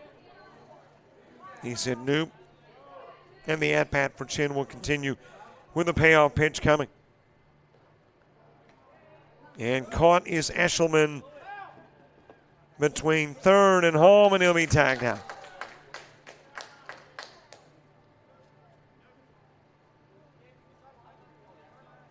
So the putout will go 1-5-2 and get Eshelman for out number 2. It's a costly out. Prime 9 was looking to get a run, get rid of that goose egg, have something on the board. Might still do it in the 3rd, but they'll have to start from scratch. Fouled back by Chin.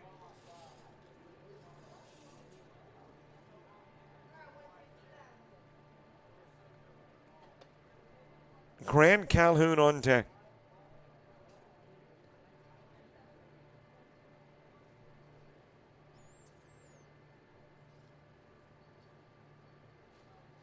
Easton Grace, Madison Curry, Shelton Darnell in the bottom part of the inning. If you're playing in this game, you want to play another one. If you're playing another game after this one, you've won this one. Strike 3 on the inside part of the plate. And despite the single, it turns into a 1-2-3 top of the 3rd.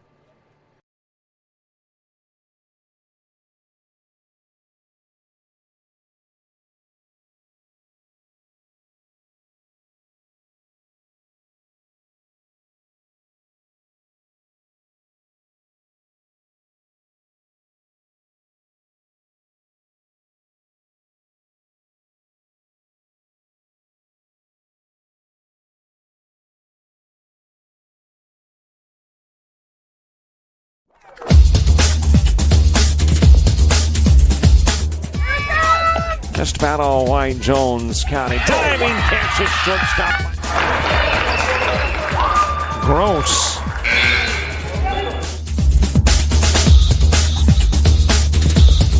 Towards the gap.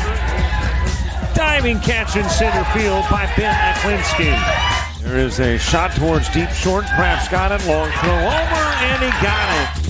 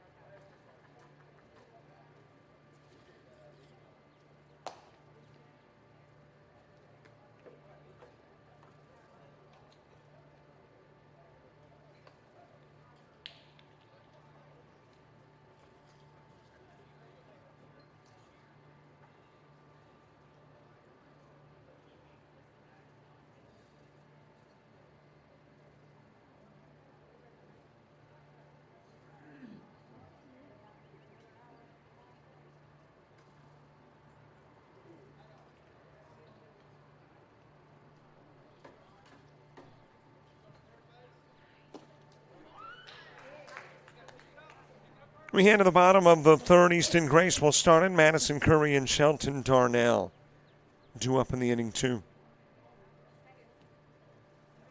Grace ground into a 6-4, but eventually came in and scored a run in the first inning.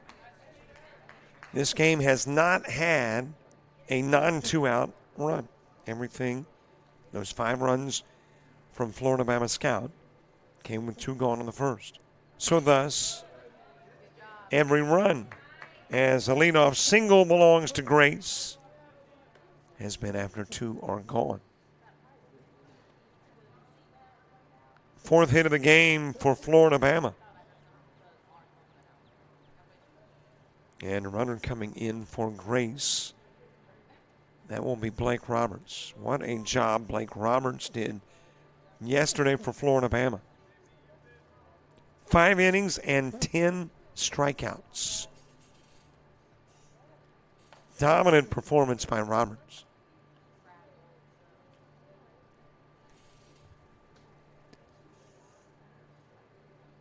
Madison Curry.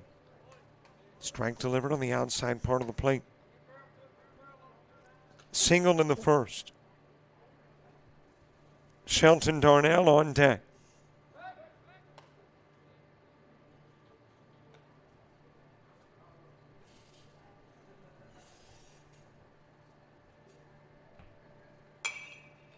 That is sent out of play by Curry.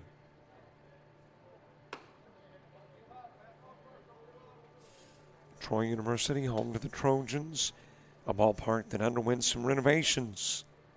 Added new chairback seating. I think previously there was 500. Hit by the pitch is Curry, and he'll go to first. Roberts over to second.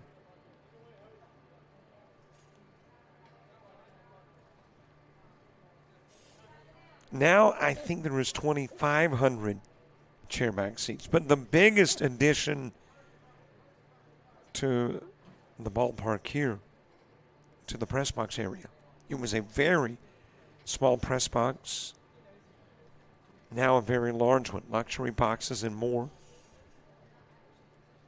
And I would say that the original press box consumes about 20% of the existing press box.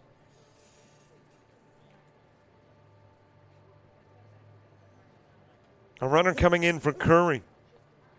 And that runner is Colton Eason. While you have a conversation on the bump with Justin Parnell.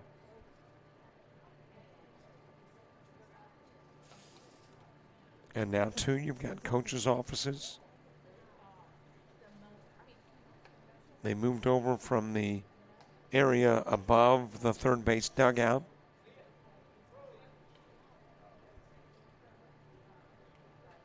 And as I've mentioned previously, I just got a feeling Troy wants to move up in that Division One. Considered kind of a mid-major now. They've got a goal of being more than a mid-major. That's just a hunch. Low of the pitch to Shelton Darnell. Timothy Busby on deck. That will get out of play to the left side.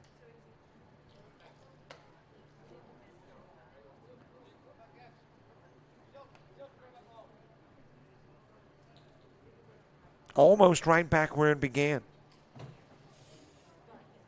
Like one of my goofy call for putt-putt shots. It kind of goes and then comes right back. Baseball off the netting and right back to the hitter.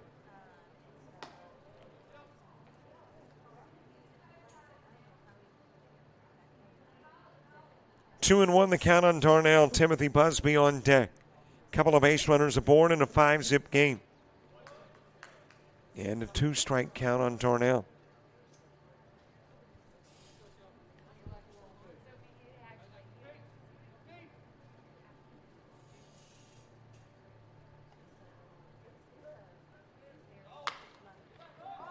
Lifted towards right field. And I don't believe that's Camden Chin now in right. That could be. Looking at the back of the jersey, either he or Aiden Grover. Nonetheless, the catch made and Darnell is out number one. Runners will hold at first and second. And Timothy Busby will come to the plate. Busby reached on an error and scored a run as part of that 5-run first inning.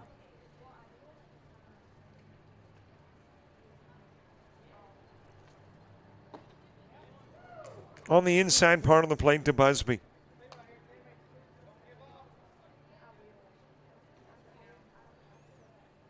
Well, I see members of Prime 9, 18U arriving here at the Diamond.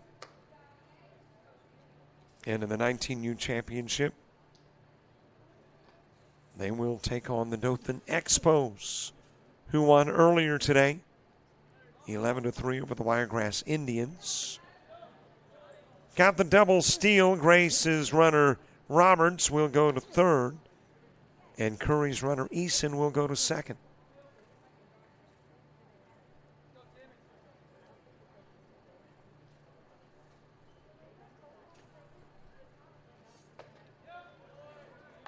A little bit outside with the pitch to Busby. Nathan Courier is on deck.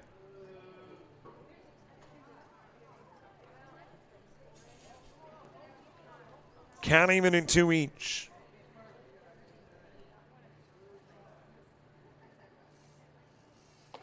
Swing and a miss, and out goes Busby. Parnell picking up his second strikeout of the game.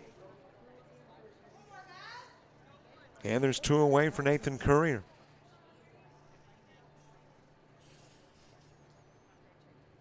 If you checked into YouTube or JockJive or the Showcase Series, looking for baseball at the University of West Florida, they're done for the day. Way too much rain, and more rain coming. Has canceled all remaining games at the University of West Florida.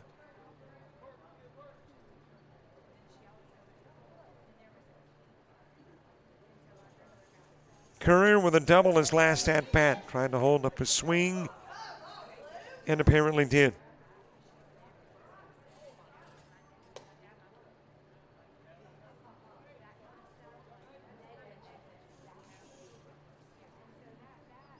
Walt Etheridge on deck. Calhoun, Parnell, and Grover in the top of the fourth. Inside pitch to Courier.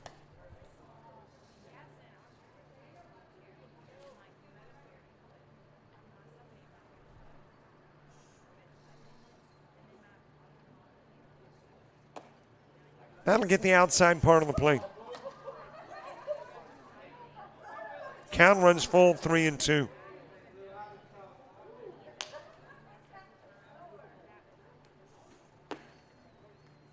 Low offering, bases loaded after the walk of Courier.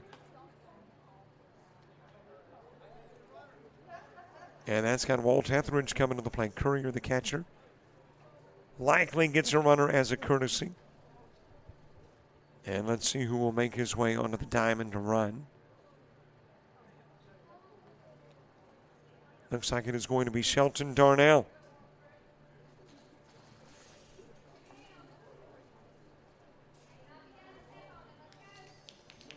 Walt Etheridge struck out to end the first.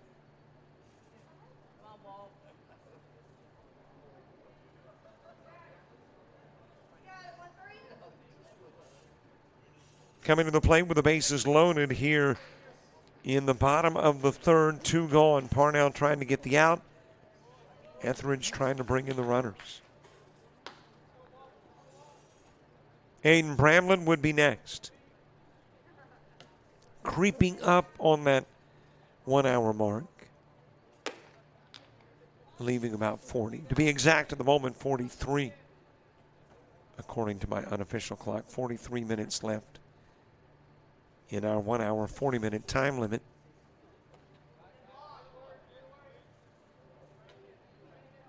Parnell is fan 2. Etheridge was one of them.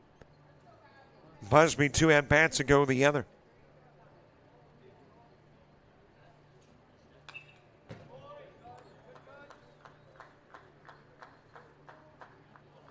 Two balls, 2 strikes, 2 outs, bases full.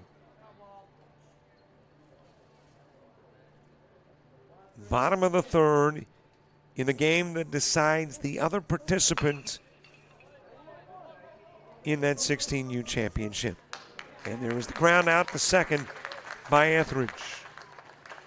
3 runners stranded, nobody scores. We go to the fourth in a 5-zip game.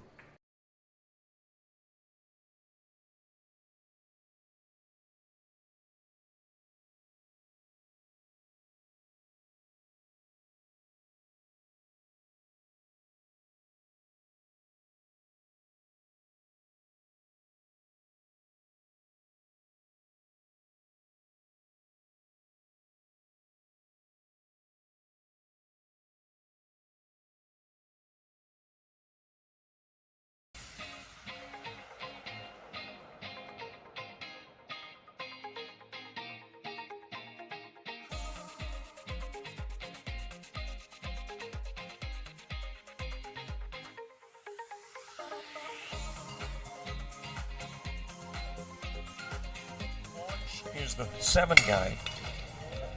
Right up the middle, base hit, back-to-back base hit. Starter with a double, the single from Cumbie coming to the plate and tagged down at home.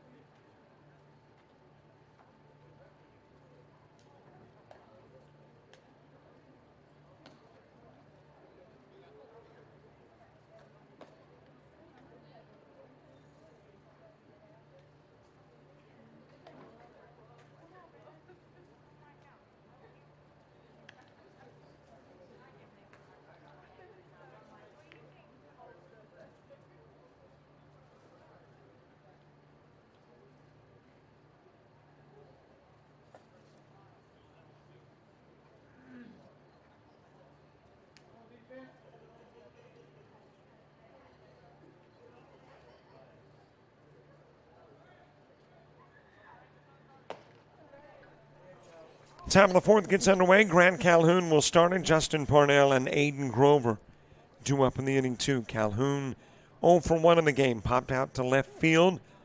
He was the last out in the first inning. Florida Bama loaded it up in the bottom of the third, but couldn't get anybody in. And Florida Bama has stranded 4, prime 9-3.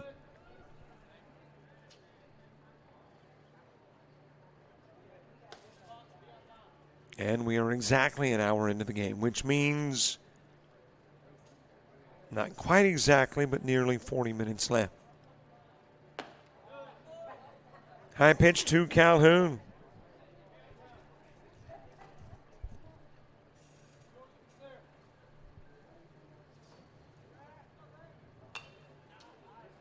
Foul off for the screen.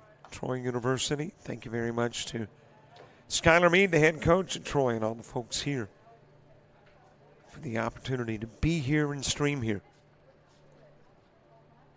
Gave us access to their internet. If they didn't, there would be some problems streaming. 4-3 put out of Calhoun as it is gobbled up by, I think, a new second baseman. Yep. That is no longer Busby at second.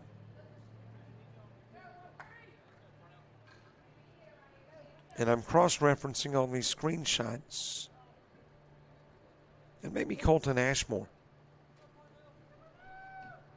Now handling second, Calhoun out on the 4-3.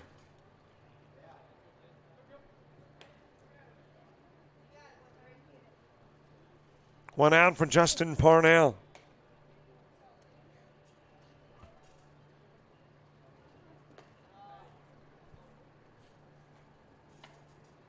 Aiden Grover on deck. Bottom of the order, 9-10, and then the top of the order, 1. When you get to the bottom of the fourth for Florida Bama.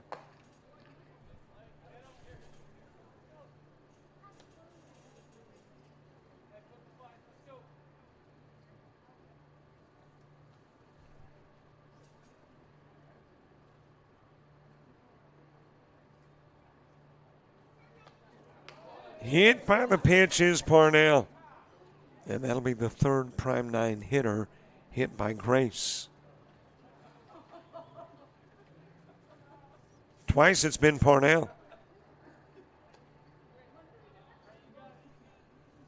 And Aiden Grover will come to the plate with a base runner on. And it looks like this time Parnell is staying to run for himself, which may be an indication we are going to see a change on the hill in the bottom of the fourth. Not necessarily, but could be. Dropped inside the chalk into right field. Grover delivering with a base hit. Parnell's on his way to third. He'll be there safely.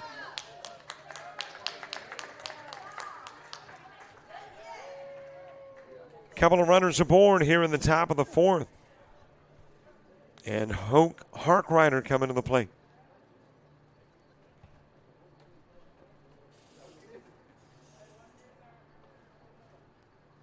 Seth Williams to the on-deck circle.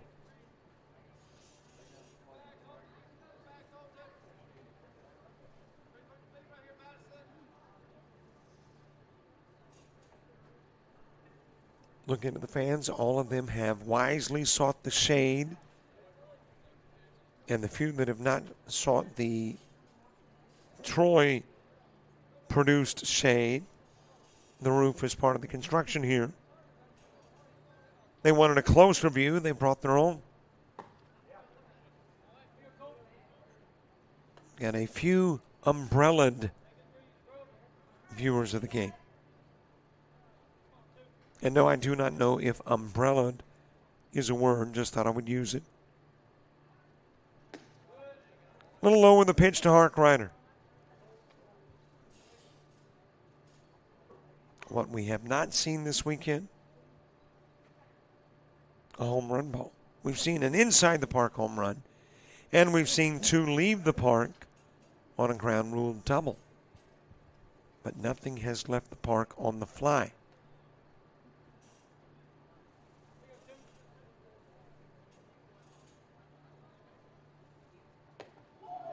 Inside pitch, backing off to get out of the way.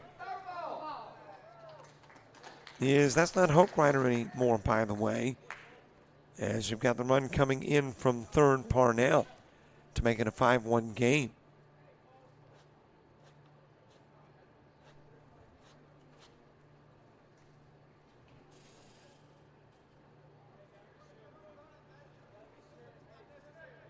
That is Colt Chrysler.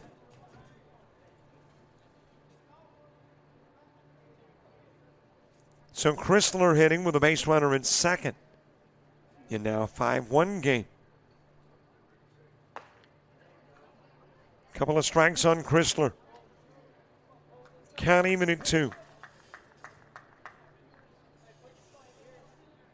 2 balls, 2 strikes.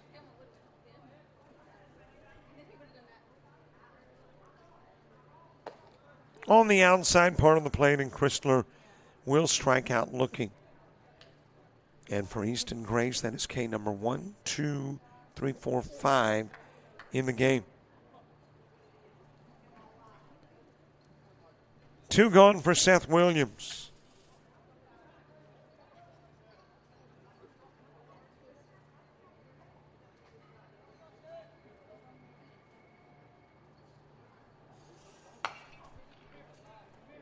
Ground over to second. The scoop and the toss, and Ashmore will get Williams on the 4-3. 1 runner stranded, but a run's on the board. And Prime 9 has cut it to 4, going to the home half of the inning.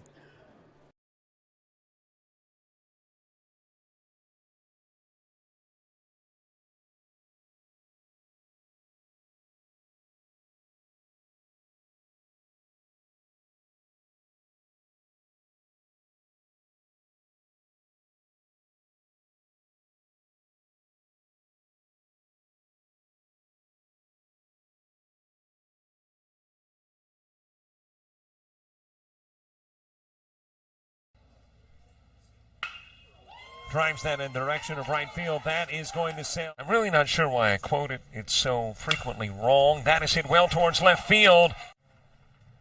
Jackson Hyatt, 1 for 2 in the game, lifts this one towards left center. Here's the 1-0 offering. That is hit well towards left field. High fly ball, left. That is shot in the direction of Barr, who is issued in Sackerly with 2 gone. Sackerly trying to come to the plate with put the finishing touches on a mercy rule win.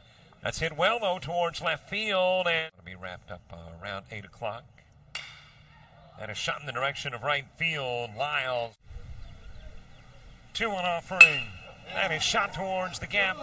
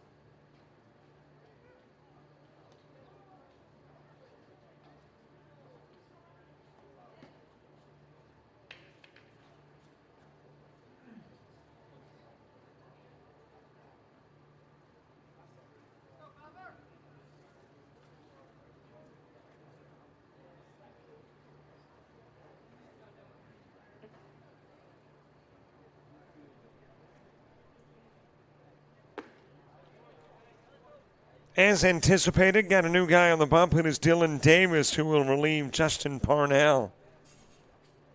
And Davis to face Aiden Bramlett first. Colton Eason and John Michael Mordecai due up in the inning, too. And I think this is Ashmore at the plate, hitting for Bramlett. He is the only name on the Florida Bama Scout provided lineup card that didn't have a number.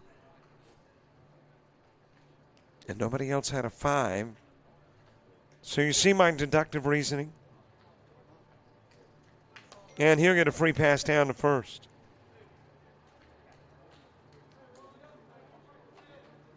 Colton Easton coming to the plate.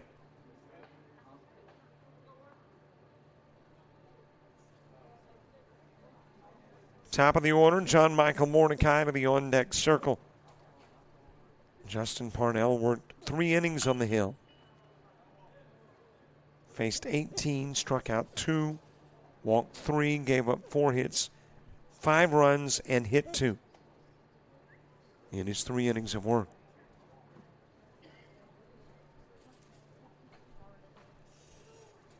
A little less than 30 minutes left in the time limit.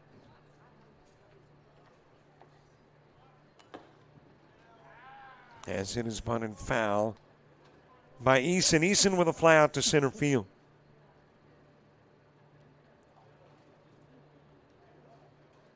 Well, and that one got blue too. Man, he's been popped left and right. This one on the arm.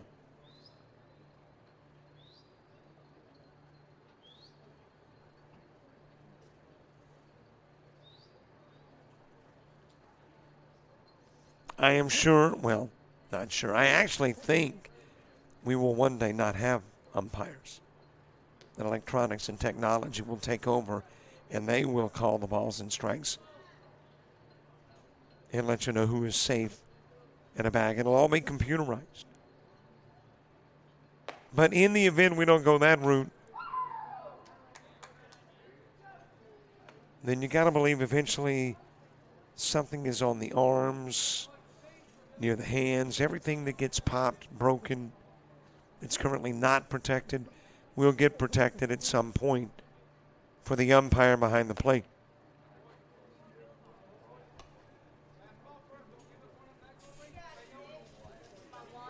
And really, that technological advance that would take the umpire away, I just don't think it's that far away. I mean, we've seen on Major League Baseball, the technology exists to call the balls and strikes.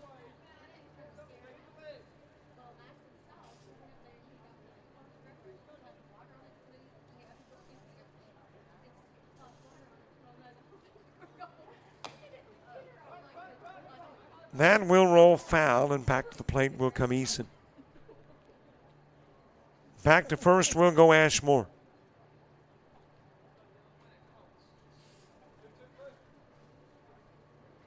There will be some need for human presence as an umpire, though.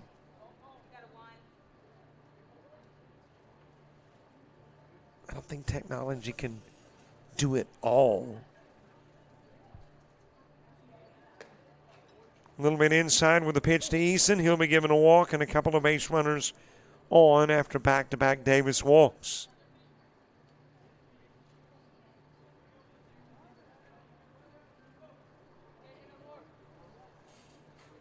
And we're back to the top of the order. John Michael Mordecai coming to the plate. Mordecai with a fly out to short and a walk. That is fair, and everybody's safe. Wasn't going to roll foul, and Davis picks it up. And John Michael Mordecai, perfect bunt to load it up in the bottom of the 4th.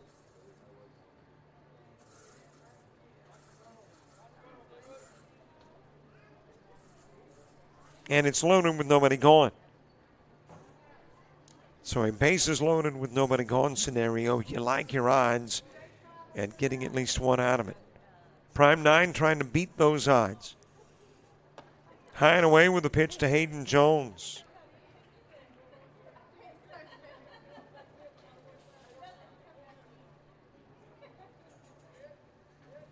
Jones has been hit by a pitch and flown out to right field.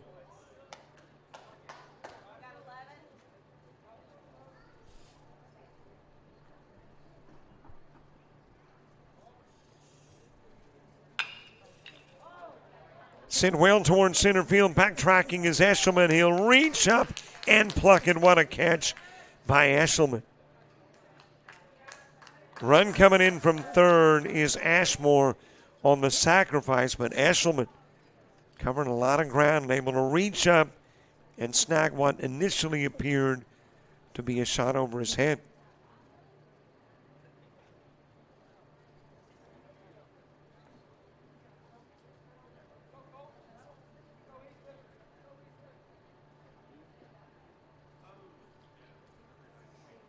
So one away for Easton Grace. Putt laid down, another good-looking one. That will bring in the run from third. So the squeeze accounts for a run.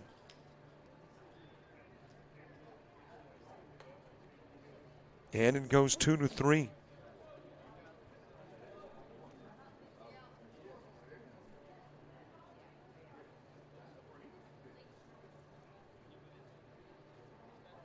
Two gone. Ashmore and Easton have scored. Mordecai is at second. And Madison Curry coming to the plate.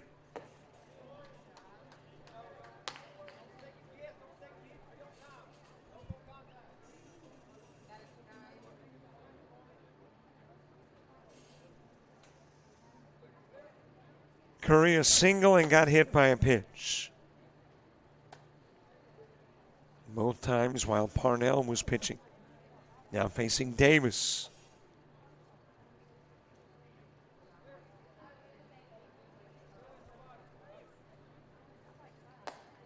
Outside with the pitch.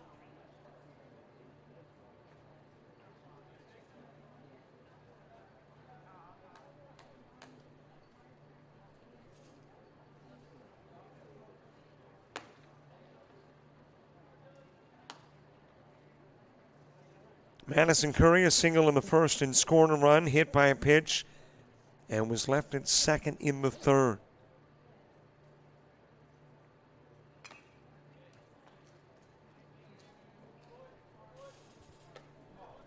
Shelton Darnell is on deck, bottom of the order, in the top of the fifth for prime 9. Jeremiah Pitts, Caden Vincent, and Gabe Eshelman.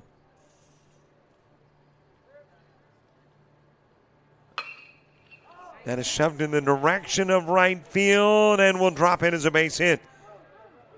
In to score is Mordecai. Curry with an RBI single to turn it into an 8-1 game.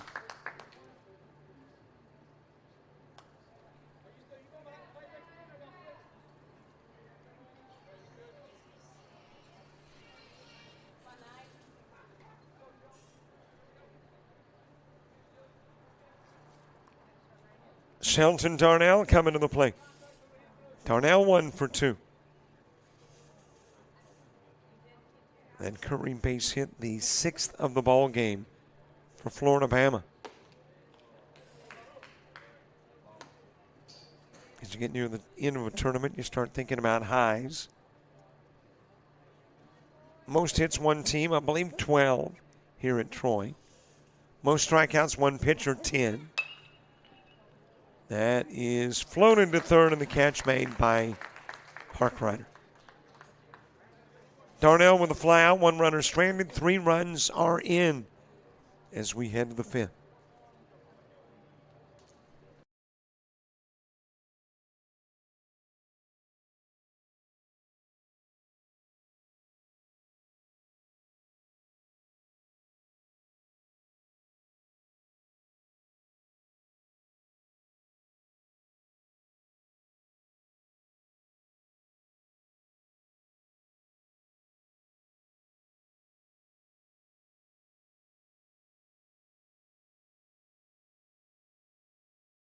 You've played some travel ball. You've shared the videos. Mom and Dad can only root so much. It's time to get real interest from the colleges and scouts in your area right where you live.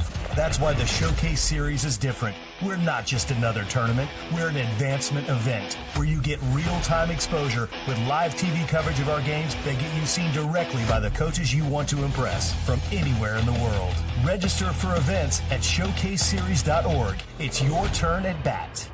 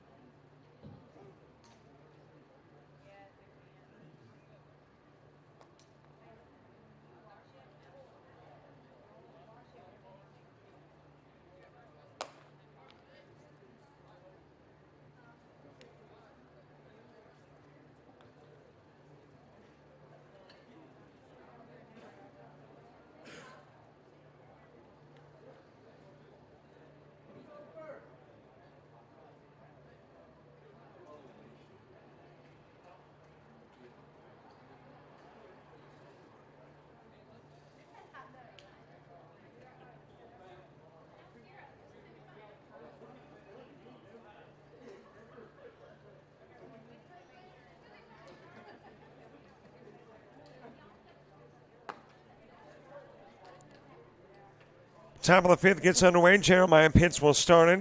Zacaden Vincent and Gabe Eshelman due up in the inning two. Unofficially 18 minutes left in our 1 hour and 40-minute time limit.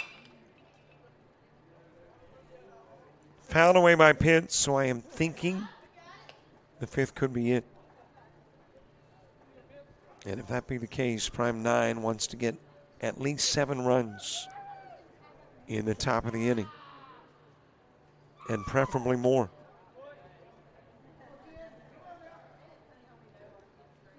If we get into a tiebreaker scenario, somebody's got to win to determine who will be playing Southern Swagger later. So if we do get into a tiebreaker, a runner will be put on second. And that's how we'll start things. And I think you also have a different strike count. It's a little different format.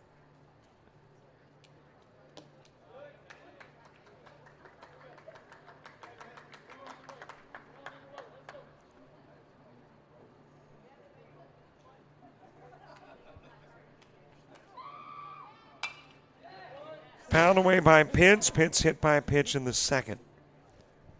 Back to the plate here in the fifth. Hey, don't forget, too, you want to watch this stuff later? We can fix you up. Go to the website. On the front page of our website is a link. You pay $25, and it gets you a year's worth of access and unlimited downloads. And that's to everything that we do, not just Showcase Series. There's a walk given to Pitts. So that means you've got access to about 900 games in a year. So let's say you wake up in the middle of the night, you can't sleep, don't know what to do. You're like, why don't I watch some games that have already been played? You can do it. Want to watch a game from nearly a year ago? You can do it. Want to download a game, devvy it up, create highlights? You can do it. Inside with a pitch to Zacaden Vincent.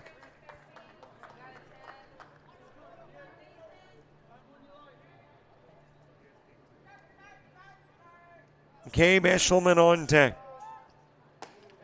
On the inside part of the plate. And by the way, that is not Vincent hitting any longer. That is Trent Young. So Trent Young getting a plate appearance here in the fifth.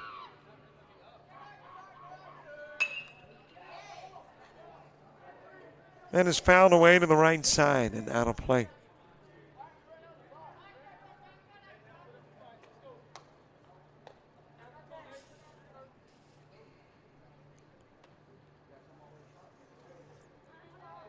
2 more games to go, 2 championships. 19U and 16U.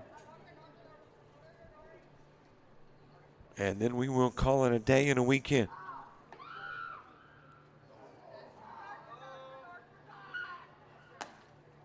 The inside with a pitch to Young. Which, by the way, this is also the 4th of July week. Keep that in mind. And I'm saying that as much to me as you.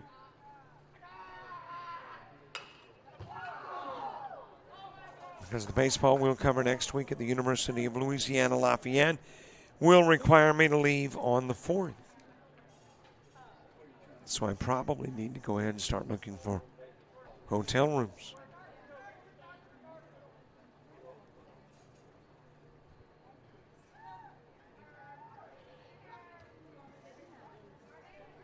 Here's the pitch to Young. It is ground to short. Jones to second for 1, throw to first in time for 2. And Young hits into the 6-4-3.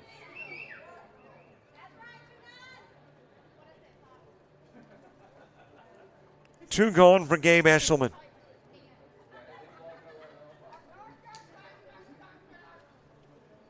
And I am not sure we go to the bottom of the 5th.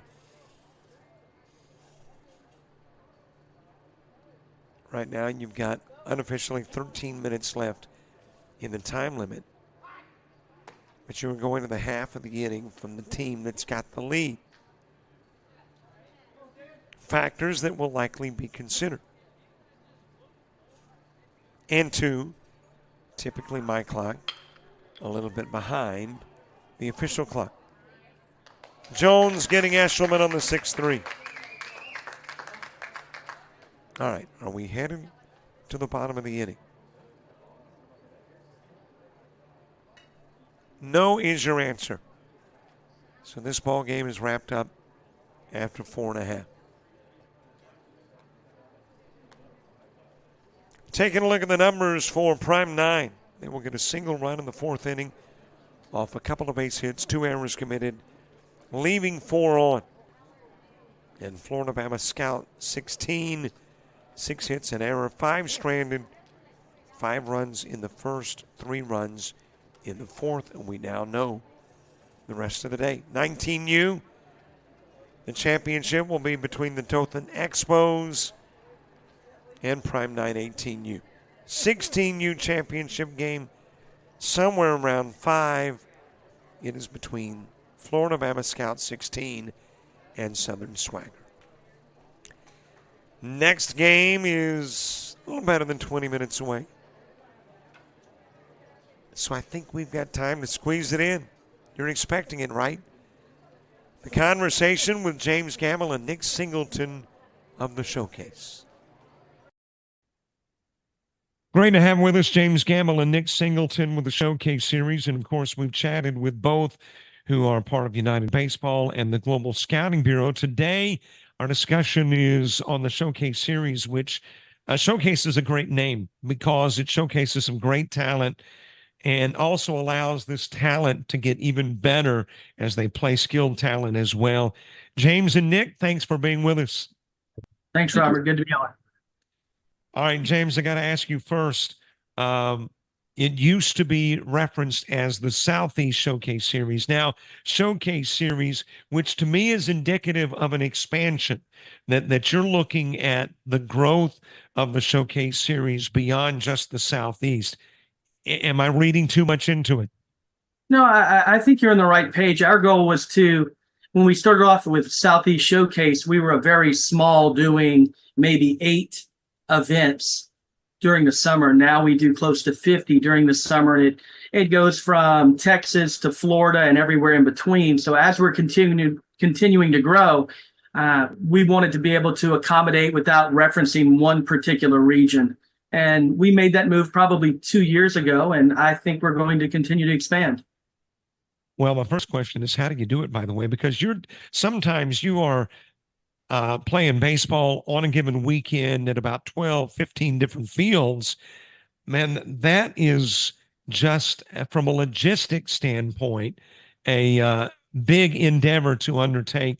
So, how do you make it all happen and do it fluidly? Well, some of it is the mistakes we've made years ago. We've learned from them, and we crawled before we started walking. And I think now we're probably at the point where we're jogging. We have really good staff, and guys have worked together. We're all excited about helping athletes, and that's where it all stems from. Everybody in our company enjoys the ability to help athletes advance. And that's really what Showcase Series is here to do, to see athletes in a showcase environment over time, not a one-day showcase. We get to see them play games multiple days. All of our evaluators and staff gets to see them. And if they're in the South, it's not possible to have every college coach at every game. But when our staff is there, they see a player. We then utilize our network to help athletes move on. It can be kids from Alabama going to Louisiana. Louisiana kids are going to Florida. Mississippi kids are signing and going to North Dakota. So really, we're utilizing a network after we see these athletes to be able to advance them and move on to the college level. Nick, it's all age groups involved. So obviously for the older participants in the Showcase Series, they're looking to play at the next level. Eventually, the younger athletes want to do the same, but that's not the really the premise of their participation in the Showcase Series. So are the younger guys just trying to develop those skills to be better baseball players, whereas the older are looking for a place to play? Or are they all looking for that next level? Well, for the younger guys, I mean, one of the things, and I say for the young guys, for everybody, part of what Showcase Series is trying to educate people that social media isn't really real when we're talking about recruiting and how it actually happens. We'll get emails, and I get asked all the time, hey, why should we play in a Showcase Series event? What value do you bring? How many college coaches are going to be there? And as soon as they say that, I know that they don't understand what's going on when they ask how many college coaches are going to be there. First thing I want to say, which I don't do this, but first thing I want to say is, well, Coach, how many guys on your team are currently getting recruited by colleges? Well, when you talk about a 16U team, there's not a lot. I mean, yes, some guys get recruited early, but those guys look like 24-year-olds when they're 16. And that's the 1%. The other 99%, they're just not ready. But by playing in these events on college campuses, they do get to see, touch, feel. So their families get to get on campus. The kids get to get on the college field. And college coaches, for the vast majority of them, they know what they're doing. They've seen a few baseball games in their time. So just because they're not interested in recruiting a guy right now doesn't mean that they're not interested in seeing a young guy. If they see a young guy and they're going, hey, I like that kid's ability. He's super athletic. He's got this. Of course, he needs to work on X, Y, and Z. But they see things that they like out of a player. They may go ahead and make contact, because good recruiters, good college recruiters know that if they're first to the table, they got a better shot at getting somebody as they develop and become a recruitable athlete. So oftentimes we'll have college coaches go and introduce themselves or talk to a player from a team that played in our tournaments and say, hey, just wanted to let you, introduce themselves. Just want to let you know that really like what I saw out of you today. We're going to keep notes on you. And they'll ask me or James or any of our staff, hey, what's this kid's name? What high school does he go to? They're identifiers. Okay. And they look at him and they go, okay, this guy is from wherever he's from, whatever city. And they're going to say, okay, well, what high school? Okay, he's from this high school. I need to make notes so I can go out during the season and go see this guy, or send my assistant coach or recruiting coordinator, whoever it may be. Now, with the older guys, it's a little bit more urgent. The vast majority of older guys, which would be our 18U division.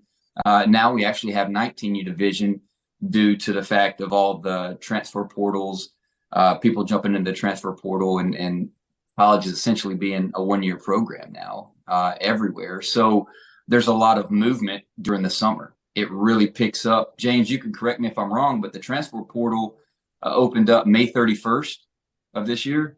May 30th, it closes July 13th. So within the first 24 hours, I believe there was almost 1,500 players in the portal.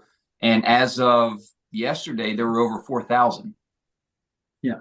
So just imagine the movement that's happening right now. And a lot of these guys are freshmen in college. And what they did is they went to a bigger school, then saw the writing on the wall. Uh-oh, I'm not going to play. These juniors and seniors that have been in college programs for 3 years now, they're just ahead of me physically, mentally. They've played more games. And that's what we're trying to do with Showcase Series, is give players opportunity to play more games. That is how you're going to develop.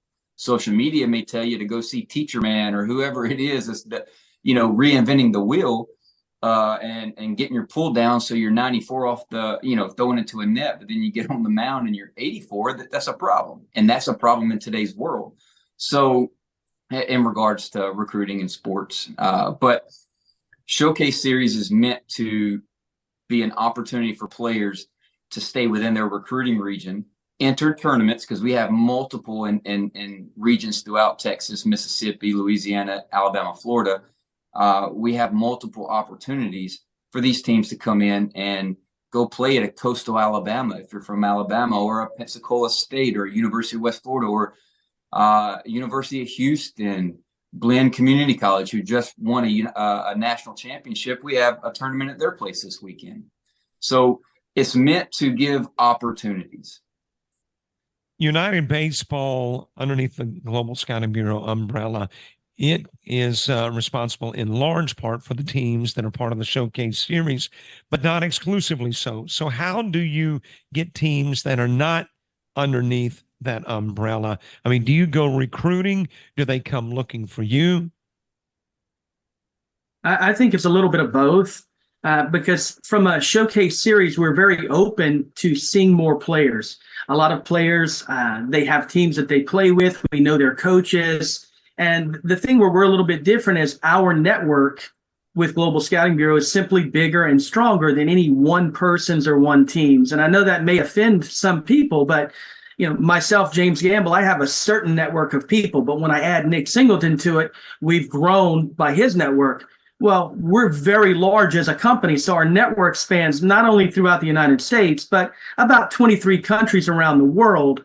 So there's nowhere we can't get to in an effort to help the athletes advance. And like Nick was pointing out, at this point of the year, so many places that maybe 3 weeks ago said, we don't have a need for players. Now players go into the portal, they have a need for players, and they have money readily available. But 3 weeks ago, they said, we're out of scholarships, we don't have anything. When that happens to one school, they'll go out, find a player, and a lot of times it's a trickle effect to another school and another school. So our goal is trying to keep up with the movement, continue to network with the coaches to find out what they're looking for, and identify the athletes that we're seeing if they're good fits for those programs, and then connect them.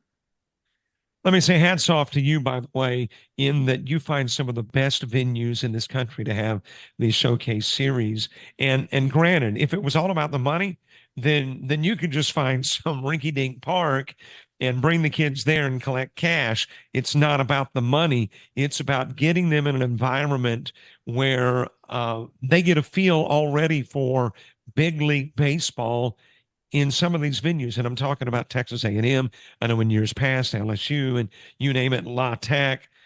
How do you pick out the venues for the Showcase Series?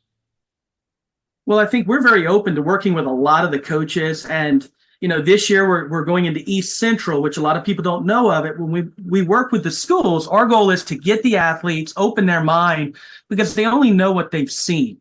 And a lot of times kids, they're attracted to the top 25 on a college poll. But once they show up at a University of West Florida, they go, oh my gosh, this is phenomenal, but they didn't know it.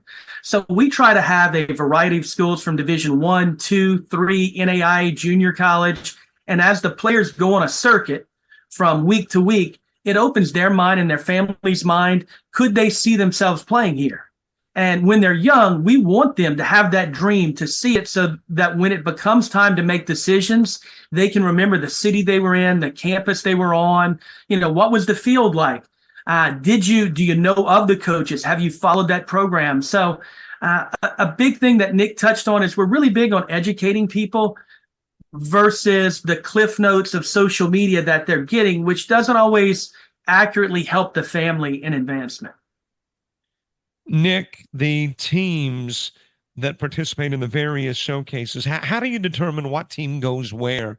I mean, when you're putting on so many different events, each weekend, do they get a say in where they head? Is it geographically based?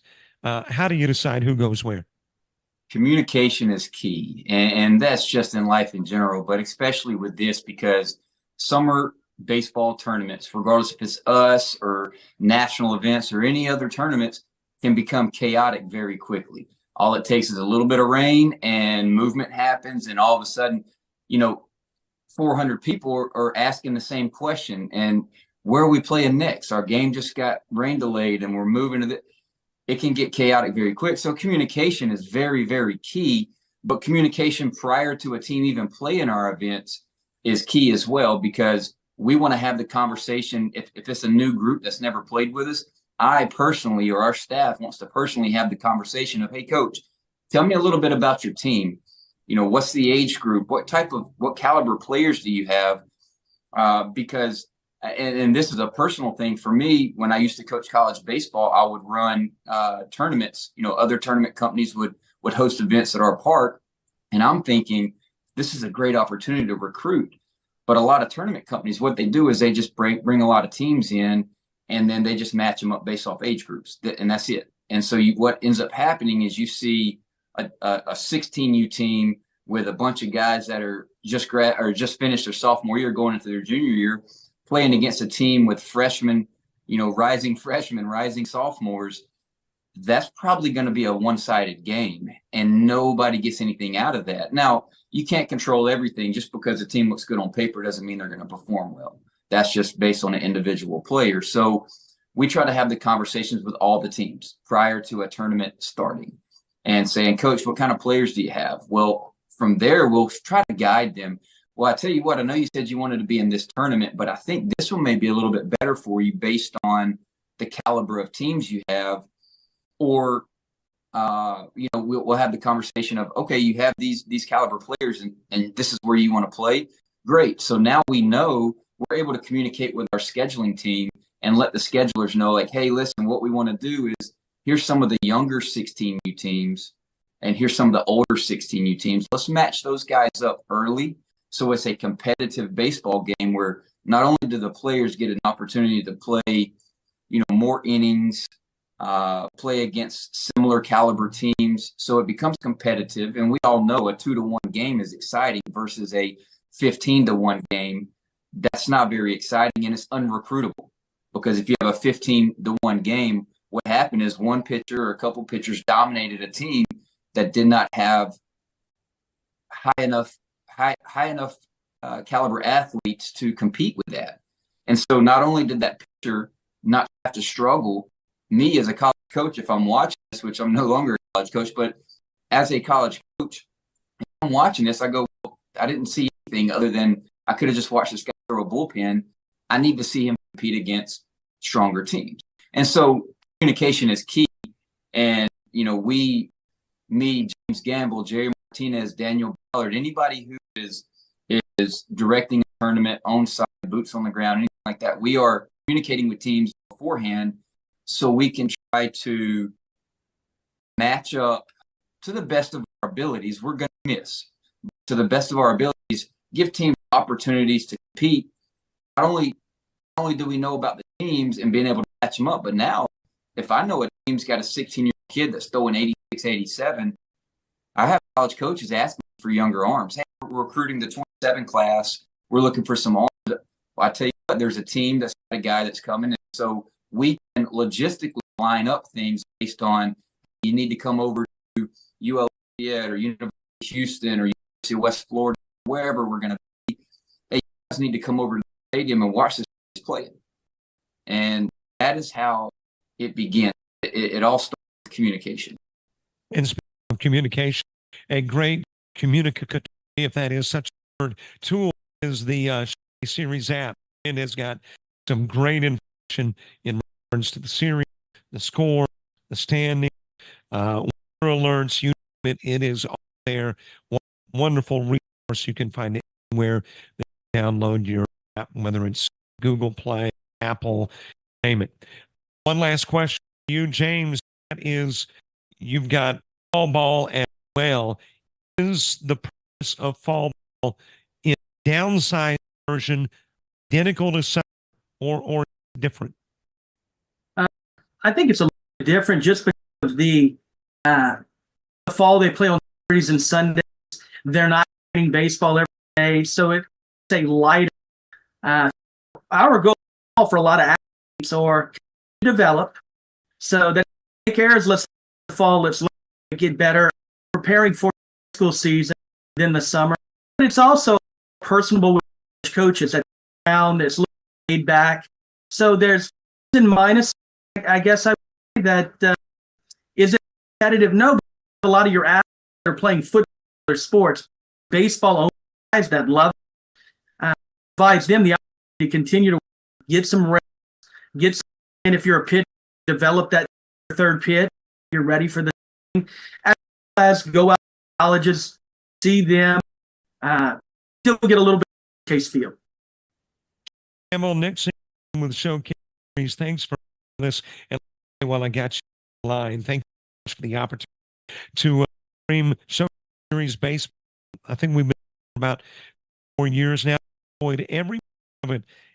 Enjoy the great ball with Showcase. Thank you. We love having.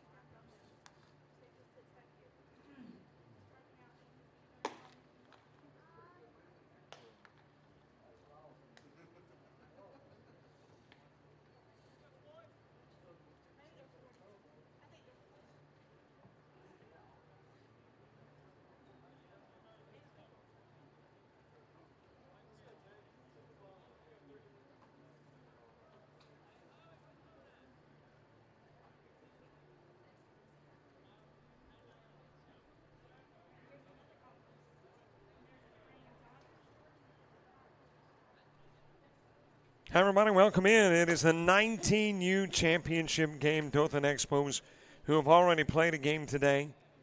They had to knock off the Wiregrass Indians to get here. Prime 9, 18U, top seed coming out of pool play. And here we go with the title game, an hour 40 allotted for the game. And then we'll get the 16U underway a little after 5 p.m., a little bit behind. Not much. Base hit into single field for, make that into center field for J.W. Bass. And a base runner aboard. J.W. Bass, the leadoff hitter for Dothan.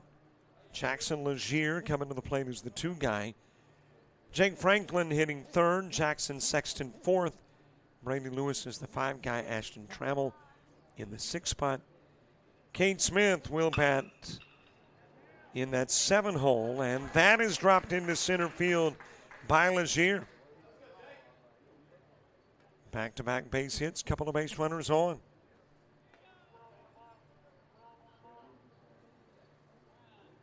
Brian Bush batting 8th, Caden Wright 9th, and the 10 hitter is Gavin Foltz. Chris Floyd is on the bump for Prime 9. Gavin Mayo behind the plate. Cole Etheridge at first. Second baseman Owen Newsom. Shortstop Russell Copius. And the third baseman Zach Chrysler. Got an outfield of Colby Patterson in left. Center fielder Luke Odom. And the right fielder is Hunter Gibson. 2 aboard, nobody gone. Ball game just underway. That one is sent towards right field. Hunter Gibson will call for it. He'll make the catch, and runners will have to hold at first and second. So Jake Franklin representing the first out here in the first inning.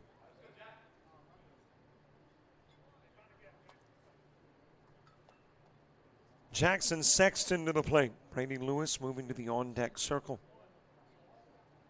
A lot of rain down in Pensacola. As a matter of fact, it kind of started maybe in Alabama and then went out into the Gulf and just raked through Pensacola and specifically at the University of West Florida.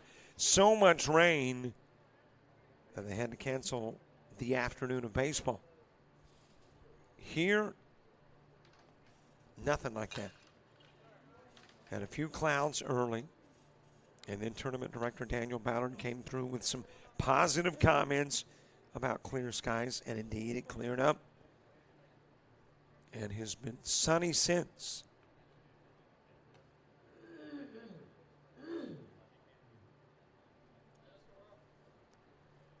Jackson Sexton with a couple of base runners on. Dothan Expos have 1 blemish on the record, and they avenged that. The Wiregrass Indians had knocked them off 8-4. That happened on Friday. Today, the Dothan Expos knocked off the Wiregrass Indians 11-3. Prime 9 18U 3-0. Perfect record coming in. And the winner of this one takes it all in 19U. 3-1 the count on Sexton.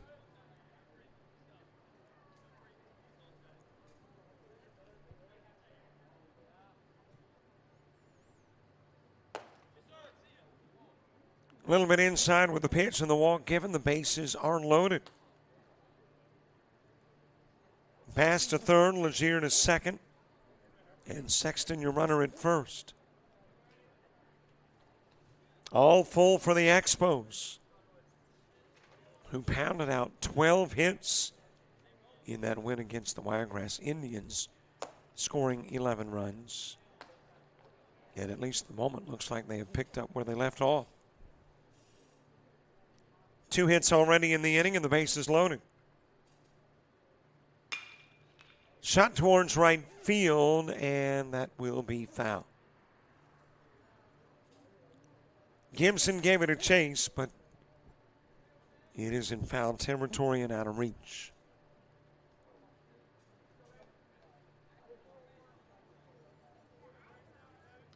Ashton Trammell moving to the on-deck circle. Fouled back to the screen. Well, we might be here a little past sunset. So we might see the lights come on here at Chase Riddle. Brady Lewis trying to drive in runs. Trying to hold his swing back and couldn't. Strikes out and there's 2 gone. And that'll become the first K of the game for Chris Floyd.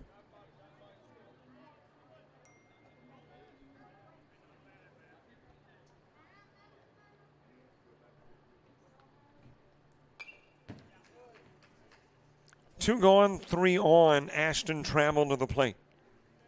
Cade Smith to the on-deck circle. Heat advisory in effect for the Troy area.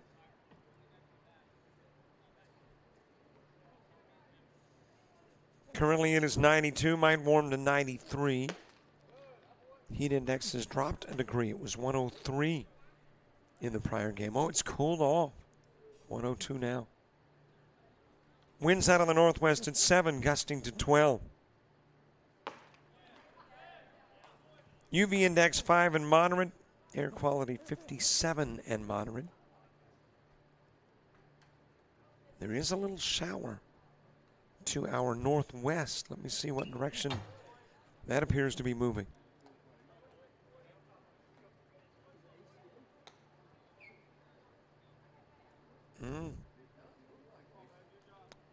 Around 5 o'clock, maybe a little bit to our west. It's not a big one. Looks like it's got some intensity to it. Strike 3 on the inside part of the plate to Trammell. We don't need rain. We want baseball. 3 stranded in the top of the first. We go to the bottom of the inning.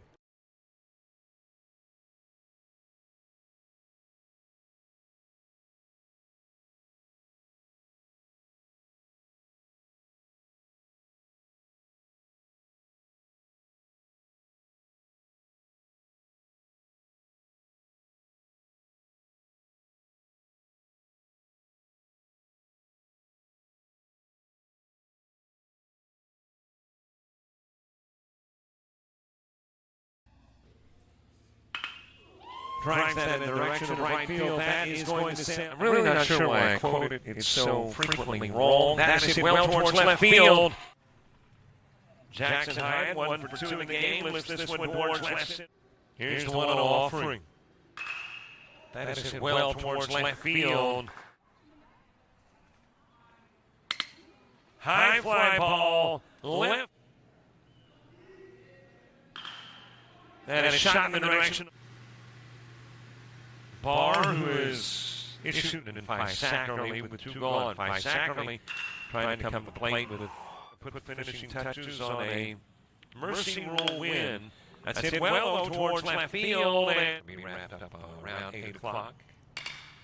And a shot in the direction of right field. Lyles. 2-1 offering. And a shot towards the gap.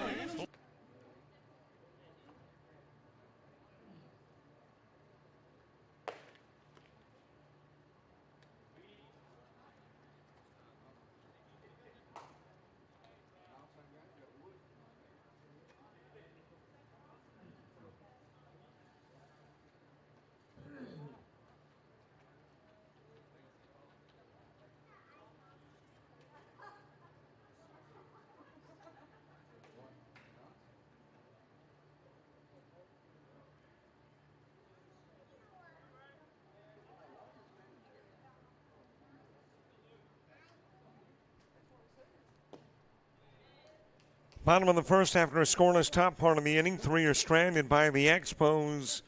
Luke Odom leading it off for Prime 9. Evan Mayo is the 2-hitter. Owen Newsom in the 3 spot. Zach Chrysler batting 4th. That one is popped up to the right side. Cade Smith there. He'll reach back and make the catch, and Odom is out number 1.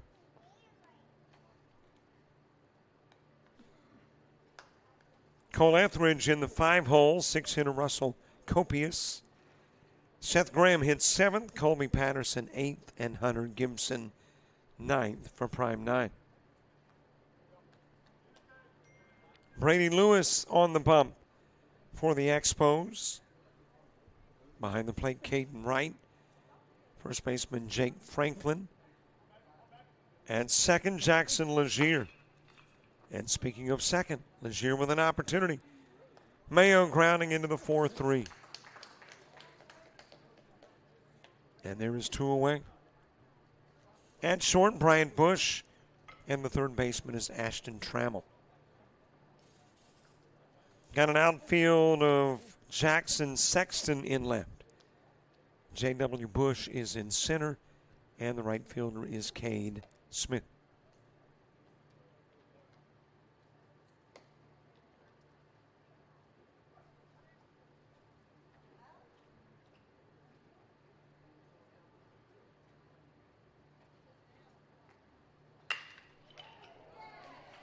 Dropped into right field, a 2-out Owen Newsom single. And a base runner aboard for Zach Chrysler.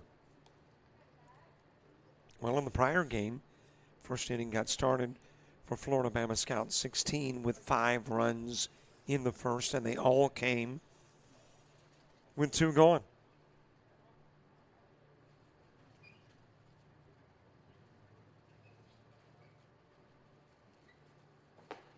We'll see if something similar happens in the bottom of the first here. Cole Etheridge on deck. 2 gone, Newsom on. Lewis giving the runner a look over at first. And on the outside part of the plate goes the pitch to Chrysler.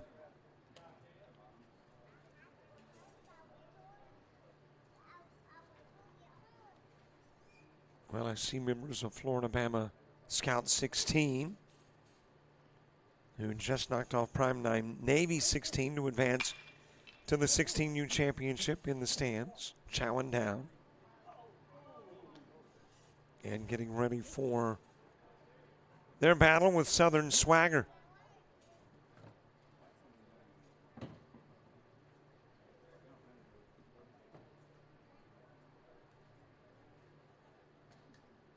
Zach Chrysler with 1 aboard.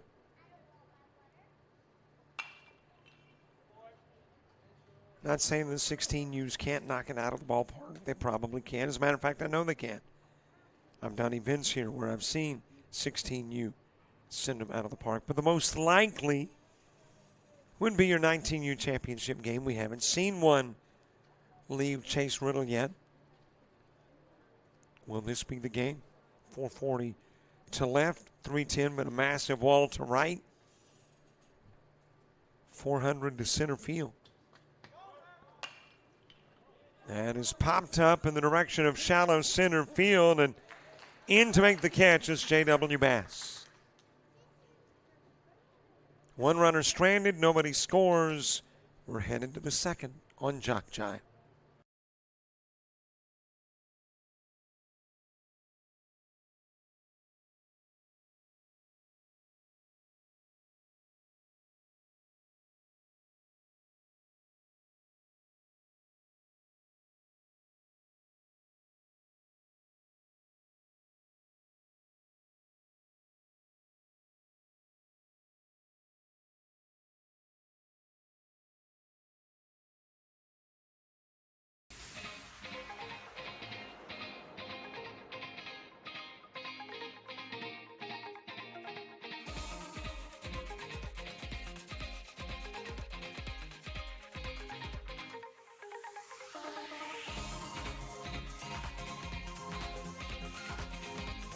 Here's the 7 guy.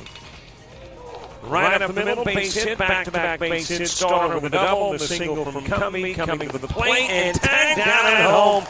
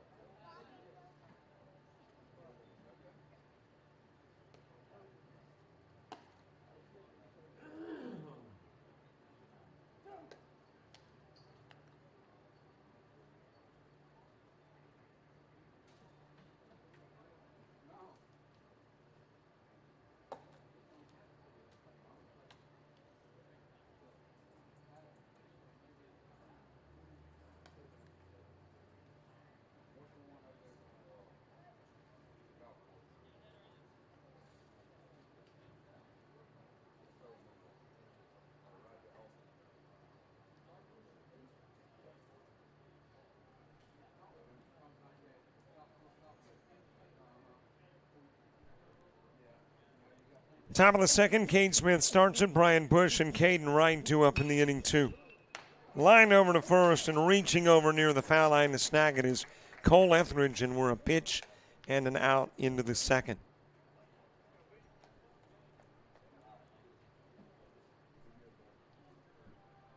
Brian Bush next. Caden Wright on deck.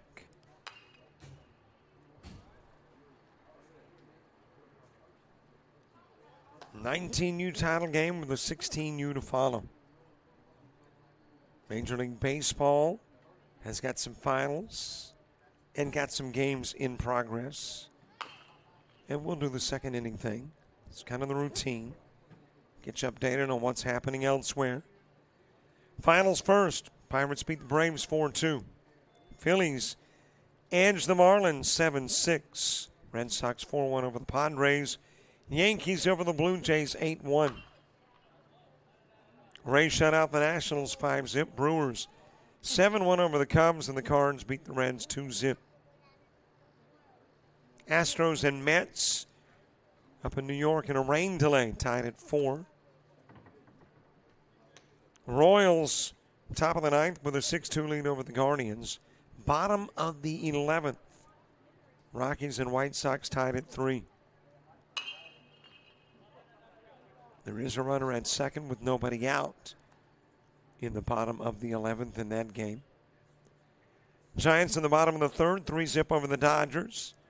A couple of 1-0 games. Tigers over the Angels midway through 3. Twins over the Mariners at the end of 2. And A's and D-backs in the fourth, and nobody scored yet.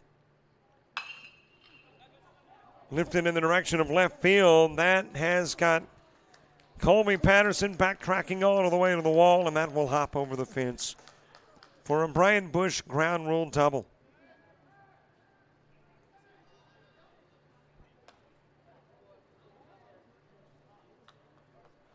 So a base runner in scoring position for Caden Wright. And, of course, still to come in MLB, your ESPN Game of the Week, Rangers and Orioles. WNBA. Liberty knock off the Dream, 81-75, as Caden Wright comes to the plate. Gavin Foltz is on deck. Fever with a 67-64 lead at the end of 3 over the Mercury. Yes, I'm going to check and see what Caitlin's doing. 12 points, 4 of 11 from the floor, 2 of 8 from behind the arc. Does have 10 assists and 8 rebounds. Might wind up with a triple-double. Swing and a miss by Wright. And the Lynx with a 61-59 lead over the Sky with 2:56 to play in the game.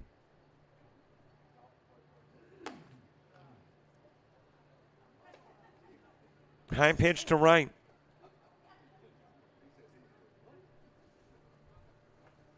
Gavin Foltz awaiting his chance next. Etheridge, Copius, and Graham when you get to the bottom part of the inning. That is fouled off of the ankle of Wright. That had the smart.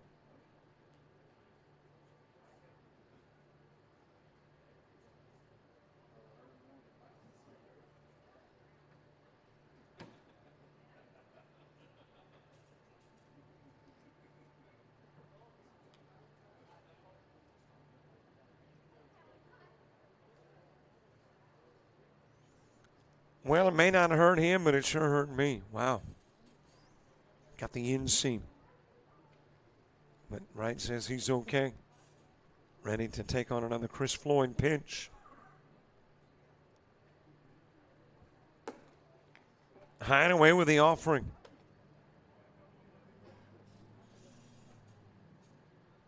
Gavin Foltz on deck.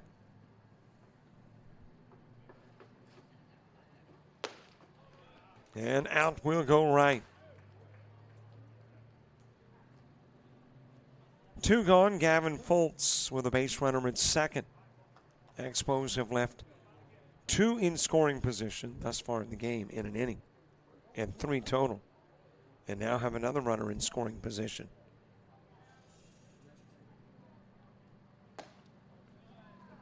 Top of the order moves to the on-deck circle as the EH Gavin Foltz hits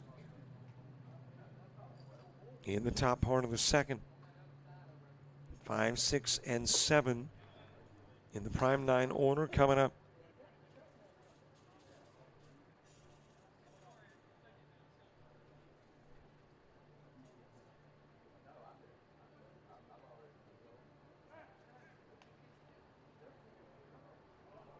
That'll find its way into right field, but Newsom will get to it before Bush is convinced he's got an opportunity for another 90 feet.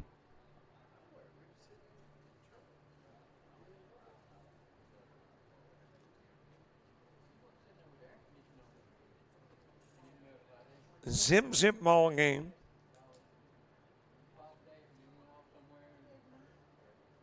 Very early in the contest, top part of inning number 2. That is floated to short of the catch made by Copius. One runner stranded. That's 4 left on by the Dothan Expos as we head to the bottom of the inning with Etheridge, Copius, and Graham due up.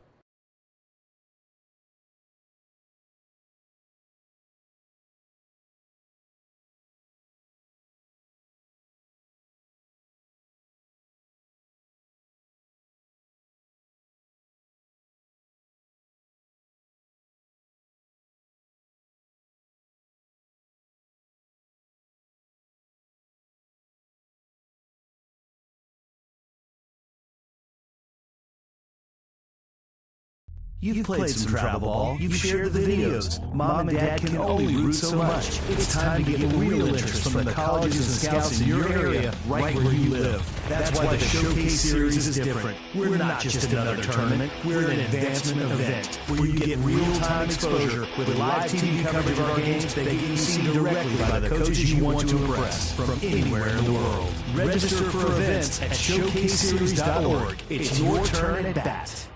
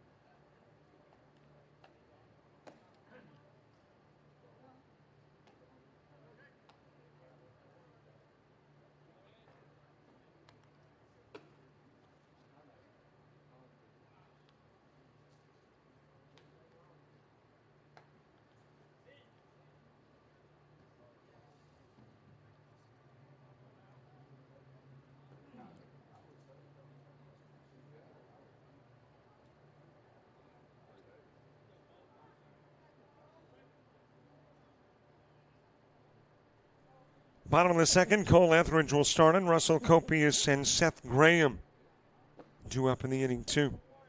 Dothan Expos leaving 4 on, but leaving 3 in scoring position. And it's a scoreless game as we head to the bottom of the second. And if you're worried about time, no worries there. Still lots of time left in this one. On the outside part of the plate to Etheridge.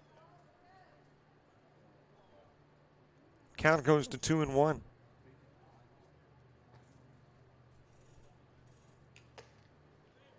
Same spot, same results, 2 strikes on Etheridge.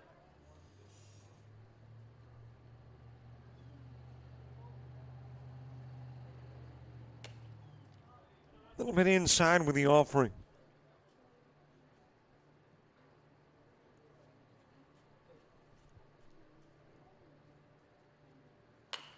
That is ground in the direction of third. Trammell will grab it, go to first.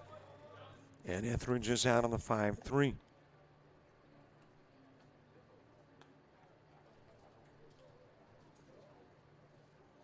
Two away for Russell Copius. Seth Graham moving to the on-deck circle.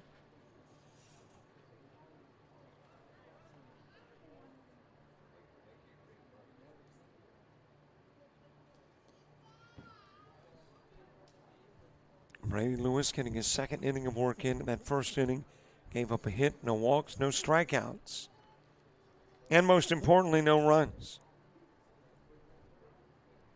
And as a matter of fact, the first base runner didn't come until there were two gone. And that was Owen Newsom with a single.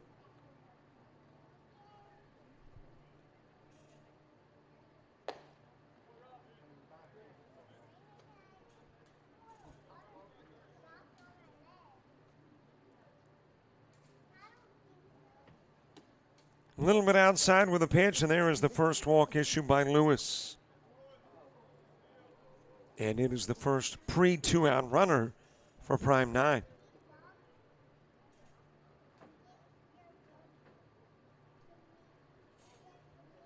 So a base runner aboard, Seth Graham coming to the plate. Colby Patterson to the on-deck circle. Third inning for the Expos. We'll start with the top of their order.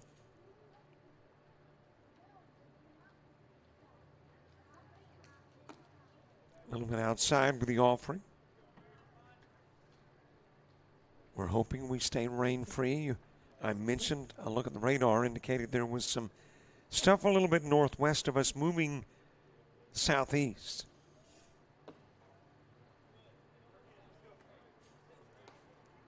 But we are hoping it skirts either west of us or dissipates. One of the two is still good with us.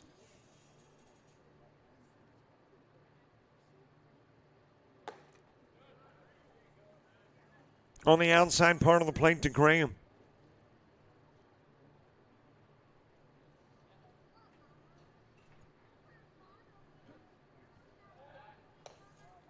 Over to first with the throw. Back safely goes Copius. For us, Showcase Series Baseball next week is at the University of Louisiana Lafayette. Following week, South Alabama and Louisiana Tech. Then back to ULL, and then, believe it or not, it'll be time to wrap up a summer of baseball the last weekend in July at Orange Beach. Back-to-back walks, and on is Graham.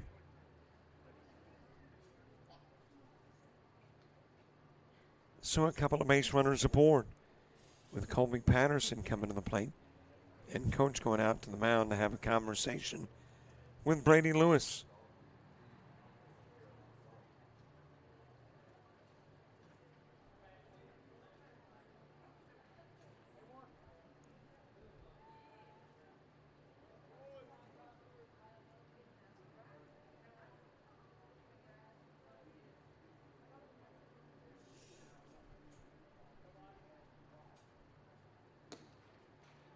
A little bit outside with a pitch to Patterson. Hunter Gibson is on deck. Two runners aboard, put on by Lewis. Through 6 at-bats. Hadn't walked anybody. And then 2 are put aboard as Patterson comes to the plate.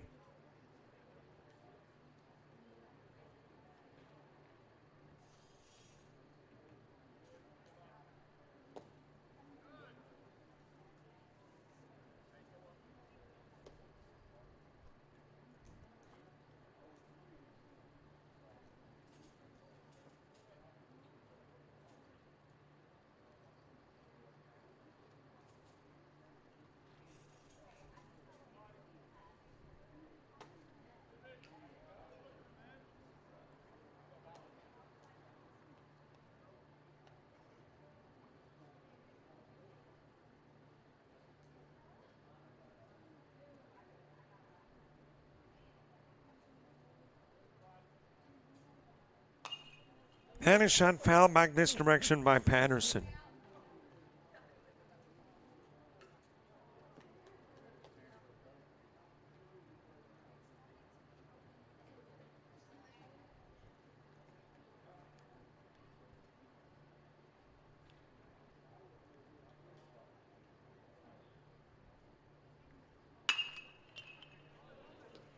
Ground to short, fielded by Bush. And the double play will put an end to the inning. Patterson wrapping into the 6-4 and 3. One runner stranded, nobody scores. Scoreless through 2 as we head to the 3rd.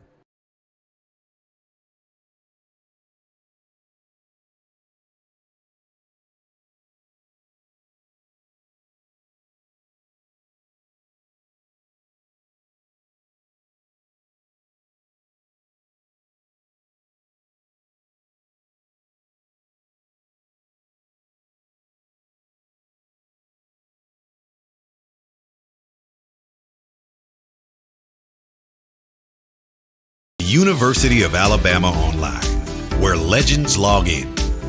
A tradition of excellence. Decades of experience in distance learning. Empowering students of all ages. More than 90 degree and certificate programs to advance your career. UA Online. Flexible, affordable, legendary. Let your computer be your campus. Visit online.ua.edu.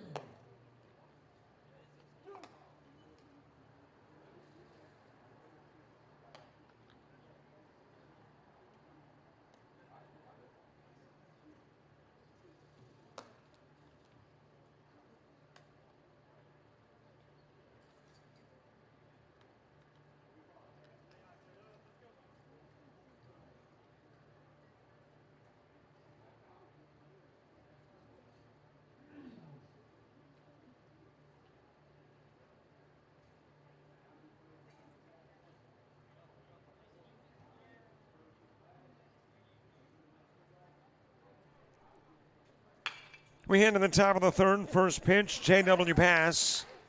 He'll send that one to left field. And for the second time in as many J.W. Bass at bats, he is on. 4th hit of the game for the Expos.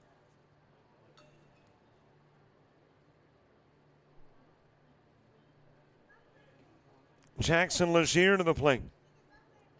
Legier, like Bass, had a first inning single. Let's see if Legier, like Bass, has a 3rd inning single. Jake Franklin moving to the on-deck circle. And his ground to short is at 2. No, Copius will fall down fielding. And that'll be an E6 that puts runners at 1st and 2nd.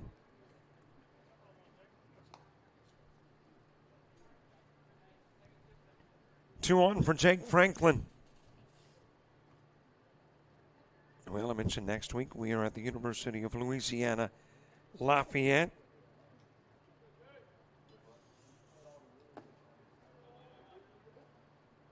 And the schedule for those events will post on Tuesday. But that's not the only spot. There's baseball next weekend. Showcase will be at Northwest Florida State. As this one is hit well towards right center field, it will knock up against the Kaneka sausage sign. Bass will come in to score. Franklin's got a double, and the Expos are on the board.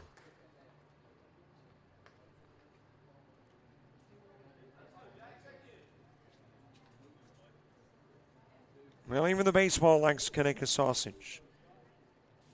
And hits the sign there in right center field, and you got a lead that belongs to the Dothan Expos. With Jackson Sexton coming to the plate. Also next weekend, Northwest Florida State, Southeastern University in Hammond, UNO and Nicholls State, in the Thibodaux, New Orleans area. And, of course, then in Lafayette at the University of Louisiana. Al. And we're going to be in Lafayette. Just the other side of Baton Rouge and across that, 18-mile swamp? You got the board wrong. Expos are away. Oh, it's over there. My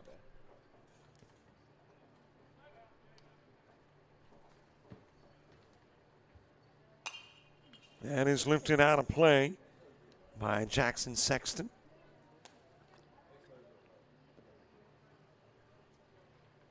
And a gentleman coming up to make sure that we get everything right scoreboard-wise. 1-zip ball game. It belongs to the Expos. Here it is posted on the Prime 9 side of the board. Got to put out that we'll go 5-3 of Sexton, but it does bring in Legier.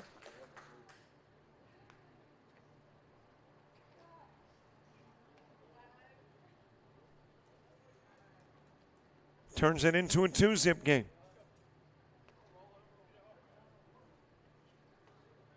And it's got a runner at third with one away. Brady Lewis coming to the plate.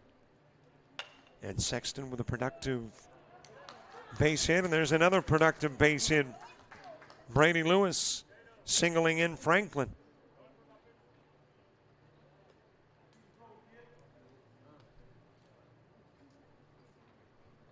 Turns it into a 3-zip game.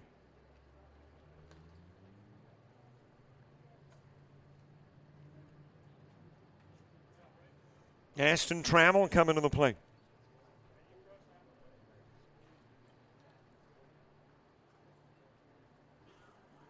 Got a single out here in the top of the third, and 3 runs are plated for the Expos. No one away with the pitch to Trammell.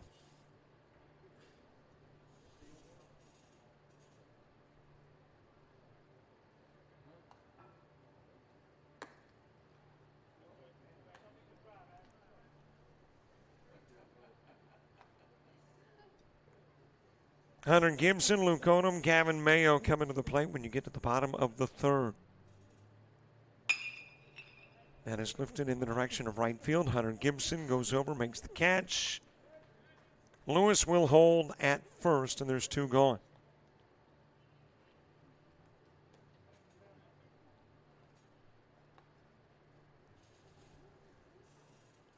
Cade Smith lined out to first in the second. Back to the plate here in the third. Brian Bush moving to the on-deck circle.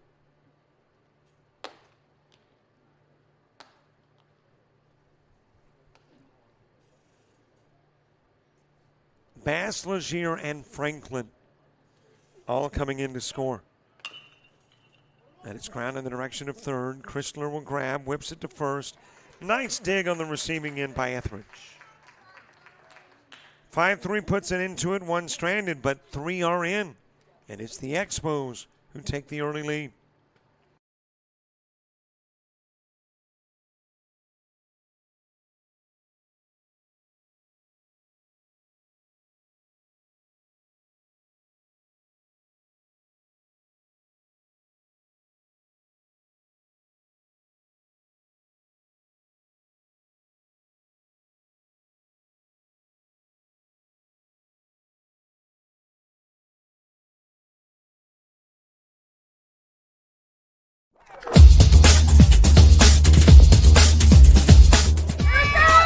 Just about all white Jones County. Diving catch at shortstop.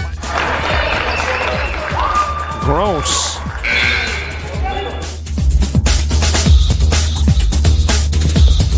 Towards the gap. Diving catch in center field by Ben Aklinski. There is a shot towards deep short. Kraft's got it. Long throw over, and he got it.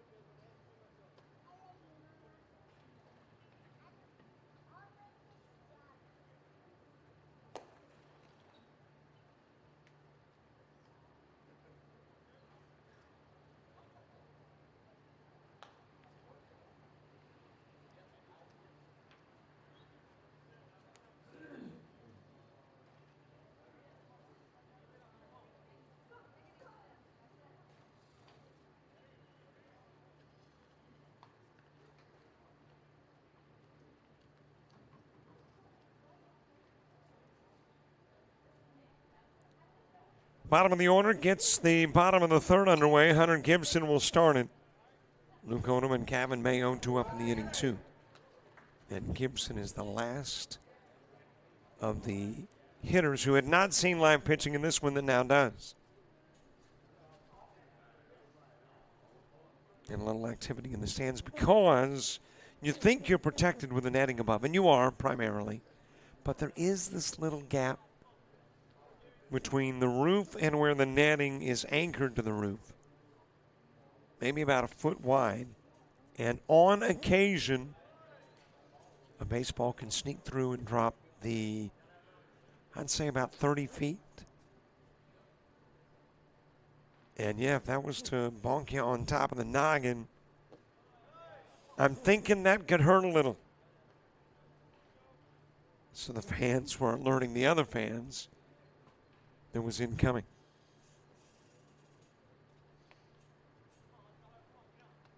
Hunter Gibson, Luke Odom, Gavin Mayo, bottom of the third.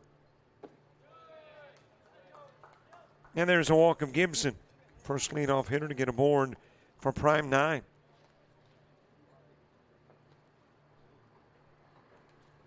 Of course, if I was one of those fans underneath a ball and people yelled, I wouldn't understand quite what they were saying. And you know the first reaction would be to look up. So instead of a bump on the back of the head, probably a broken nose. Man will get away from right, go to the screen. Gibson will go to second. So thus, I stay in here and don't get out there very much.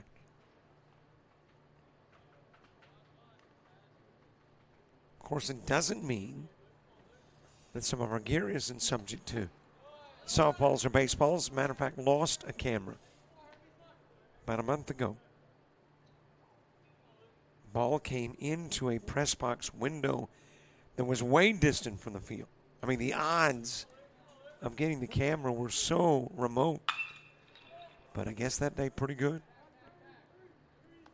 Odom to center field. Tagging is Gibson. He'll go to third, 90 feet away from becoming the first prime 9 run.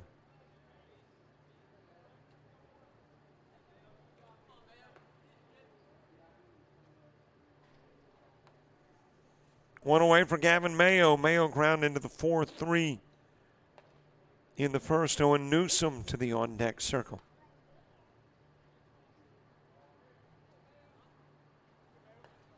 So instead of our typical 110 minutes allotted for the game, because we moved the game over from Eagles Stadium and made a 4-game Sunday a 5-game one, we've got 100 minutes allotted. Shot to right field, and there the catch will be made by Cade Smith. In with a run from third is Gibson, and he ripped up the carpet in the process. Mayo with a sac fly. And we had that a little bit in the prior game. My understanding is it is Velcroed down.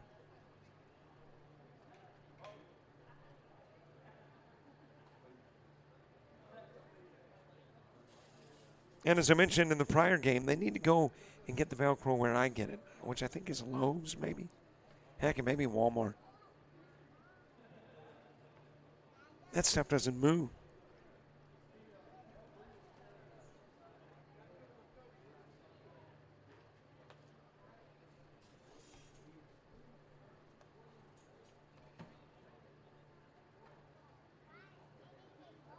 Owen Newsom, a single in the first, back to the plate with 2 gone, bases cleared, 1 in.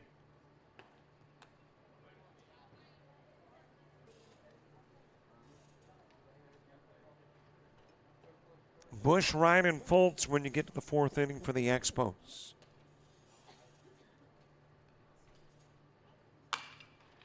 Ground to third, travels there, goes to first with a throw. He will get Newsom on the 5-3. Nobody left on, but one comes in. It's a 3-1 game going to the 4th.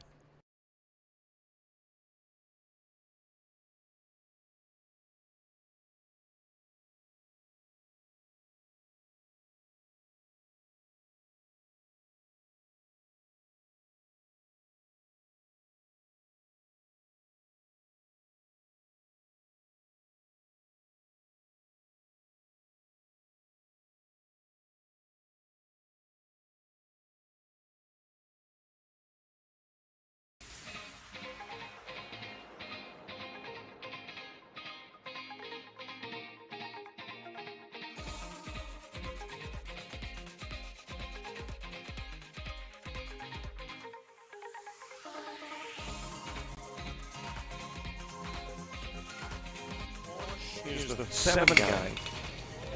Right up the middle, base hit, back-to-back base hit. Starter with a double, the single from Cummey, coming to the plate, and tagged down at home.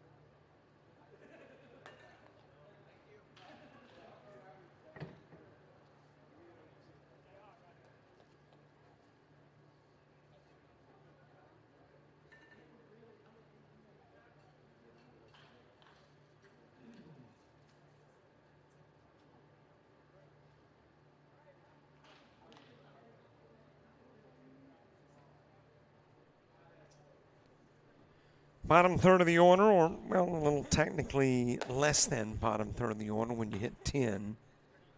If you're hitting 9, the last 3 would be your third. If you're batting 10, what is that? The bottom 3/10? Well, that doesn't sound as nice as third. But nonetheless, 3 hitters. Top of the 4th, Brian Bush, Caden Wright, Gavin Fultz in a 3-1 game. 19U championship. And when we went to an hour 40, I'm like, nah, we're not going to get 7 innings in.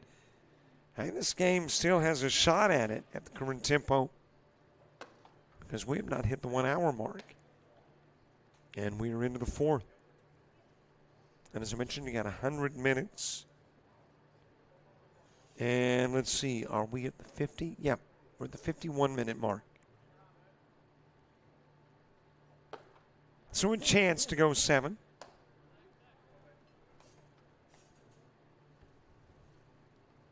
Brian Bush with a double back in the 2nd. To the plate in the 4th. Strike 3 on the outside part of the plate. Got a new pitcher, by the way. It is Zach Chrysler. Chrysler and Floyd have swapped places.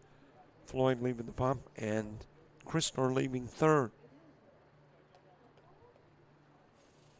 Floyd worked 3 innings, faced 17, 3 strikeouts, 1 walk, 6 hits, 3 runs. And hands it over to Chrysler, who fans his first. Outside with a pitch to Caden Wright.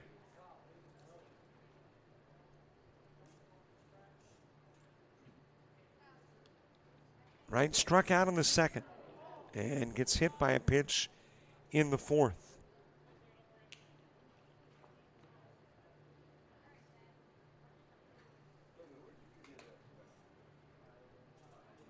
So a base runner aboard, Gavin Fultz coming to the plate. And the umpire will hand deliver the baseball to Chrysler to give Wright an opportunity to recover over at first.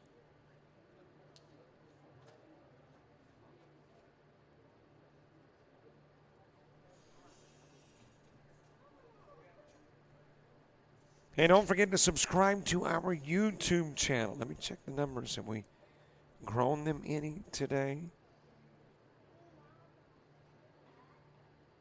Not sure. Hard to tell on my phone. Got to go into the admin. That's a base hit into center field for Gavin Foltz. Couple of base runners on, and we go back to the top of the order. J.W. Bass, who is 2 for 2 in the game. But if you haven't subscribed, please do. We want, we plead for subscribers. And of course, might as well do the same on YouTube.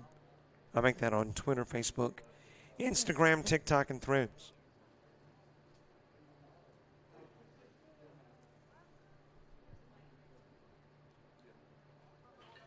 Jackson Legier on deck.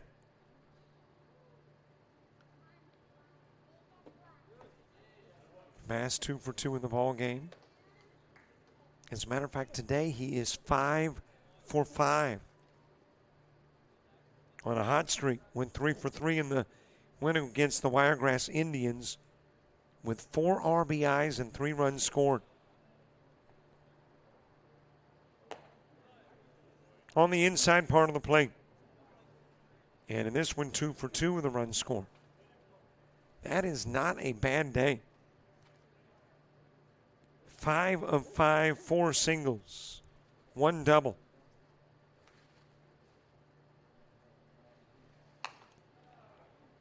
Ground foul in the direction of first.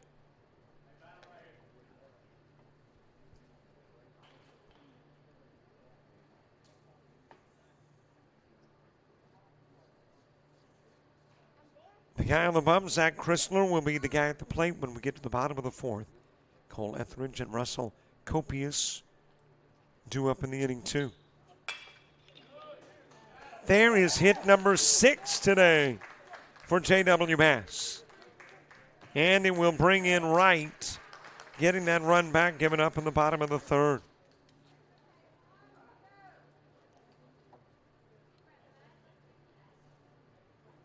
Foltz goes to third. It's a 4-1 game.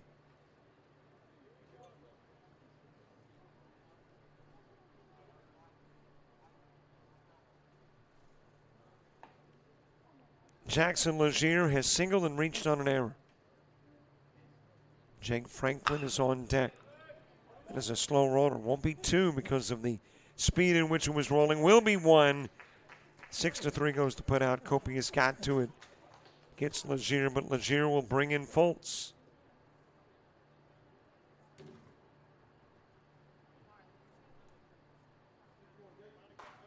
Makes it a 5-1 game. And gives the Expos their largest lead of the game.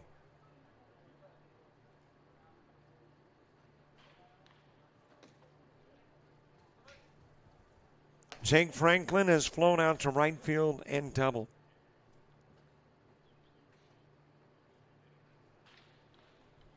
The fly out to right came in the first, the double in the third.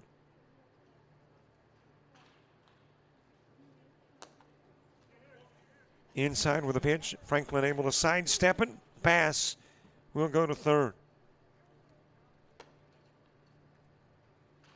I don't know why 99, the number on the back of the jersey of Jake Franklin in this instance, always catches my eye and then provokes the thought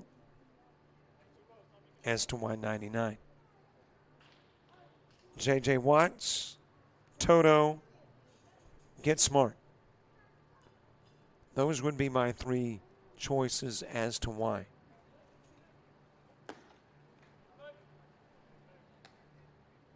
I think Watts wore 99. Toto sang the song 99. And on Get Smart, the agent was 99. Swing and a miss. Okay. I will concede that the agent 99 was on a television show that probably went off the air before Jake Franklin's parents were born.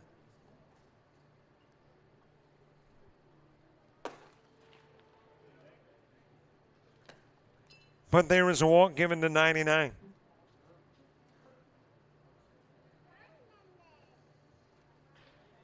Couple of base runners on as Jackson Sexton makes his way to the plate.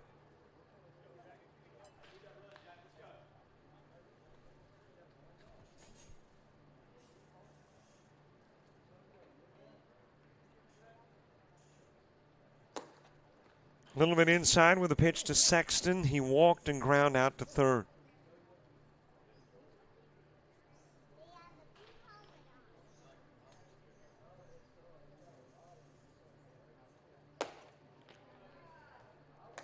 Brady Lewis awaiting his opportunity next. Get Smart was a mid-60s TV show. I'm trying to think of the guy's name. Don something was the main actor. And his female agent friend was Agent 99. Seems like maybe he was Agent 13. I know you have no clue what I'm talking about. Television show Get Smart. Strike delivered to Sexton. He was Agent 86. I did not know that. I was thinking more like 13.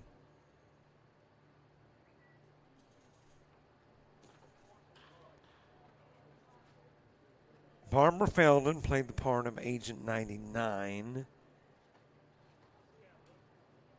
And let's see who played the part. Don Adams was Maxwell Smart.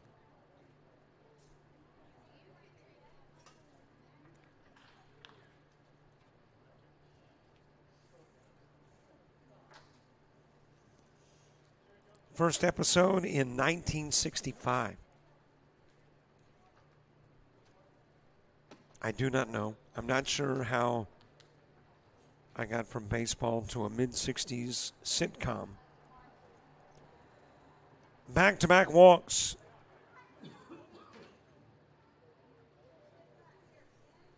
And it is all loaded up. Runners at first, second, and third.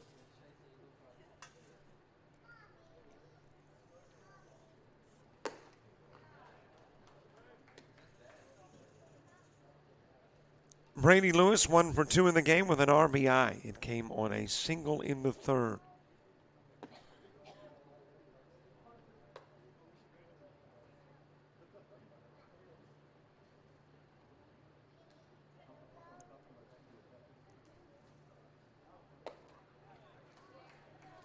That's on the outside part of the plate. Actually, the show lasted longer than I thought, into the 70s. Or into 1970. All right, enough about Get Smart. Brady Lewis fouling it back to the screen and out of play.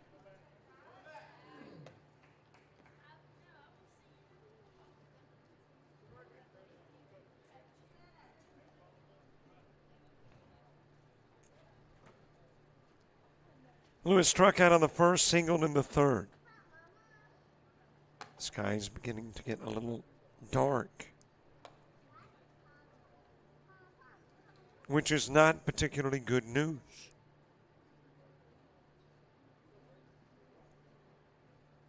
Looking at the radar, there is something a little north of us too that looks like it kind of heads right into Troy.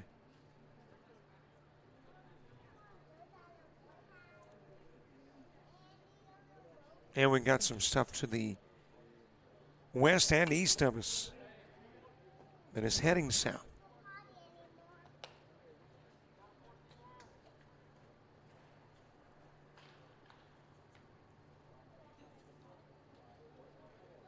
And where this one is concerned, we're an hour or two in with 38 to go in the time limit.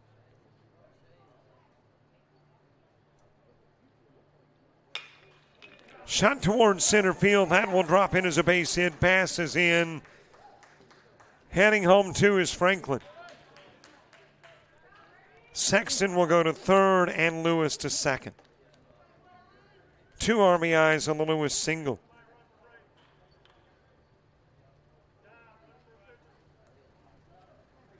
And it's a 7-1 game.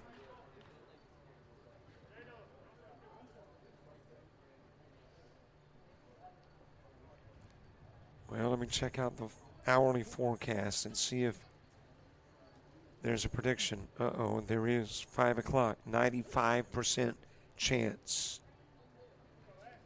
21 minutes away from rain, according to the iPhone weather app. I told you earlier, no mention of rain, nothing in the forecast. Hang on, though. Something could pop up, and it apparently has. And we'll see what kind of impact it has. On the inside part of the plate to Ashton Trammell. Trammell has struck out and popped out. Lifted towards right field and in the corner. Hunter Gibson able to make the over-the-shoulder catch. 2 stranded, but 4 are in. The lead climbs to 6 as we head to the bottom of the 4th.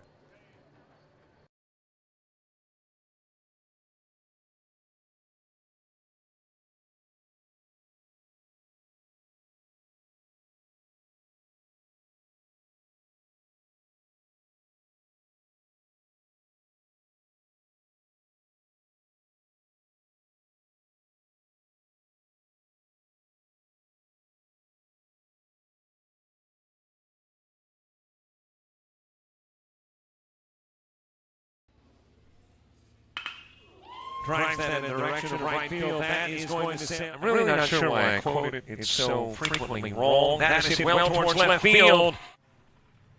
Jackson Hyde, 1 for 2 in the game, lifts this one towards left. Here's the one offering. That is hit well towards left field. High fly ball, left. That is shot in the direction.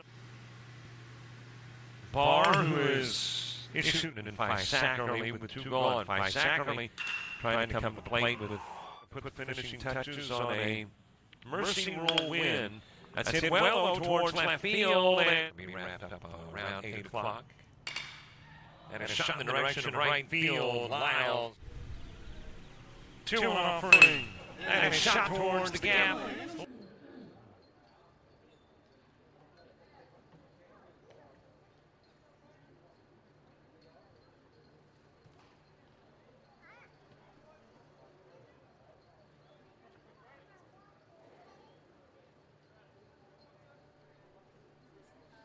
Threatening skies as we get the bottom of the 4th underway. Zach Chrysler, Cole Etheridge, Russell Copius due up in the inning, and it looks like it'll be Floyd batting for Chrysler. They swap spots on the diamond. Chrysler to the mound, Floyd to third, and they will swap spots at the plate. Chrysler had batted in this 4th spot, and Floyd will in the 4th. And, of course, ahead of the rain, you got to worry about the Lightning. The Lightning put us into a delay for 1 game yesterday, and the rain put us into a delay for the other.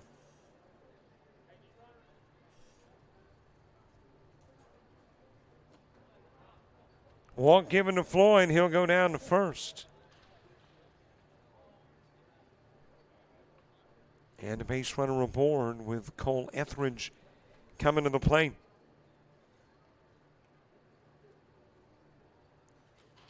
Etheridge ground into a 5-3 in the 2nd. Russell Copius moving to the on-deck circle.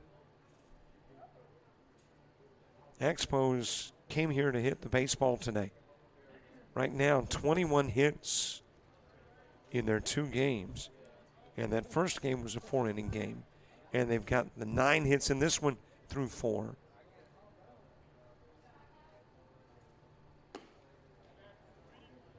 Outside with a pitch to Etheridge.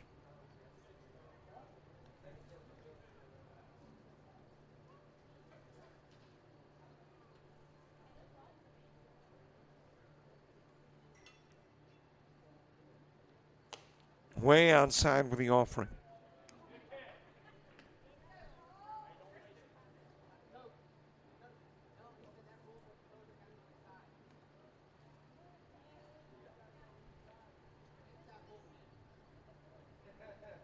little pause in the action. The official making sure that a couple of Expos were in the bullpen, not out of it, over in foul territory.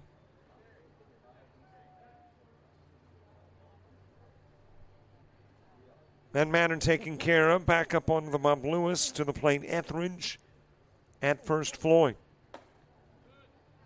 That's high, and you got back-to-back walks.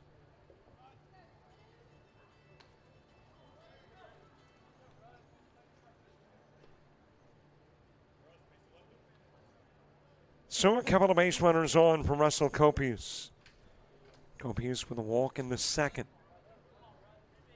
And for Lewis, that is walk number 5 in the game. On the outside part of the plate.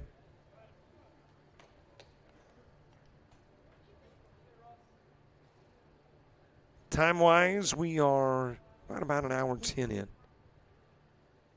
Still a half hour in the time limit. Possibility of 2. There's 1. Won't get 2. As a matter of fact, a run will come in. Thrown away, and Floyd will score. So Copius grounds into the 1-4. Etheridge is out, but the E4 will allow Floyd to come in and Copius to stay on.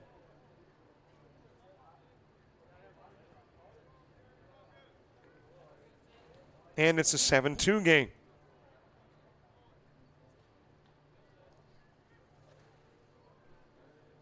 Well, here's what we're hoping with the weather. That it skirts to the side of us like it has done at least on a couple of occasions. Did get some rain yesterday. About a 15-minute delay. But we had several potential rain events and one rain event that sideswiped us. Fouled away by Seth Graham.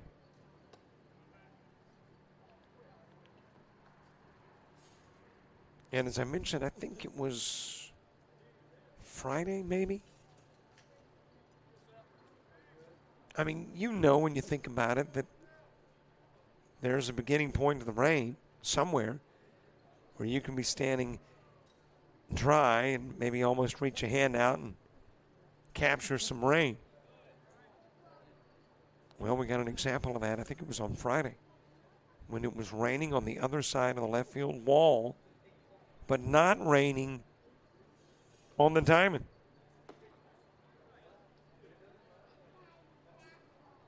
Hey, we'll take it. If we can get another one of those.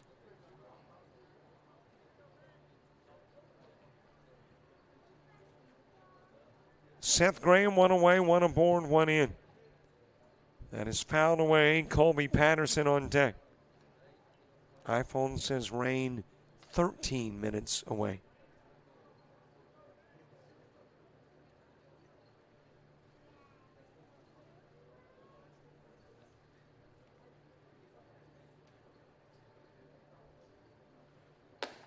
High inside pitch, walk given to Graham. That will be walk number 6 for Lewis.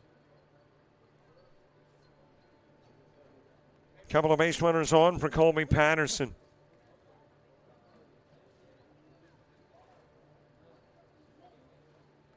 Well, I've expanded my radar, trying to get a good look at what's coming in. As this one is hit towards center field, and that will drop in as a base hit for Colby Patterson. In to score is Copius. And it's a 7-3 game.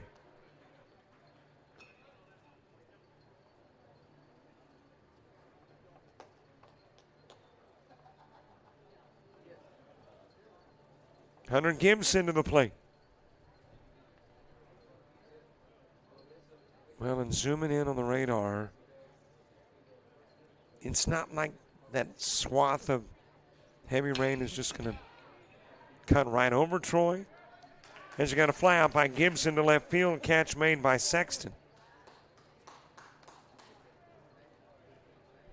But it sure looks like we're going to catch some of the nastiness.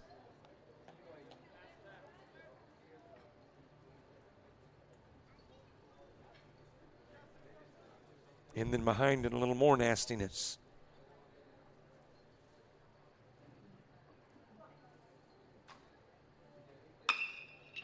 And a shot towards left field. It'll drop in. Rounding third, coming home. Graham in safely.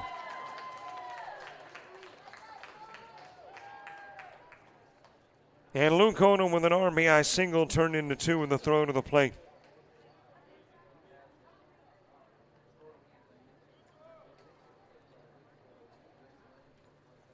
Couple of base runners in scoring position.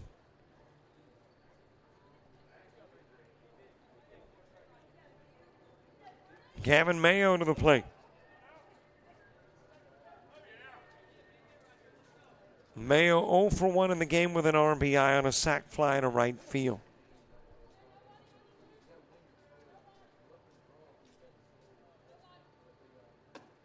High inside pitch to Mayo.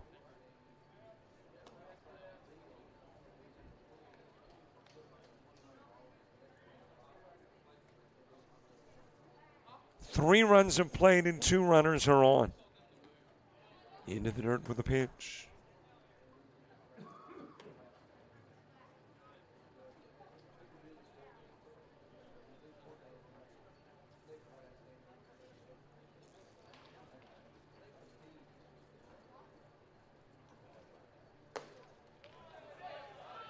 Wide of the strike zone, and the count goes to 3-0.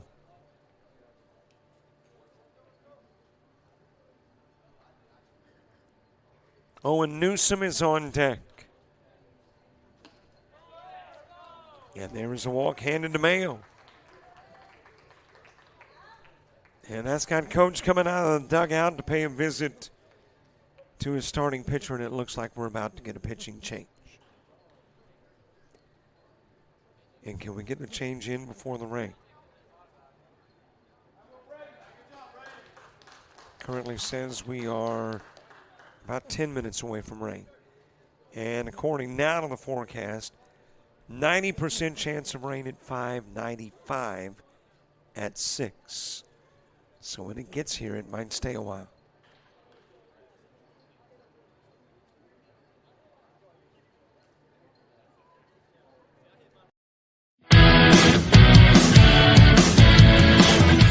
Frustrated. She's having trouble with her defensive player.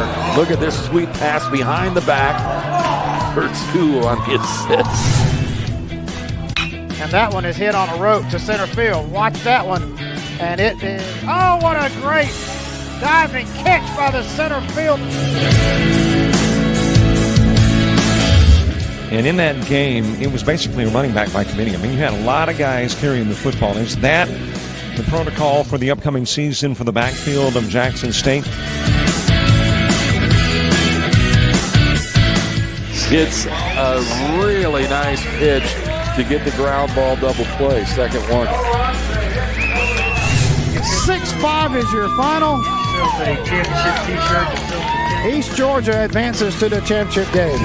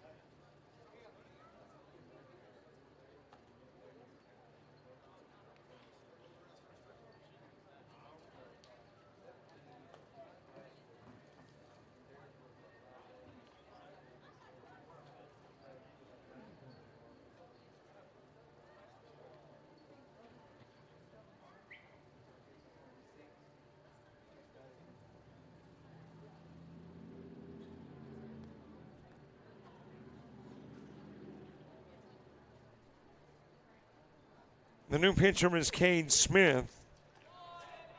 And Cade Smith came into the ball game in the opening game today and worked an inning. Faced a total of 3. Walked 1. Had a double play. Take that 1 that he walked out. There's a toss that will get away from right. And another run plates. Turns it into a 7-5 game.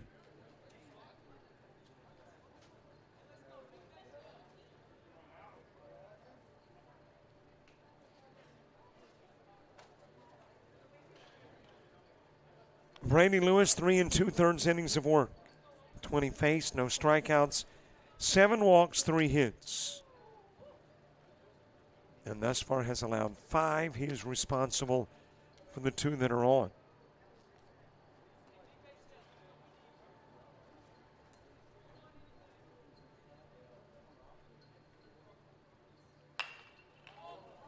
Popped up on the infield. Calling for it at first is Jake Franklin. And Newsom will fly out.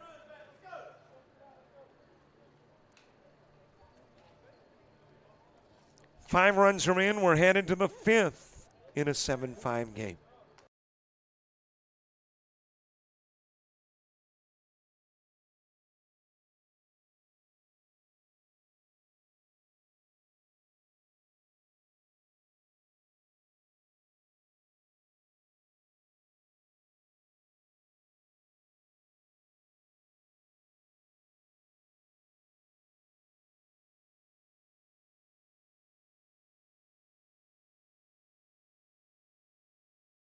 University of Alabama Online, where legends log in.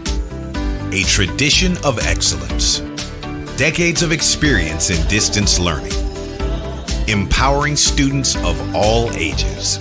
More than 90 degree and certificate programs to advance your career. UA Online.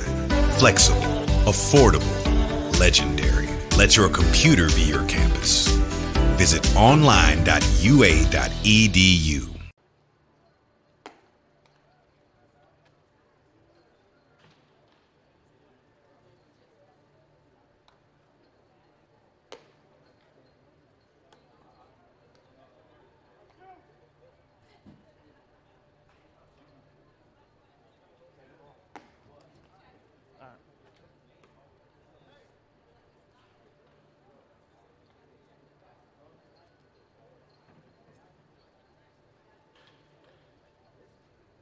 And that may be your ball game.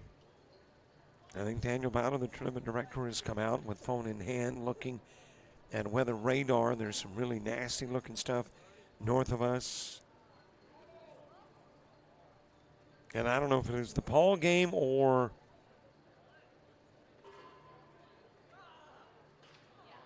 a suspension of play. So before we make a call on that, let's wait and see.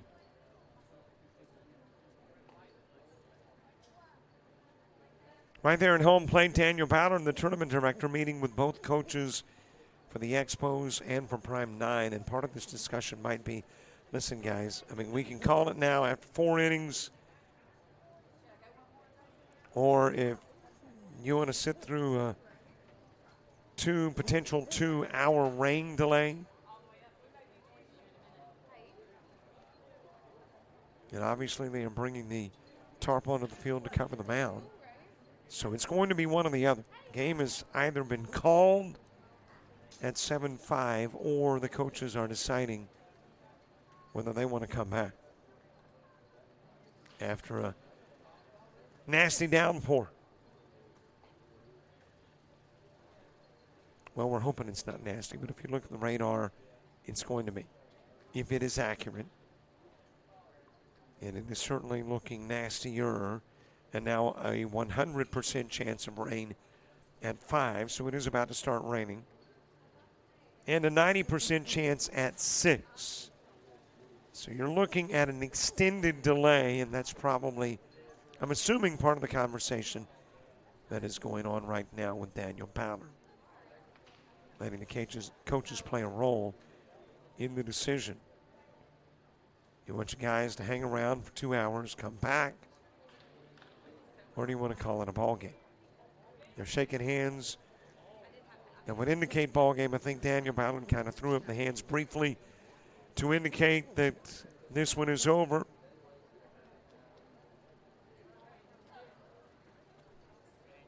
And I think that is indeed it. Mother Nature has said wrap it up, and we will. And this one is now final.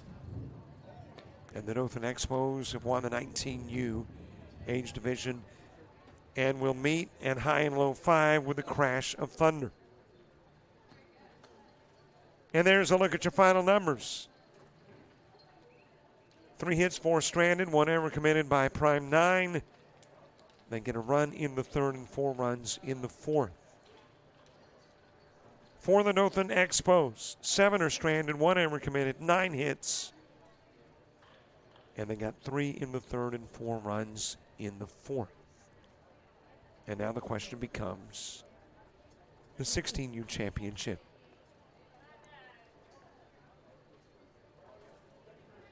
We assume it will be played. The question is, when will it be played?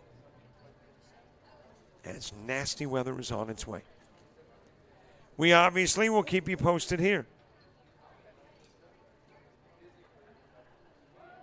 And I think at the moment, rather than go to an interview to fill up time, rain time, we're just going to keep the cameras up, the link live. In a few, you might be watching in rain, and we'll keep you posted as to when that 16U championship gets underway.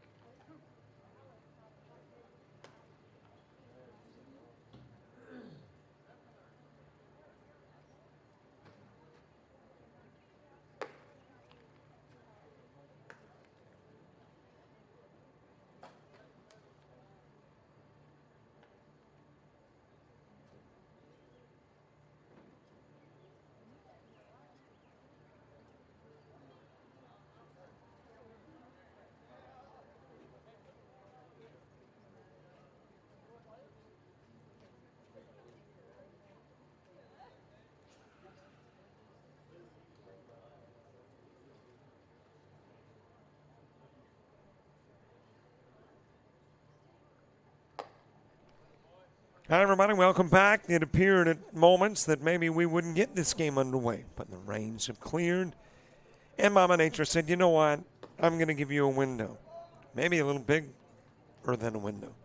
We're going to give you time to get the game in. We'll start about 6 o'clock and get your 16U title game in. Florida Bama Scout 16 taking on Southern Swagger. As the lights come on here at Troy University. And John Michael Mordecai steps in to start things off. Hayden Jones in the 2 spot. Easton Grace in the 3. Madison Curry hitting 4th. Shelton Darnell 5th. Timothy Busby is the 6 hitter. Nathan Courier in the 7 spot. And there is a walk given to Mordecai. And a base runner aboard early.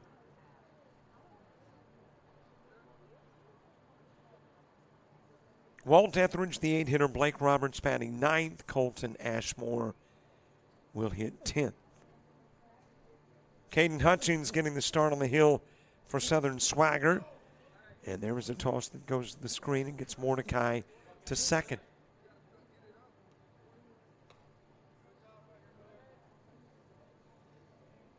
Behind the plate, Connor Davidson. At first, Cade Hodges, second baseman Noah Miller. Shortstop is Carter Richards, and the third baseman Gabriel Yelverton.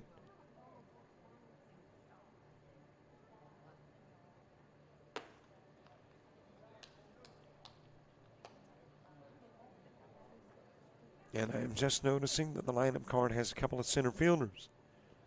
Obviously, we're going to play with just one. So let's see if I can pick out who is where. Don't have a left fielder listed. Turned his back right on cue. Thank you very much, Drew Duncan. Over in left field, the center fielder is Jackson Langham. And in right field, William Lesenby.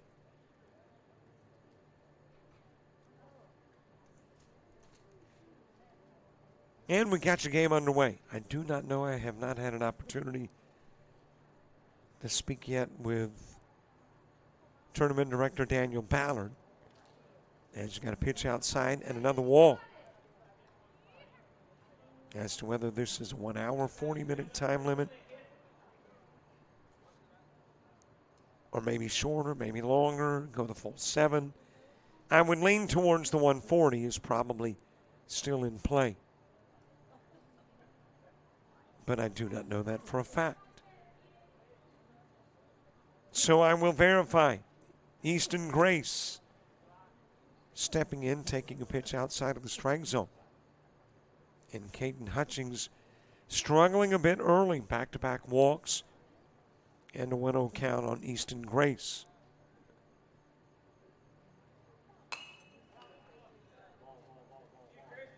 That is back this direction, out of play. And rolls off the net back down onto the diamond. Rains came at about maybe a little before 5, 4:45-ish, in that neighborhood.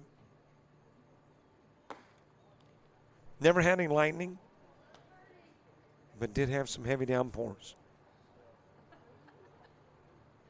Didn't really have any wind to speak of.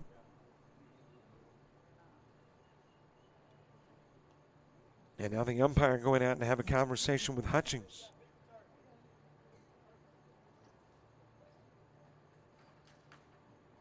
A little unusual, unless Hutchings is maybe verbalizing his disgruntlement with calls. Umpire coming back to the plate with a smile on his face, so I would lean towards that's not the issue.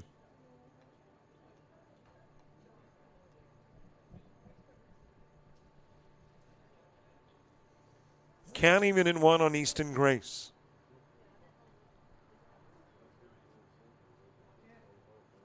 Madison Curry on deck.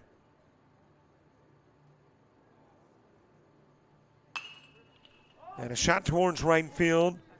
William Lisenby backed up first, then dropped it. Throw going to second to see if he can get the out. Nobody's covering the bag, and everybody is safe.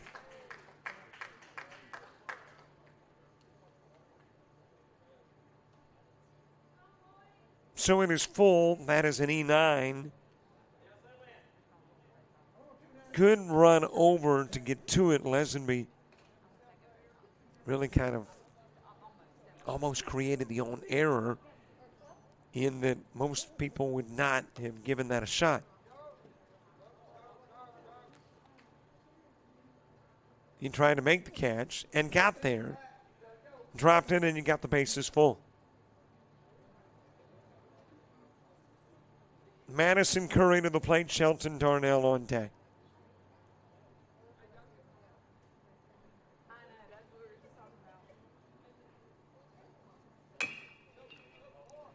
Chopped over towards the pitcher, dropped, and everybody's safe again. Hutchings dropping it. Back-to-back errors. And it is still full in a one-zip game. And Caden Hutchings is going to get an early visit. We are 4 at-bats into the ball game. And a couple of errors. And you got to believe that the rain probably contributing somewhat to the mistakes. You've got a wet turf, wet ball.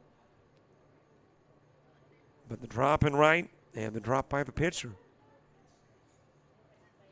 Bases loaded and one in. And nobody going. And all of the activity without a base hit.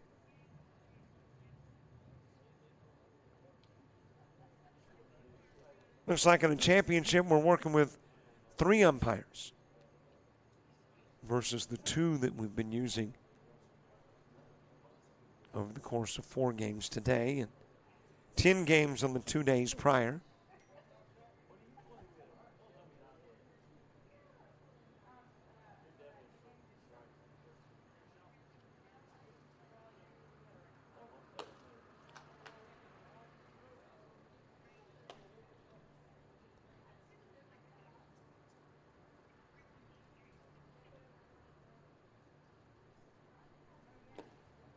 Inside with a pitch to Shelton Darnell.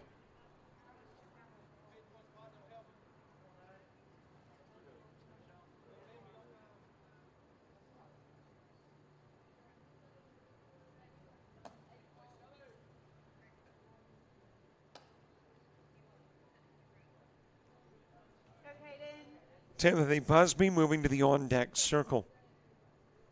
Well, we are going to play into the night, obviously, as we get the game underway at 6 o'clock with a roughly 7:53 sunset on a cloudy day. So the lights necessitated. As you get a wild pitch, and Jones in from third. Well, and you got to walk too. That is more likely for the reason of the run coming in from third than the wild pitch. Kind of a combo package. Bases loaded, walk. Darnell's on, and Jones is in. And it is still loaded, and there is still nobody gone. And coach is back out at the bump.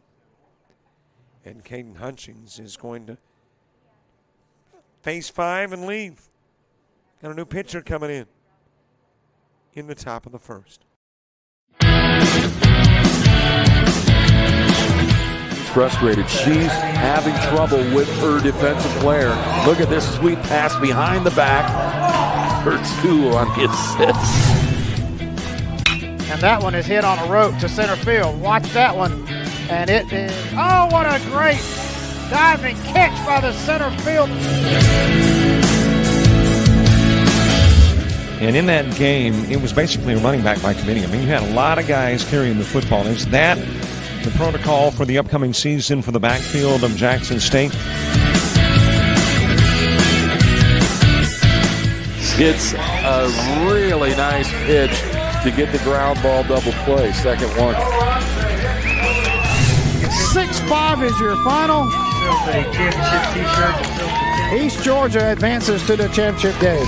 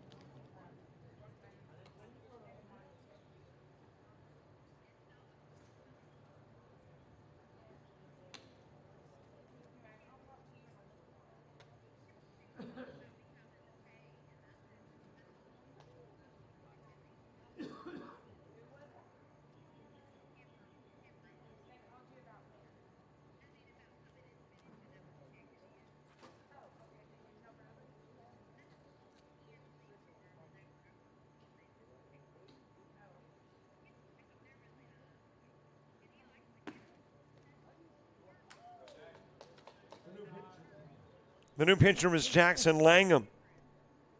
Caden Hutchings will face 5. Did not get it out. 3 walks, no hits. 2 runs in. Leaves with the bases full. And hands it over to Jackson Langham. And I know we have seen Langham before on the bump. I'm looking back through my scorebook to get some specifics. Little check swing, sent foul towards third. Might have came into the prime 9 Gray 16 game and worked the last 2 outs.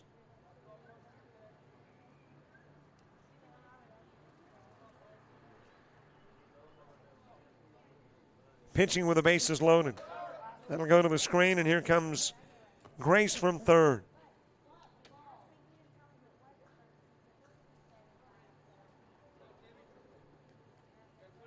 And it's a 3-zip game. Timothy Bush followed by Nathan Courier. 3 runs in. Nobody gone. Shot over towards first, but foul. And the 3 runs in, the 2 runners on, and nobody gone. Happens without a base hit. And we are about 15 minutes into the first inning and don't have an out in the first inning.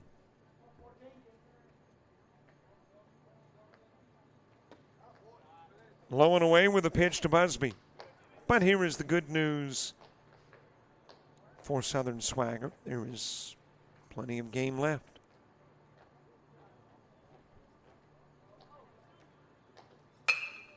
Chop towards second. Miller's got it. He'll go to first with the throw, and there is out number 1. But it brings in run number 4. So Busby grounding into the 4-3.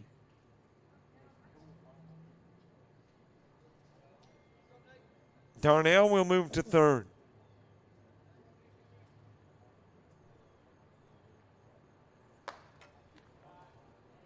Hey, there have been games. We've seen them this weekend where 5 runs played in the first inning or 3 runs played in the first inning and nary a run after that.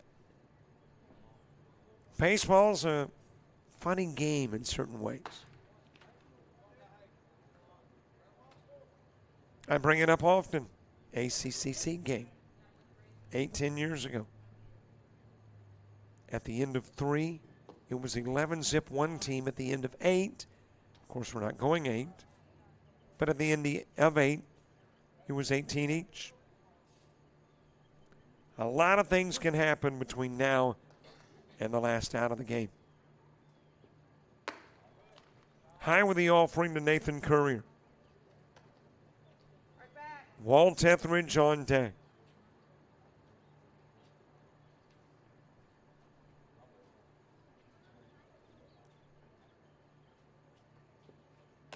Outside with a pitch and a walk given. Courier's on. And a couple of base runners aboard for Walt Etheridge. Blake Roberts moving to the on-deck circle.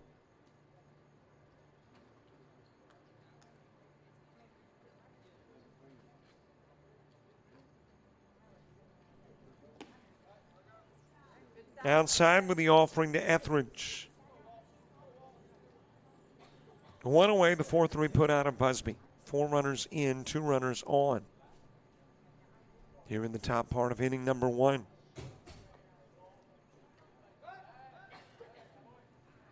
The 5-3 look, but both runners will stay put.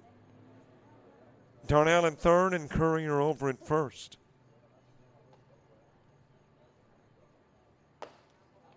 On the outside part of the plate to Etheridge. Well, while we were all kicked back, feet propped up, watching the rainfall, Daniel Ballard was fairly busy. I mean, that's his busy time. I mean, not that there's not a busy time, but that's the busier time. But it looks like you survived. You look a little frazzled, but you made it.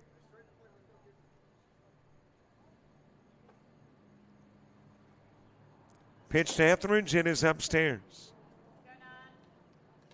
And Swagger's struggling here in the top part of the first.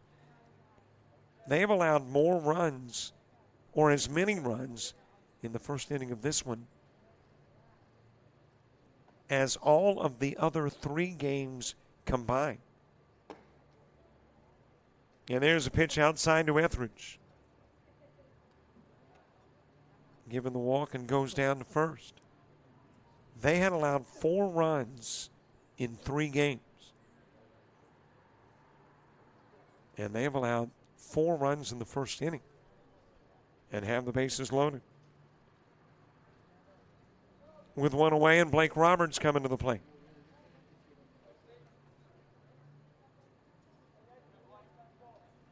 Colton Ashmore moving to the on-deck circle.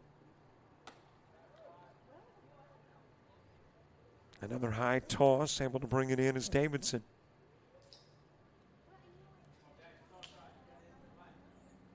And right now you're working on an 18-minute inning, and there's 1 away.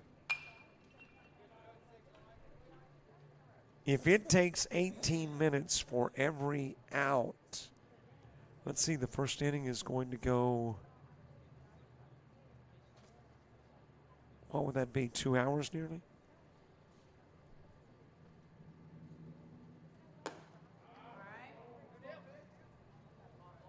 Roberts trying to hold up on the swing and couldn't.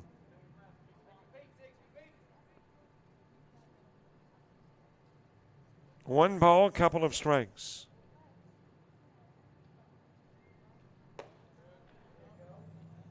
So Daniel has enlightened me on all the specifics. 1:30 time limit. It can end in a tie. Well, at the current rate, you know that we may not get to the bottom of the first in an hour 30. 22 minutes into the game. And got a single out with the bases loaded. So we got a 6 o'clock start. Here's the pitch to Roberts, and that's fouled away too.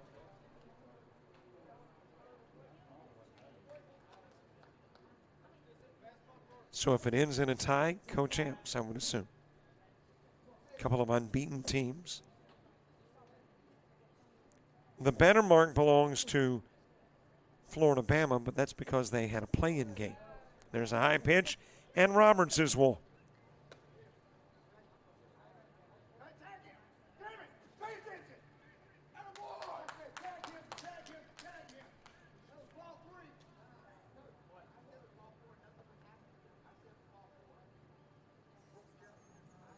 A little confusion on the field. I think Coach just said it was ball 3, and I think the umpire just confirmed that it is 4.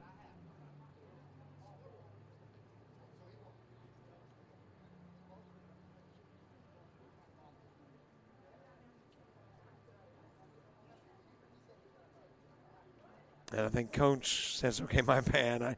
I had the pitch count wrong. I thought it was ball 3. Hey, I like that stuff when someone can admit they made a mistake. These days we don't own up to our mistakes. Coach said, hey, my bad. You're right, ball 4. 5th run of the game, and the base is still loaded. Another wild pitch, and here comes Courier from third. And it's a 6-zip game. And 2 kudos to Coach in being able to say, you're right, I'm wrong, in a situation where he's got to be extremely frustrated. You know, our temperaments are different in those situations, but he was still able to go, okay, you're right.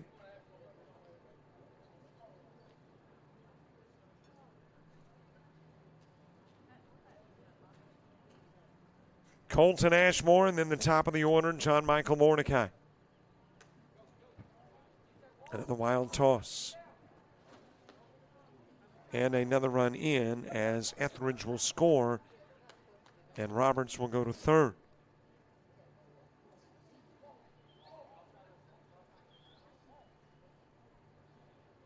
And Coach coming out to the bump to have a conversation with Jackson Langham.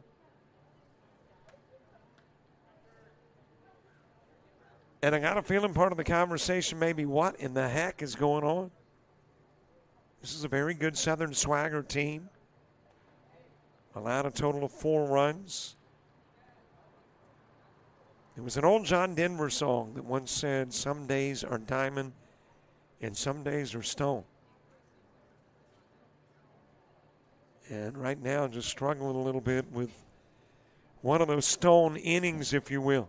And it looks like we're going to get another pitcher as Baylor Turman is headed to the bump.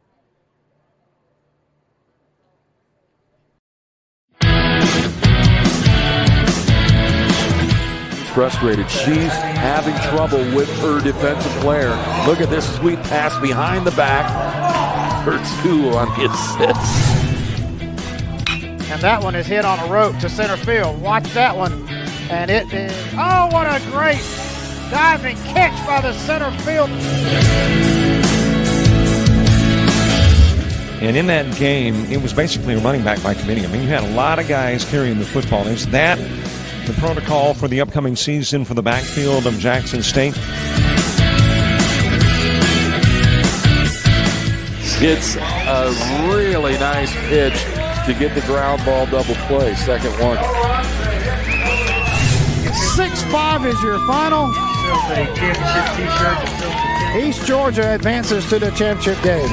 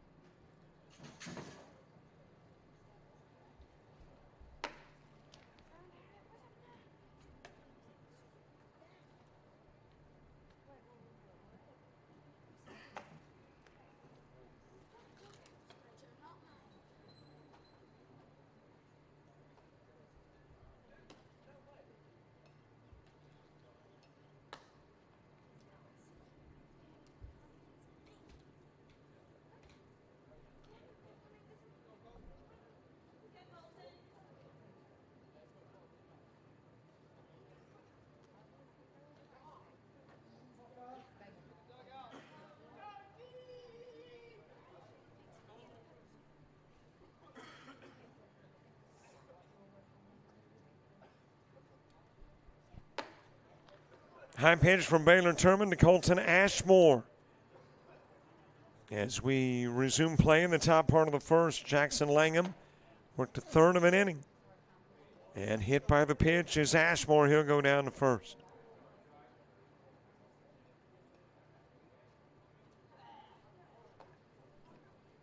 And we're back to the top of the order.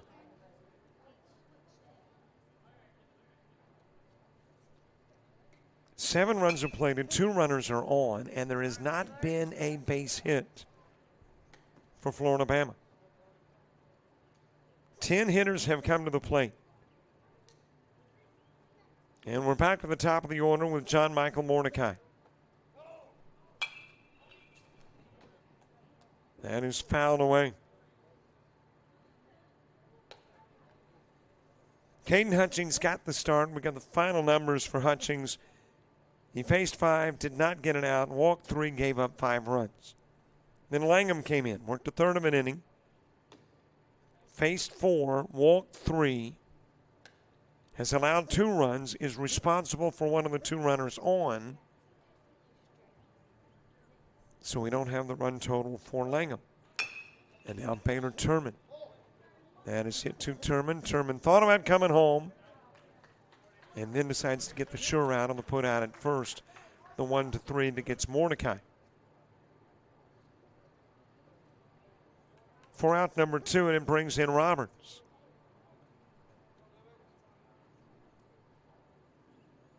Ashmore to second.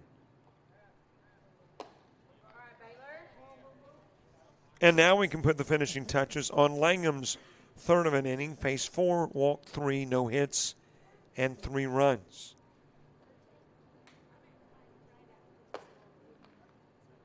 Hayden Jones at the plate.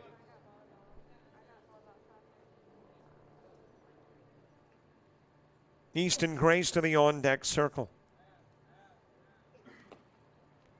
Into the dirt with the pitch. Off to third goes Ashmore, and he's there safely.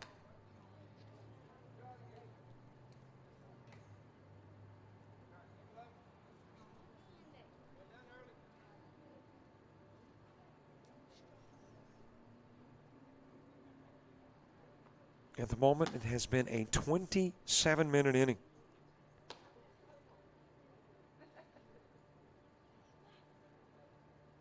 The first out came 6 at-bats in. The second at-bat, the second out, came 11 at-bats in.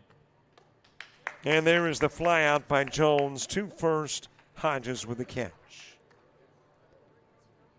So with an hour 30 and now just an hour left, Southern Swagger says we got some work to do as we head to the bottom of the first.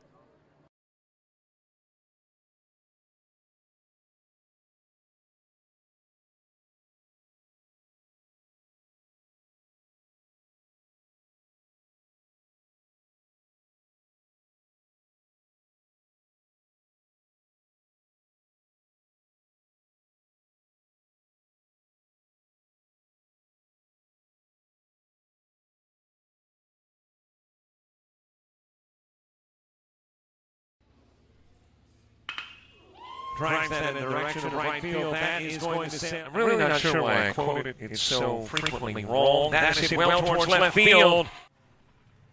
Jackson Hyde, 1 for 2 in the game, lifts this one towards left. Here's the 1-0 offering. That is hit well towards left field.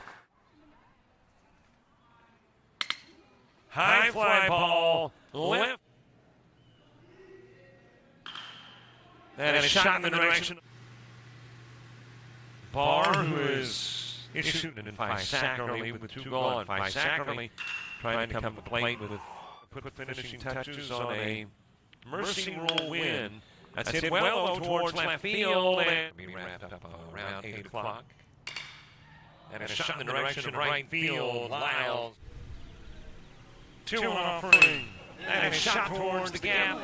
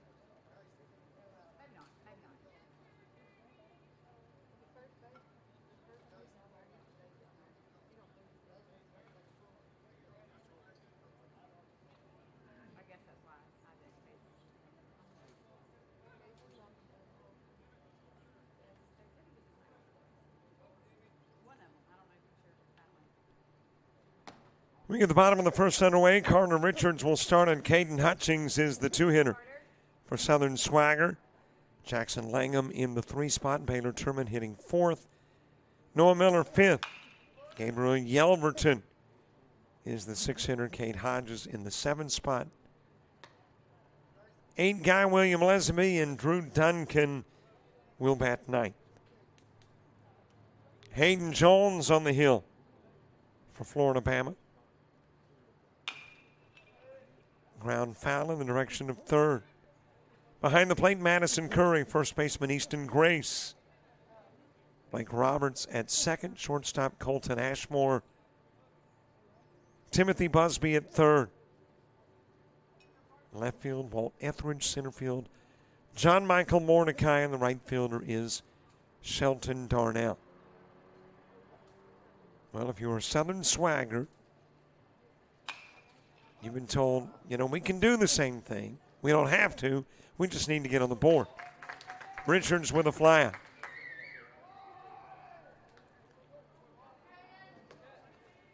And it is going to be an unusual looking break board with 8 runs and no hits, as Caden Hutchings makes his way to the plate.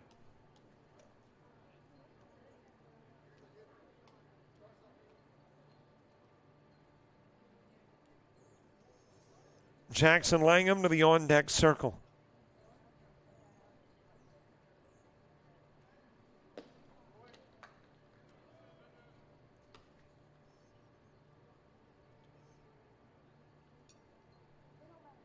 In that first inning, Mordecai, Jones, Grace, Curry, Darnell, Courier, Etheridge, and Roberts all come in to score.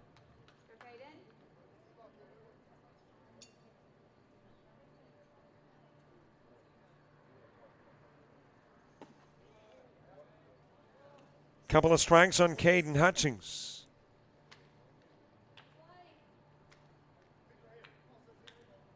And Southern Swagger just looking for something to give them that mental lift. Body language suggests they're down, but you know what changes that is being able to put a few hits together, few runs on the board. Has a way of perking things up. 2-strike pitch. A little bit inside, and the count runs full on Hutchings.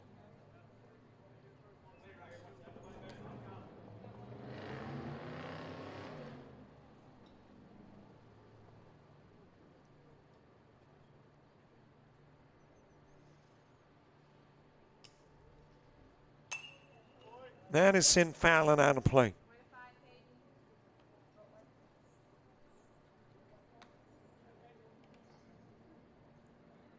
Jackson Langham moving to the on-deck circle. Top of the second, Grace, Curry, and Darnell. And there is a strike 3. And there's 2 away.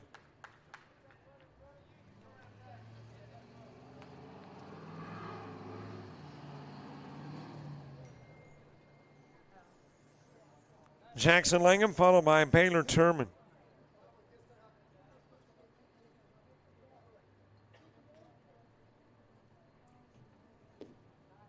And that'll hit him. He'll get on. Langham will take the trip down to first.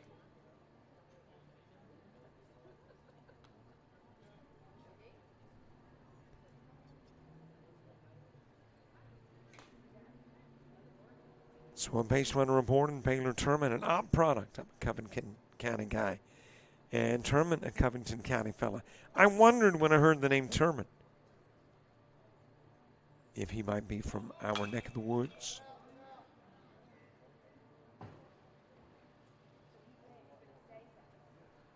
I am getting forgetful. The late Carl Turman, fine gentleman, county commissioner in Covington County. His son, and I'm trying to remember names, is it Blake?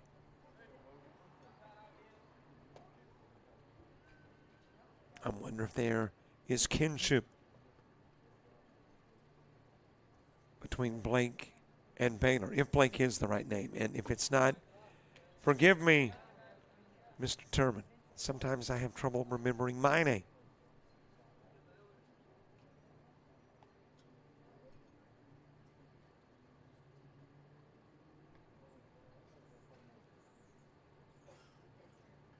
One ball, one strike.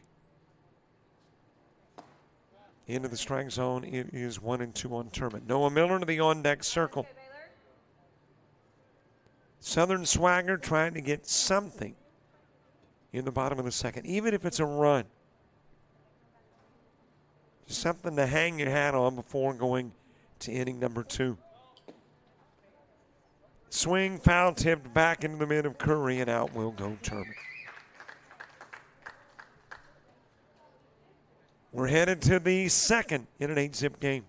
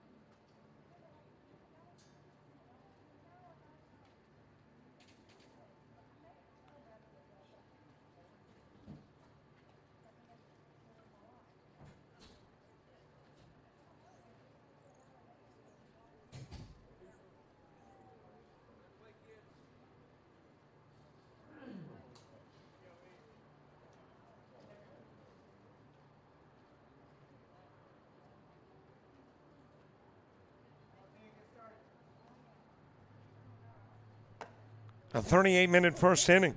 Took us 38 minutes to get to inning number 2. That wipes out a lot of our 90 minutes of game time. That's a high pitch to Grace.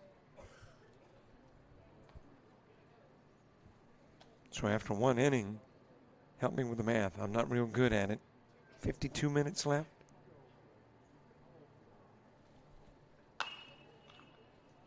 Popped up by Grace over towards the dugout at third.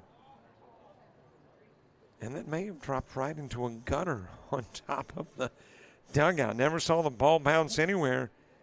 So it might have just stopped right there in that gutter. See, that's why you need to get those, what are they, gutter guards that you see advertised on TV. Here's my question about the gutter guards, by the way. I mean, don't the leaves still accumulate on top of the gutter guards? I'm not a gutter guy. Don't know. Just seems like they would. Grace popping it up to first. Hodges underneath. He'll make the out. And there is one away.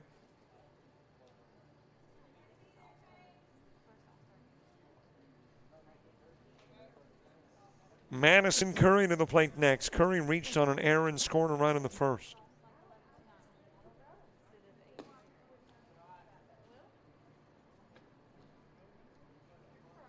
Shelton Darnell is on deck. Noah Miller will begin the bottom of the second.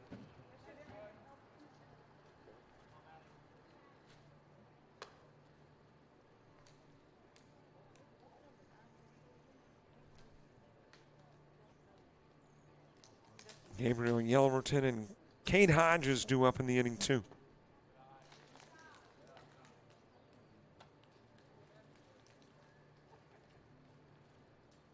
Major League Baseball, just about everything is wrapped up with the exception of the Sunday night ESPN game. Pirates beat the Braves 4-2. Phillies edged the Marlins 7-6. Red Sox over the Padres 4-1.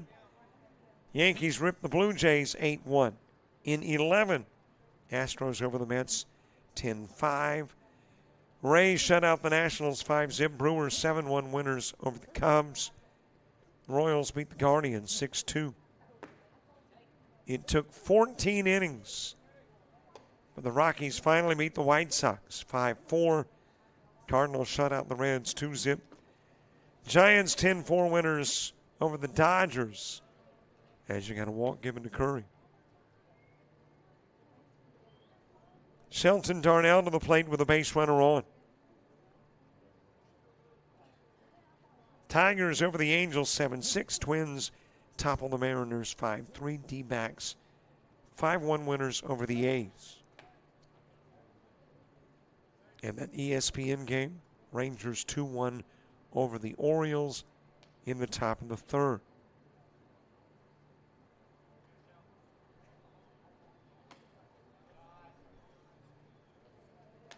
Blowing away with the pitch to Darnell, who walked in the first. WNBA, Liberty 81-75 over the Dream. There's the game's first base hit. Darnell will deliver into right field.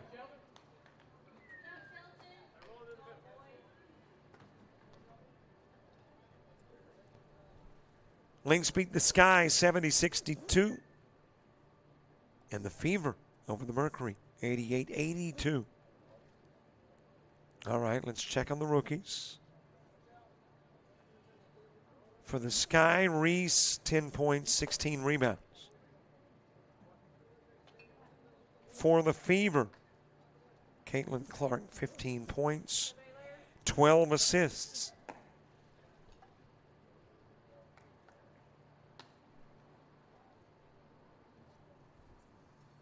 Timothy Bush with a couple of base runners on.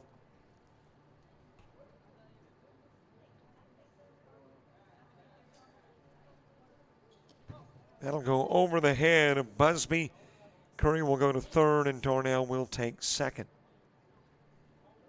And Curry has a runner. Let's see who that runner is.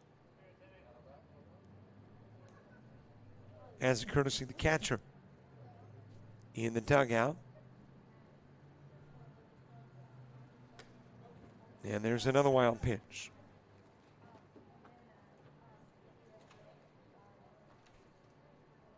And that runner, Colton Eason, for Curry will come in to score. Darnell will go to third.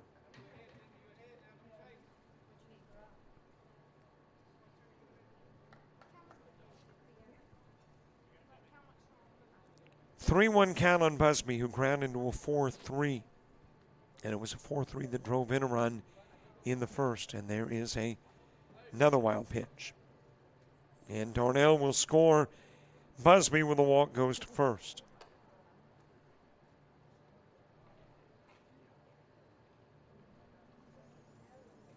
And coach coming out to the bump. Let's see if it's to get Turman. Hutchins started.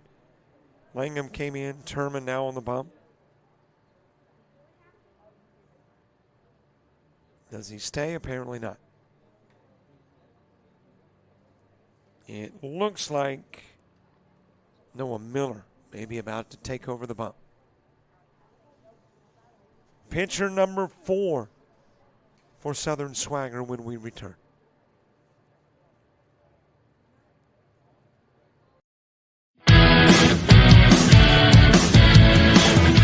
Frustrated. She's having trouble with her defensive player.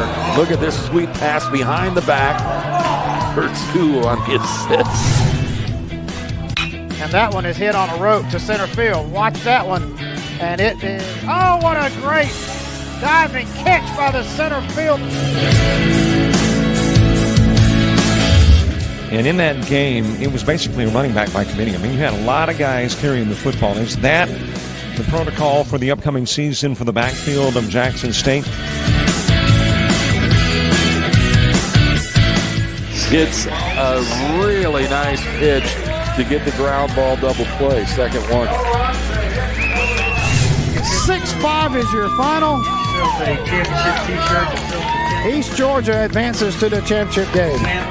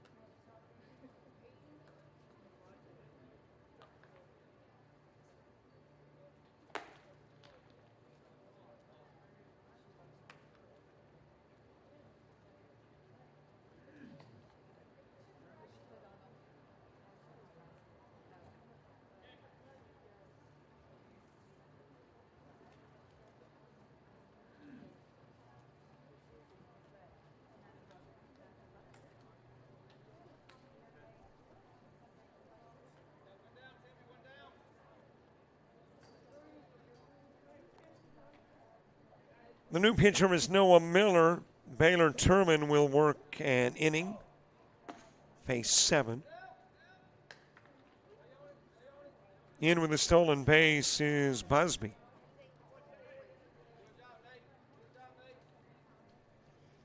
No strikeouts for Turman. 2 walks, 1 hit given up, 1 hit batsman. That is lifted towards center field. And over to make the catch, Jackson Langham, who is back out in center field. And there's 2 gone.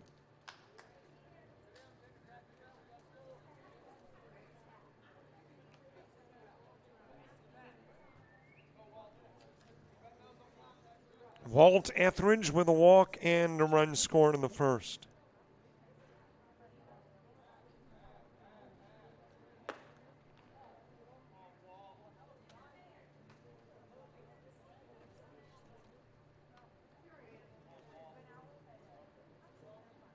Bottom of the inning, Noah Miller will start it off. Gabriel Yelverton and Cade Hodges 2 up in the inning.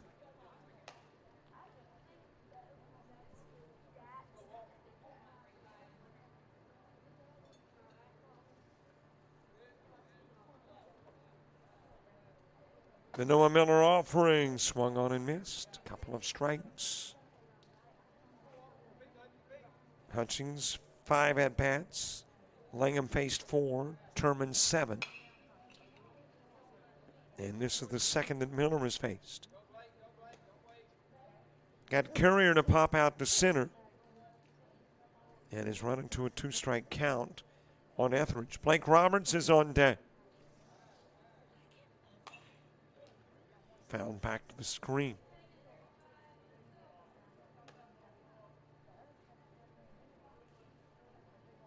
And again, because of the rain delay, because we've played 5 games today, working with a 1 hour, 30-minute time limit, which especially at this juncture means we're not doing 7. Probably wouldn't have done 7 in a 1-zip game.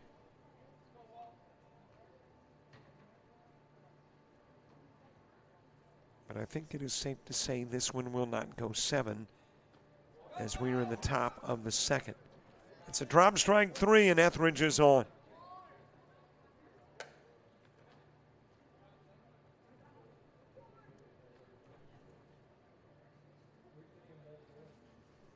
Couple of base runners aboard for Blake Roberts. Roberts has the distinction of being the only pitcher here this weekend at Troy to register 10 strikeouts. Everybody else in single digits. He had a 10-inning, make that a 5-inning, 10-strikeout performance.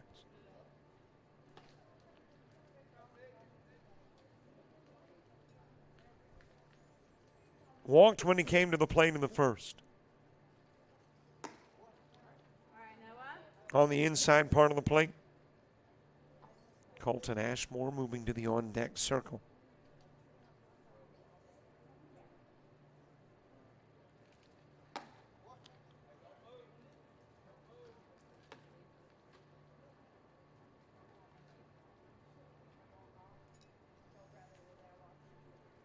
Roberts, after walking, came in and scored a run. There is strike 2 to Roberts.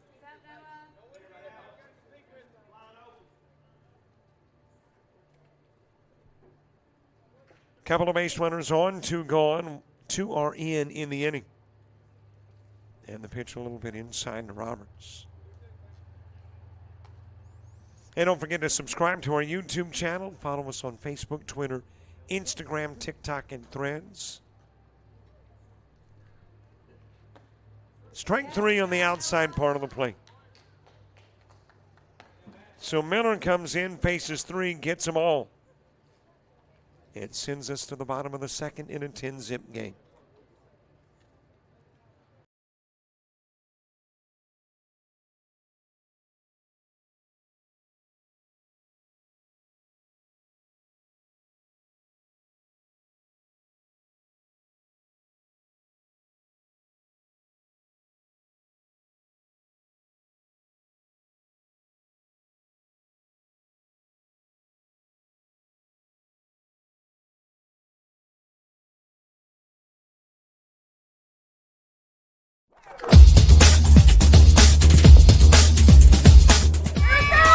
Just about all White Jones County. Diving catch at shortstop. Gross.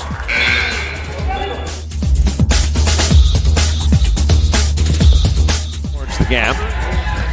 Diving catch in center field by Ben Aklinski. There is a shot towards deep short. Kraft's got it. Long throw over, and he got it.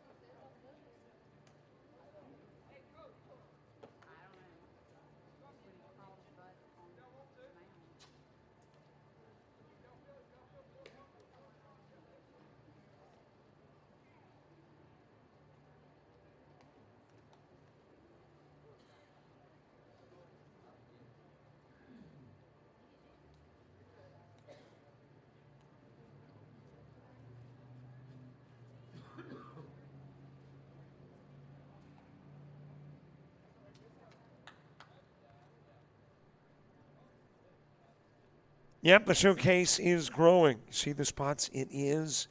And you make a graphic today and you need a new one tomorrow because something new has been added. Some other venue. Probably in no time at all, some other states. A couple of half swings by Miller turning into full strikes.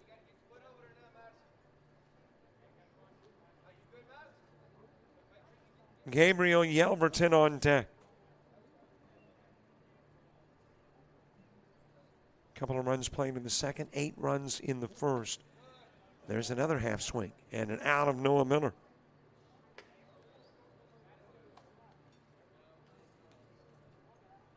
One away for Gabriel Yelverton.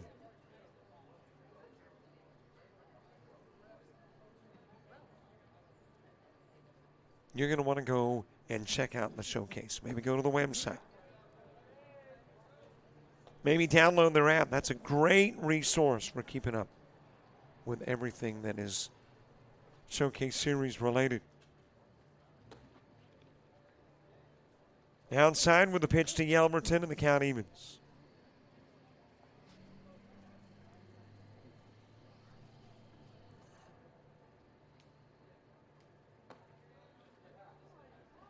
One ball, couple of strikes. It got the inside part of the plate. Cade Hodges on deck. Bottom of the order starts the top of the third for Florida Bama. Colton Ashmore will begin it. Into the dirt with the pitch.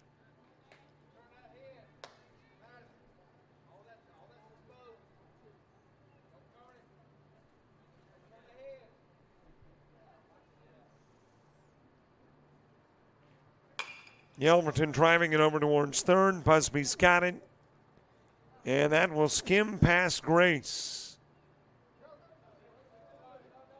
And a base runner aboard, compliments of the E5.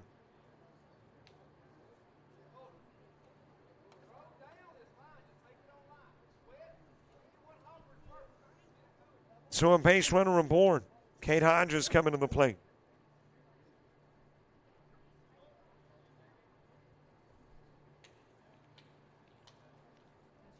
There was a runner aboard for Southern Swagger in the first, with 2 gone on a hit batsman. 1 away here in the second, as Yelverton reaches on the error. Low pitch to Cade Hodges.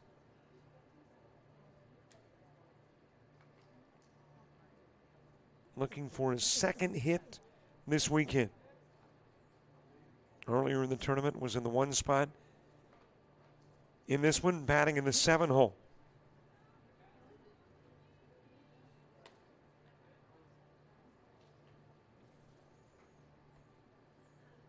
A product of Slocum, Alabama, which has got a pretty big name in Major League Baseball.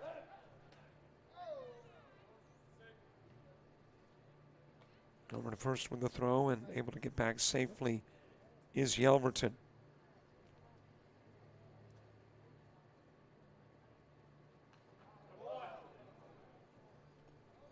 Hodges hit by the pitch. He'll go down to first, and a couple of base runners are aboard.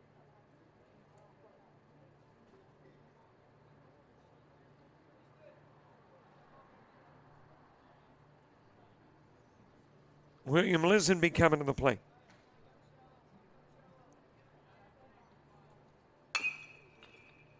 Chopped foul in the direction of third. But Clay Holmes played at Slocum.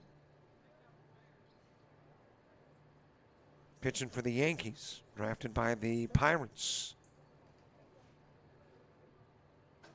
Spent a number of years in the minors. But man, since making it to the major league level, has made a name for himself. It's a foul ball towards left by William Lisenby.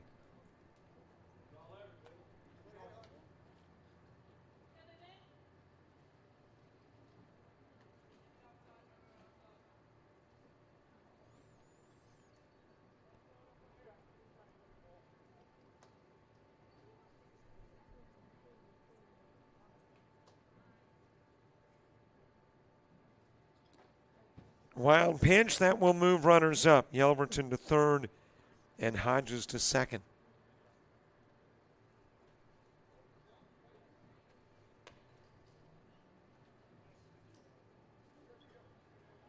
So William Lesenby with an opportunity to get Southern Swagger on the board. And if you are Southern Swagger, you need a big inning. Because not only are you working against a 10-zip score, you're now working against the clock. Strike three and out goes Lesenby. And the clock at the moment says you've got 30 minutes.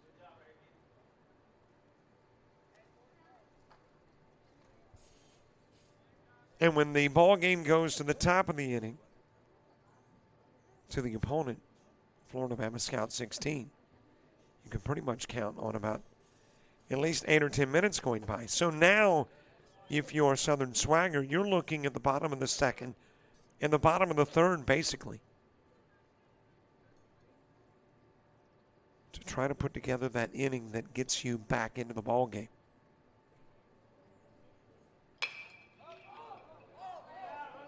Popped up to second. And Blake Roberts will make the catch. Drew Duncan with a fly out and 2 are stranded. We are headed to the third in a 10-zip game.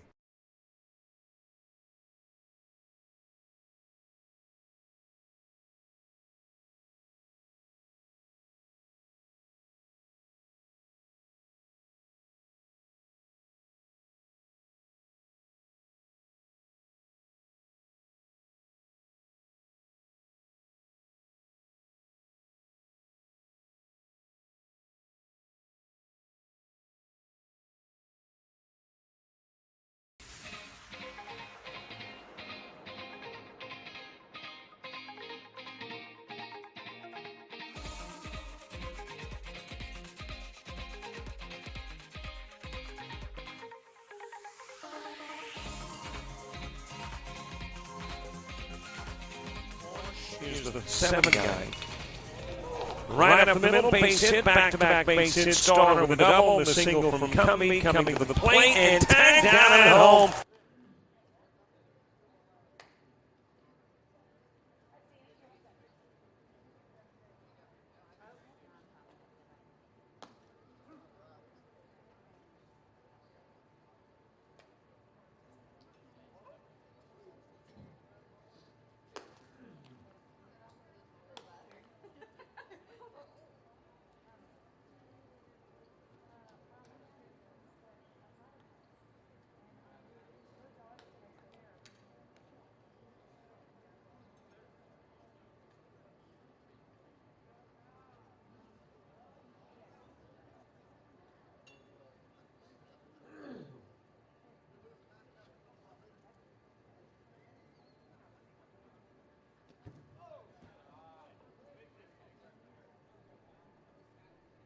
Top of the third, bottom of the order, Colton Ashmore will start it.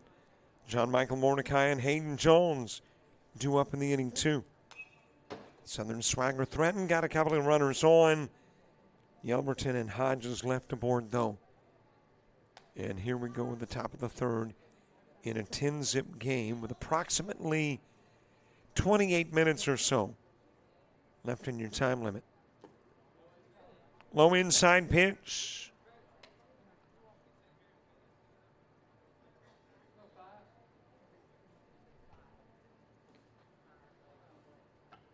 And I think that got Ashmore. He'll go to first.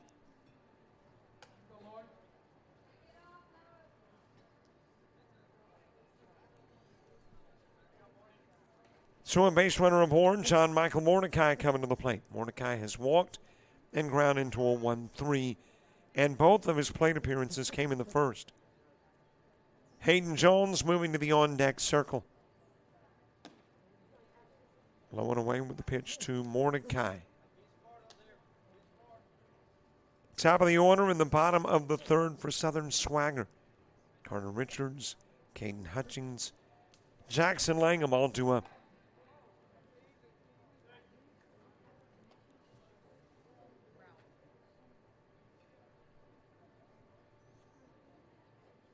Mordecai with a walk in the first. Ground out that went 1-3 also produced an RBI. And as I mentioned, it came in the first two.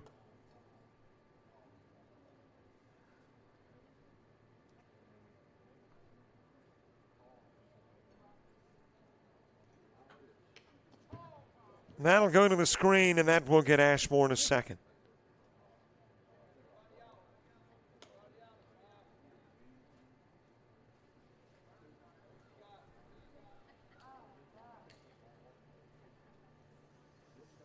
RBI opportunity for Mordecai. On the inside part of the plate. We are back here in Troy, the 9th and 10th, with the ALA-BCA for their underclassmen showcase. And, of course, between now and then, off to the University of Louisiana Lafayette for baseball next week. Just got my hotel. And then after getting the hotel, I happened to check on Beryl, the storm that's in the Caribbean. First Category 4 storm in June ever. As you got a walk given to Mordecai.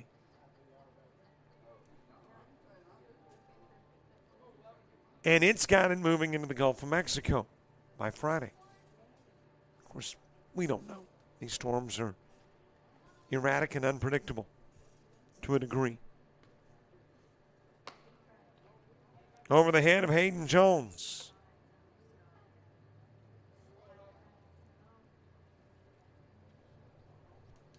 But the plan is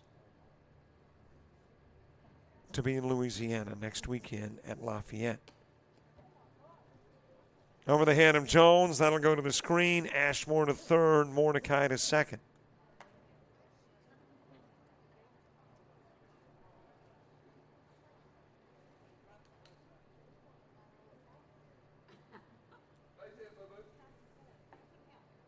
Jones with a walk and a fly out to first, both in the first inning. On the outside part of the plate from Miller.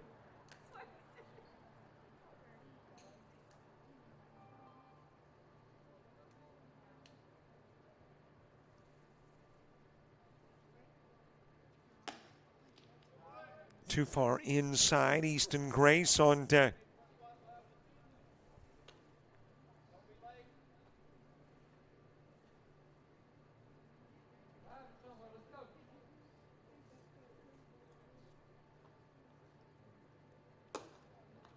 Too far inside, bases loaded. A hit batsman and a pair of walks.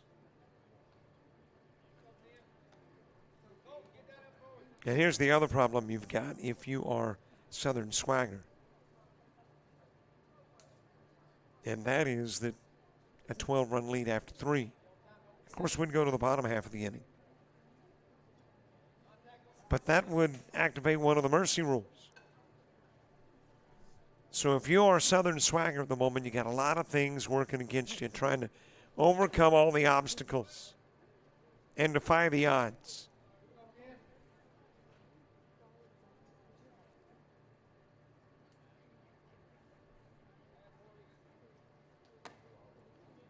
Easton Grace reached on an error in the first, popped out to first in the second.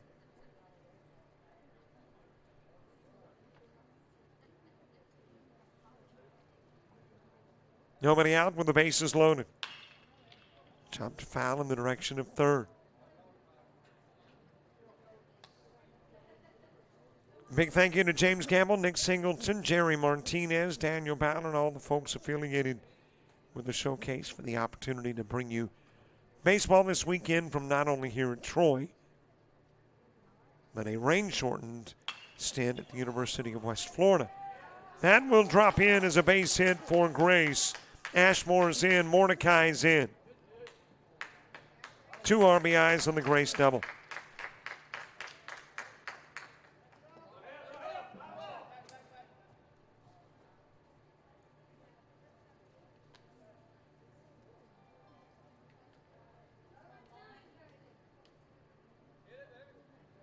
And now you've got that really added incentive for Southern Swagger, the mercy rule. So you got to get something out of the bottom part of the inning. Not to say you didn't already almost gotta. 4-3 put out of Curry. Drives in a run, though, as Jones will score from third.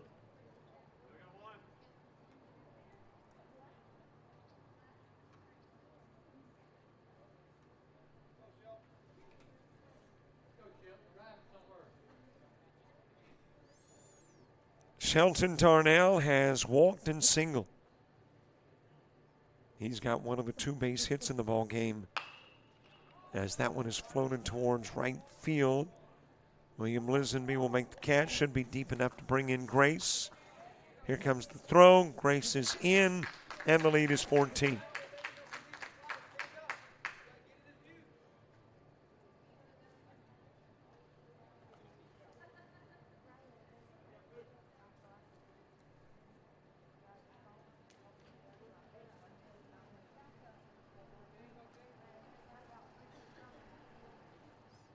Timothy Busby ground into a 4-3 and walked. The 4-3 brought in a run. And after the walk, stole a base and got left at third.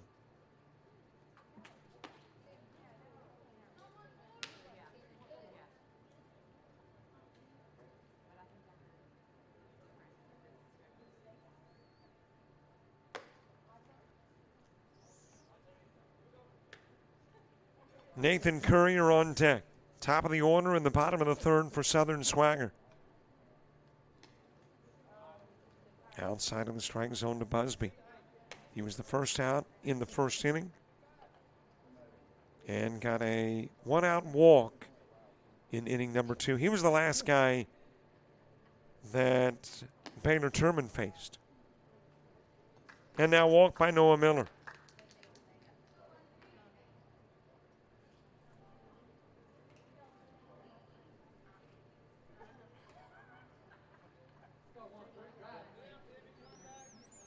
Nathan Courier with a walk and a fly out to center. Thank you to Troy University. They've given us access to the internet. Pretty important if you're going to stream a game. So thank you very much, Troy.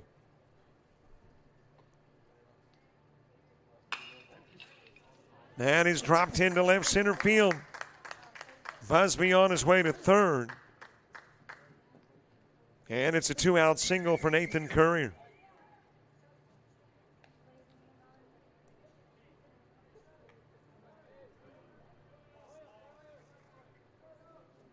Couple of runners aboard for Walt Etheridge, who has walked and struck out, but reached on the drop strike 3.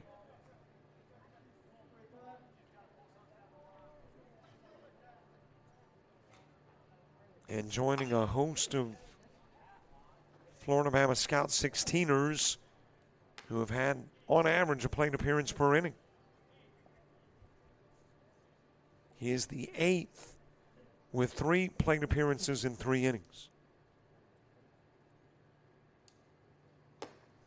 High and away with a pitch to Etheridge. Blake Roberts on deck.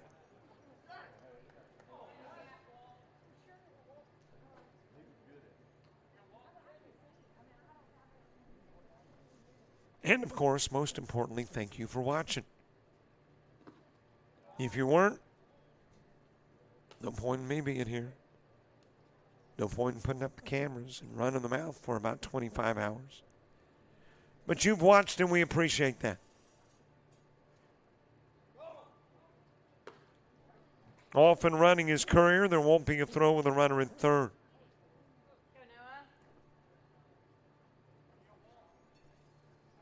And again, if you haven't already subscribed to our YouTube channel, please do. Facebook, Twitter, Instagram, TikTok, and Threads. Got some stuff on Twitter. Let's see, what did I post this morning? It's been a long time ago. I've forgotten. Marcus Smith Jr. with a strikeout. Dylan LaValle. Jackson Langham.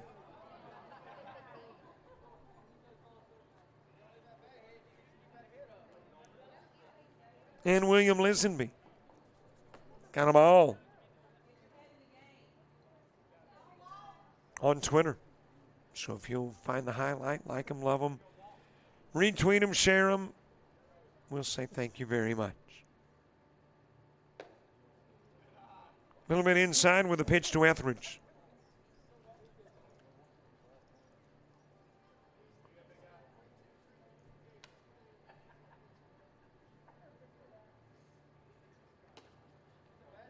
Another high toss. Etheridge given a walk. And the bases are full for Blake Roberts.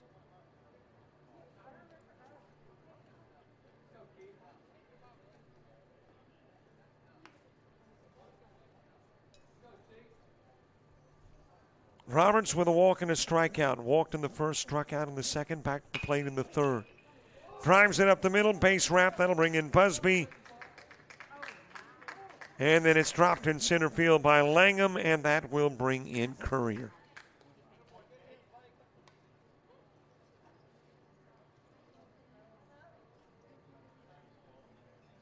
So Roberts with an RBI on the single. The error bringing in the additional run.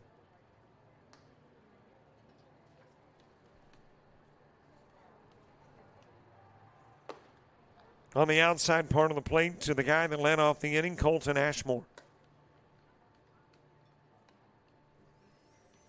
And Florida Bama, which hit around in the first, has hit around in the third.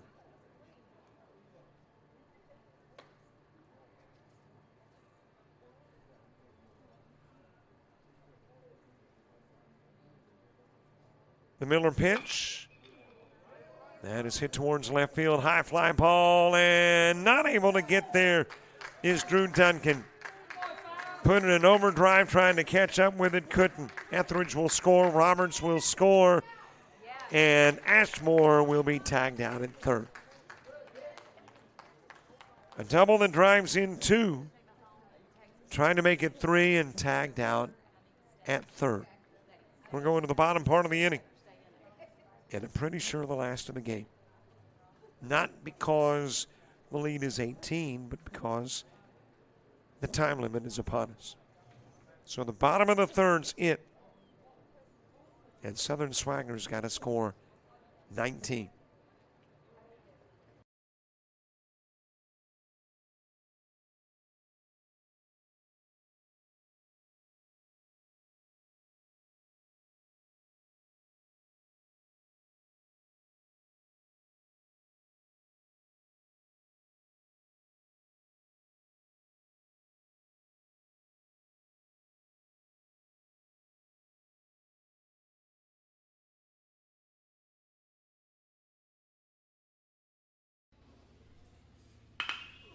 Drives that in the direction of right field. That is going to send. I'm really not sure why I quoted it. It's so frequently wrong. That is hit well towards left field. Jackson Hyde, 1 for 2 in the game, lifts this one towards left. Here's the 1-0 offering. That is hit well towards left field. High fly ball, left. That is shot in the direction. Barr, who is shooting in Sackerly with 2 gone. Sackerly trying to come to the plate with put finishing touches on a mercy rule win. That's hit well towards left field and be wrapped up around 8 o'clock. And a shot in the direction of right field. Lyles. 2-1 offering. And a shot towards the gap.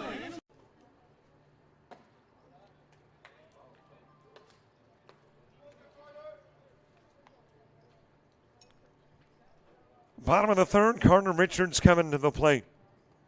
Caden Hutchings and Jackson Langham due up in the inning too.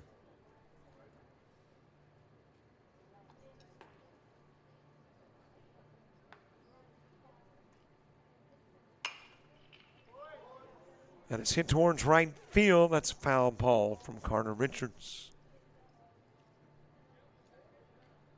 Well, you talk about working against the odds. First of all, you got to score 7 runs to get inside 12, which is the mercy rule after 3, but we got a 1 hour and 30-minute time limit, so that's really not an issue. It is now a matter of having to score at least 18 runs, tie it, be the co-winner in the 16U.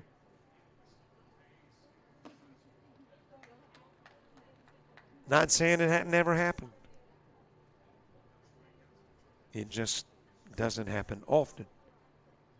Coming from 18 down in 1 inning. To the screen to Richards. And as a matter of fact, I would say somewhere it has happened. Will this be that somewhere? Southern Swagger hopes so.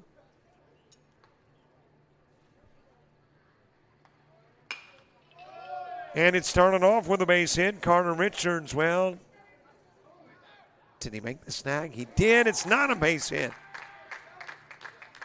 Darnell going to first with a throw, and it is a put out of 9-3.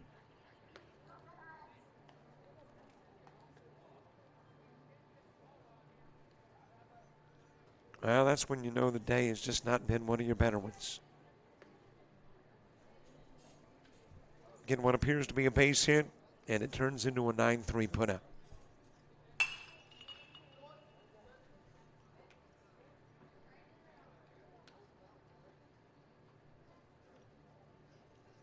Caden Hutchings struck out in the first. Jackson Langham to the on-deck circle.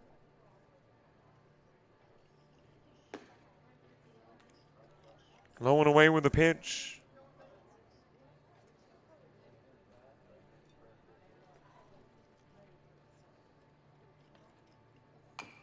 Don't forget, all games archived at the conclusion. Go to the website, JockJive.com. There's a link right there on the front page. Click on it. And $25 gets you a year's worth of access to everything that we do. Unlimited downloads. You can watch them. You don't have to download them to watch. You can watch them off the website.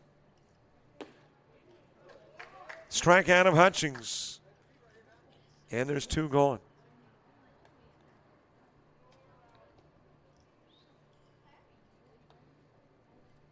If Barrel will allow, we'll see you next weekend in Louisiana.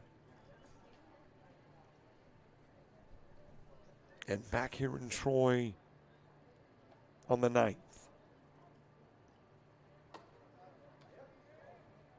Virginia for Dixie Youth Softball World Series, the latter part of July. Cal Ripken and Babe Ruth baseball in August. And then a full slate of football, volleyball, and more in the fall. And 2 have a great 4th of July. It's coming up on Thursday. And again, if you got to get it done in June, you got about 4.5 hours.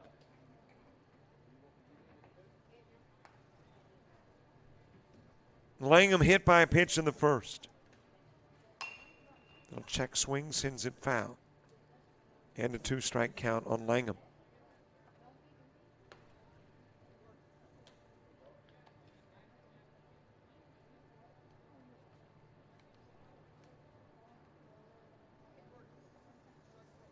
One ball, couple of strikes. Baylor Turman hopes to come to the plate this inning or before the ball game ends. And he is on deck. And actually, check that. Looks like we've got a pinch hitter, Tucker Doswell.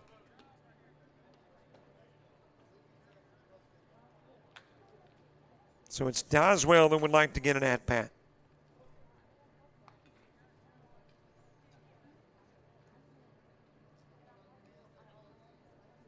Langham came into the game 4 of 5. He'll strike out and the ball game's over.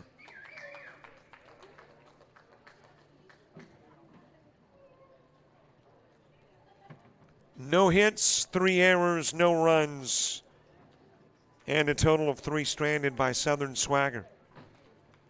Florida Bama 16, the 16U champs. 5 hits, 18 runs, 1 error, 3 left on. 8 runs in the first, 2 in the second, and 8 more in the third. And your baseball in Troy is done. Thanks so much for watching. We'll see you next week in Louisiana. For all the folks with the Showcase and Jock Jive, I'm Robert Williamson. So long, everybody.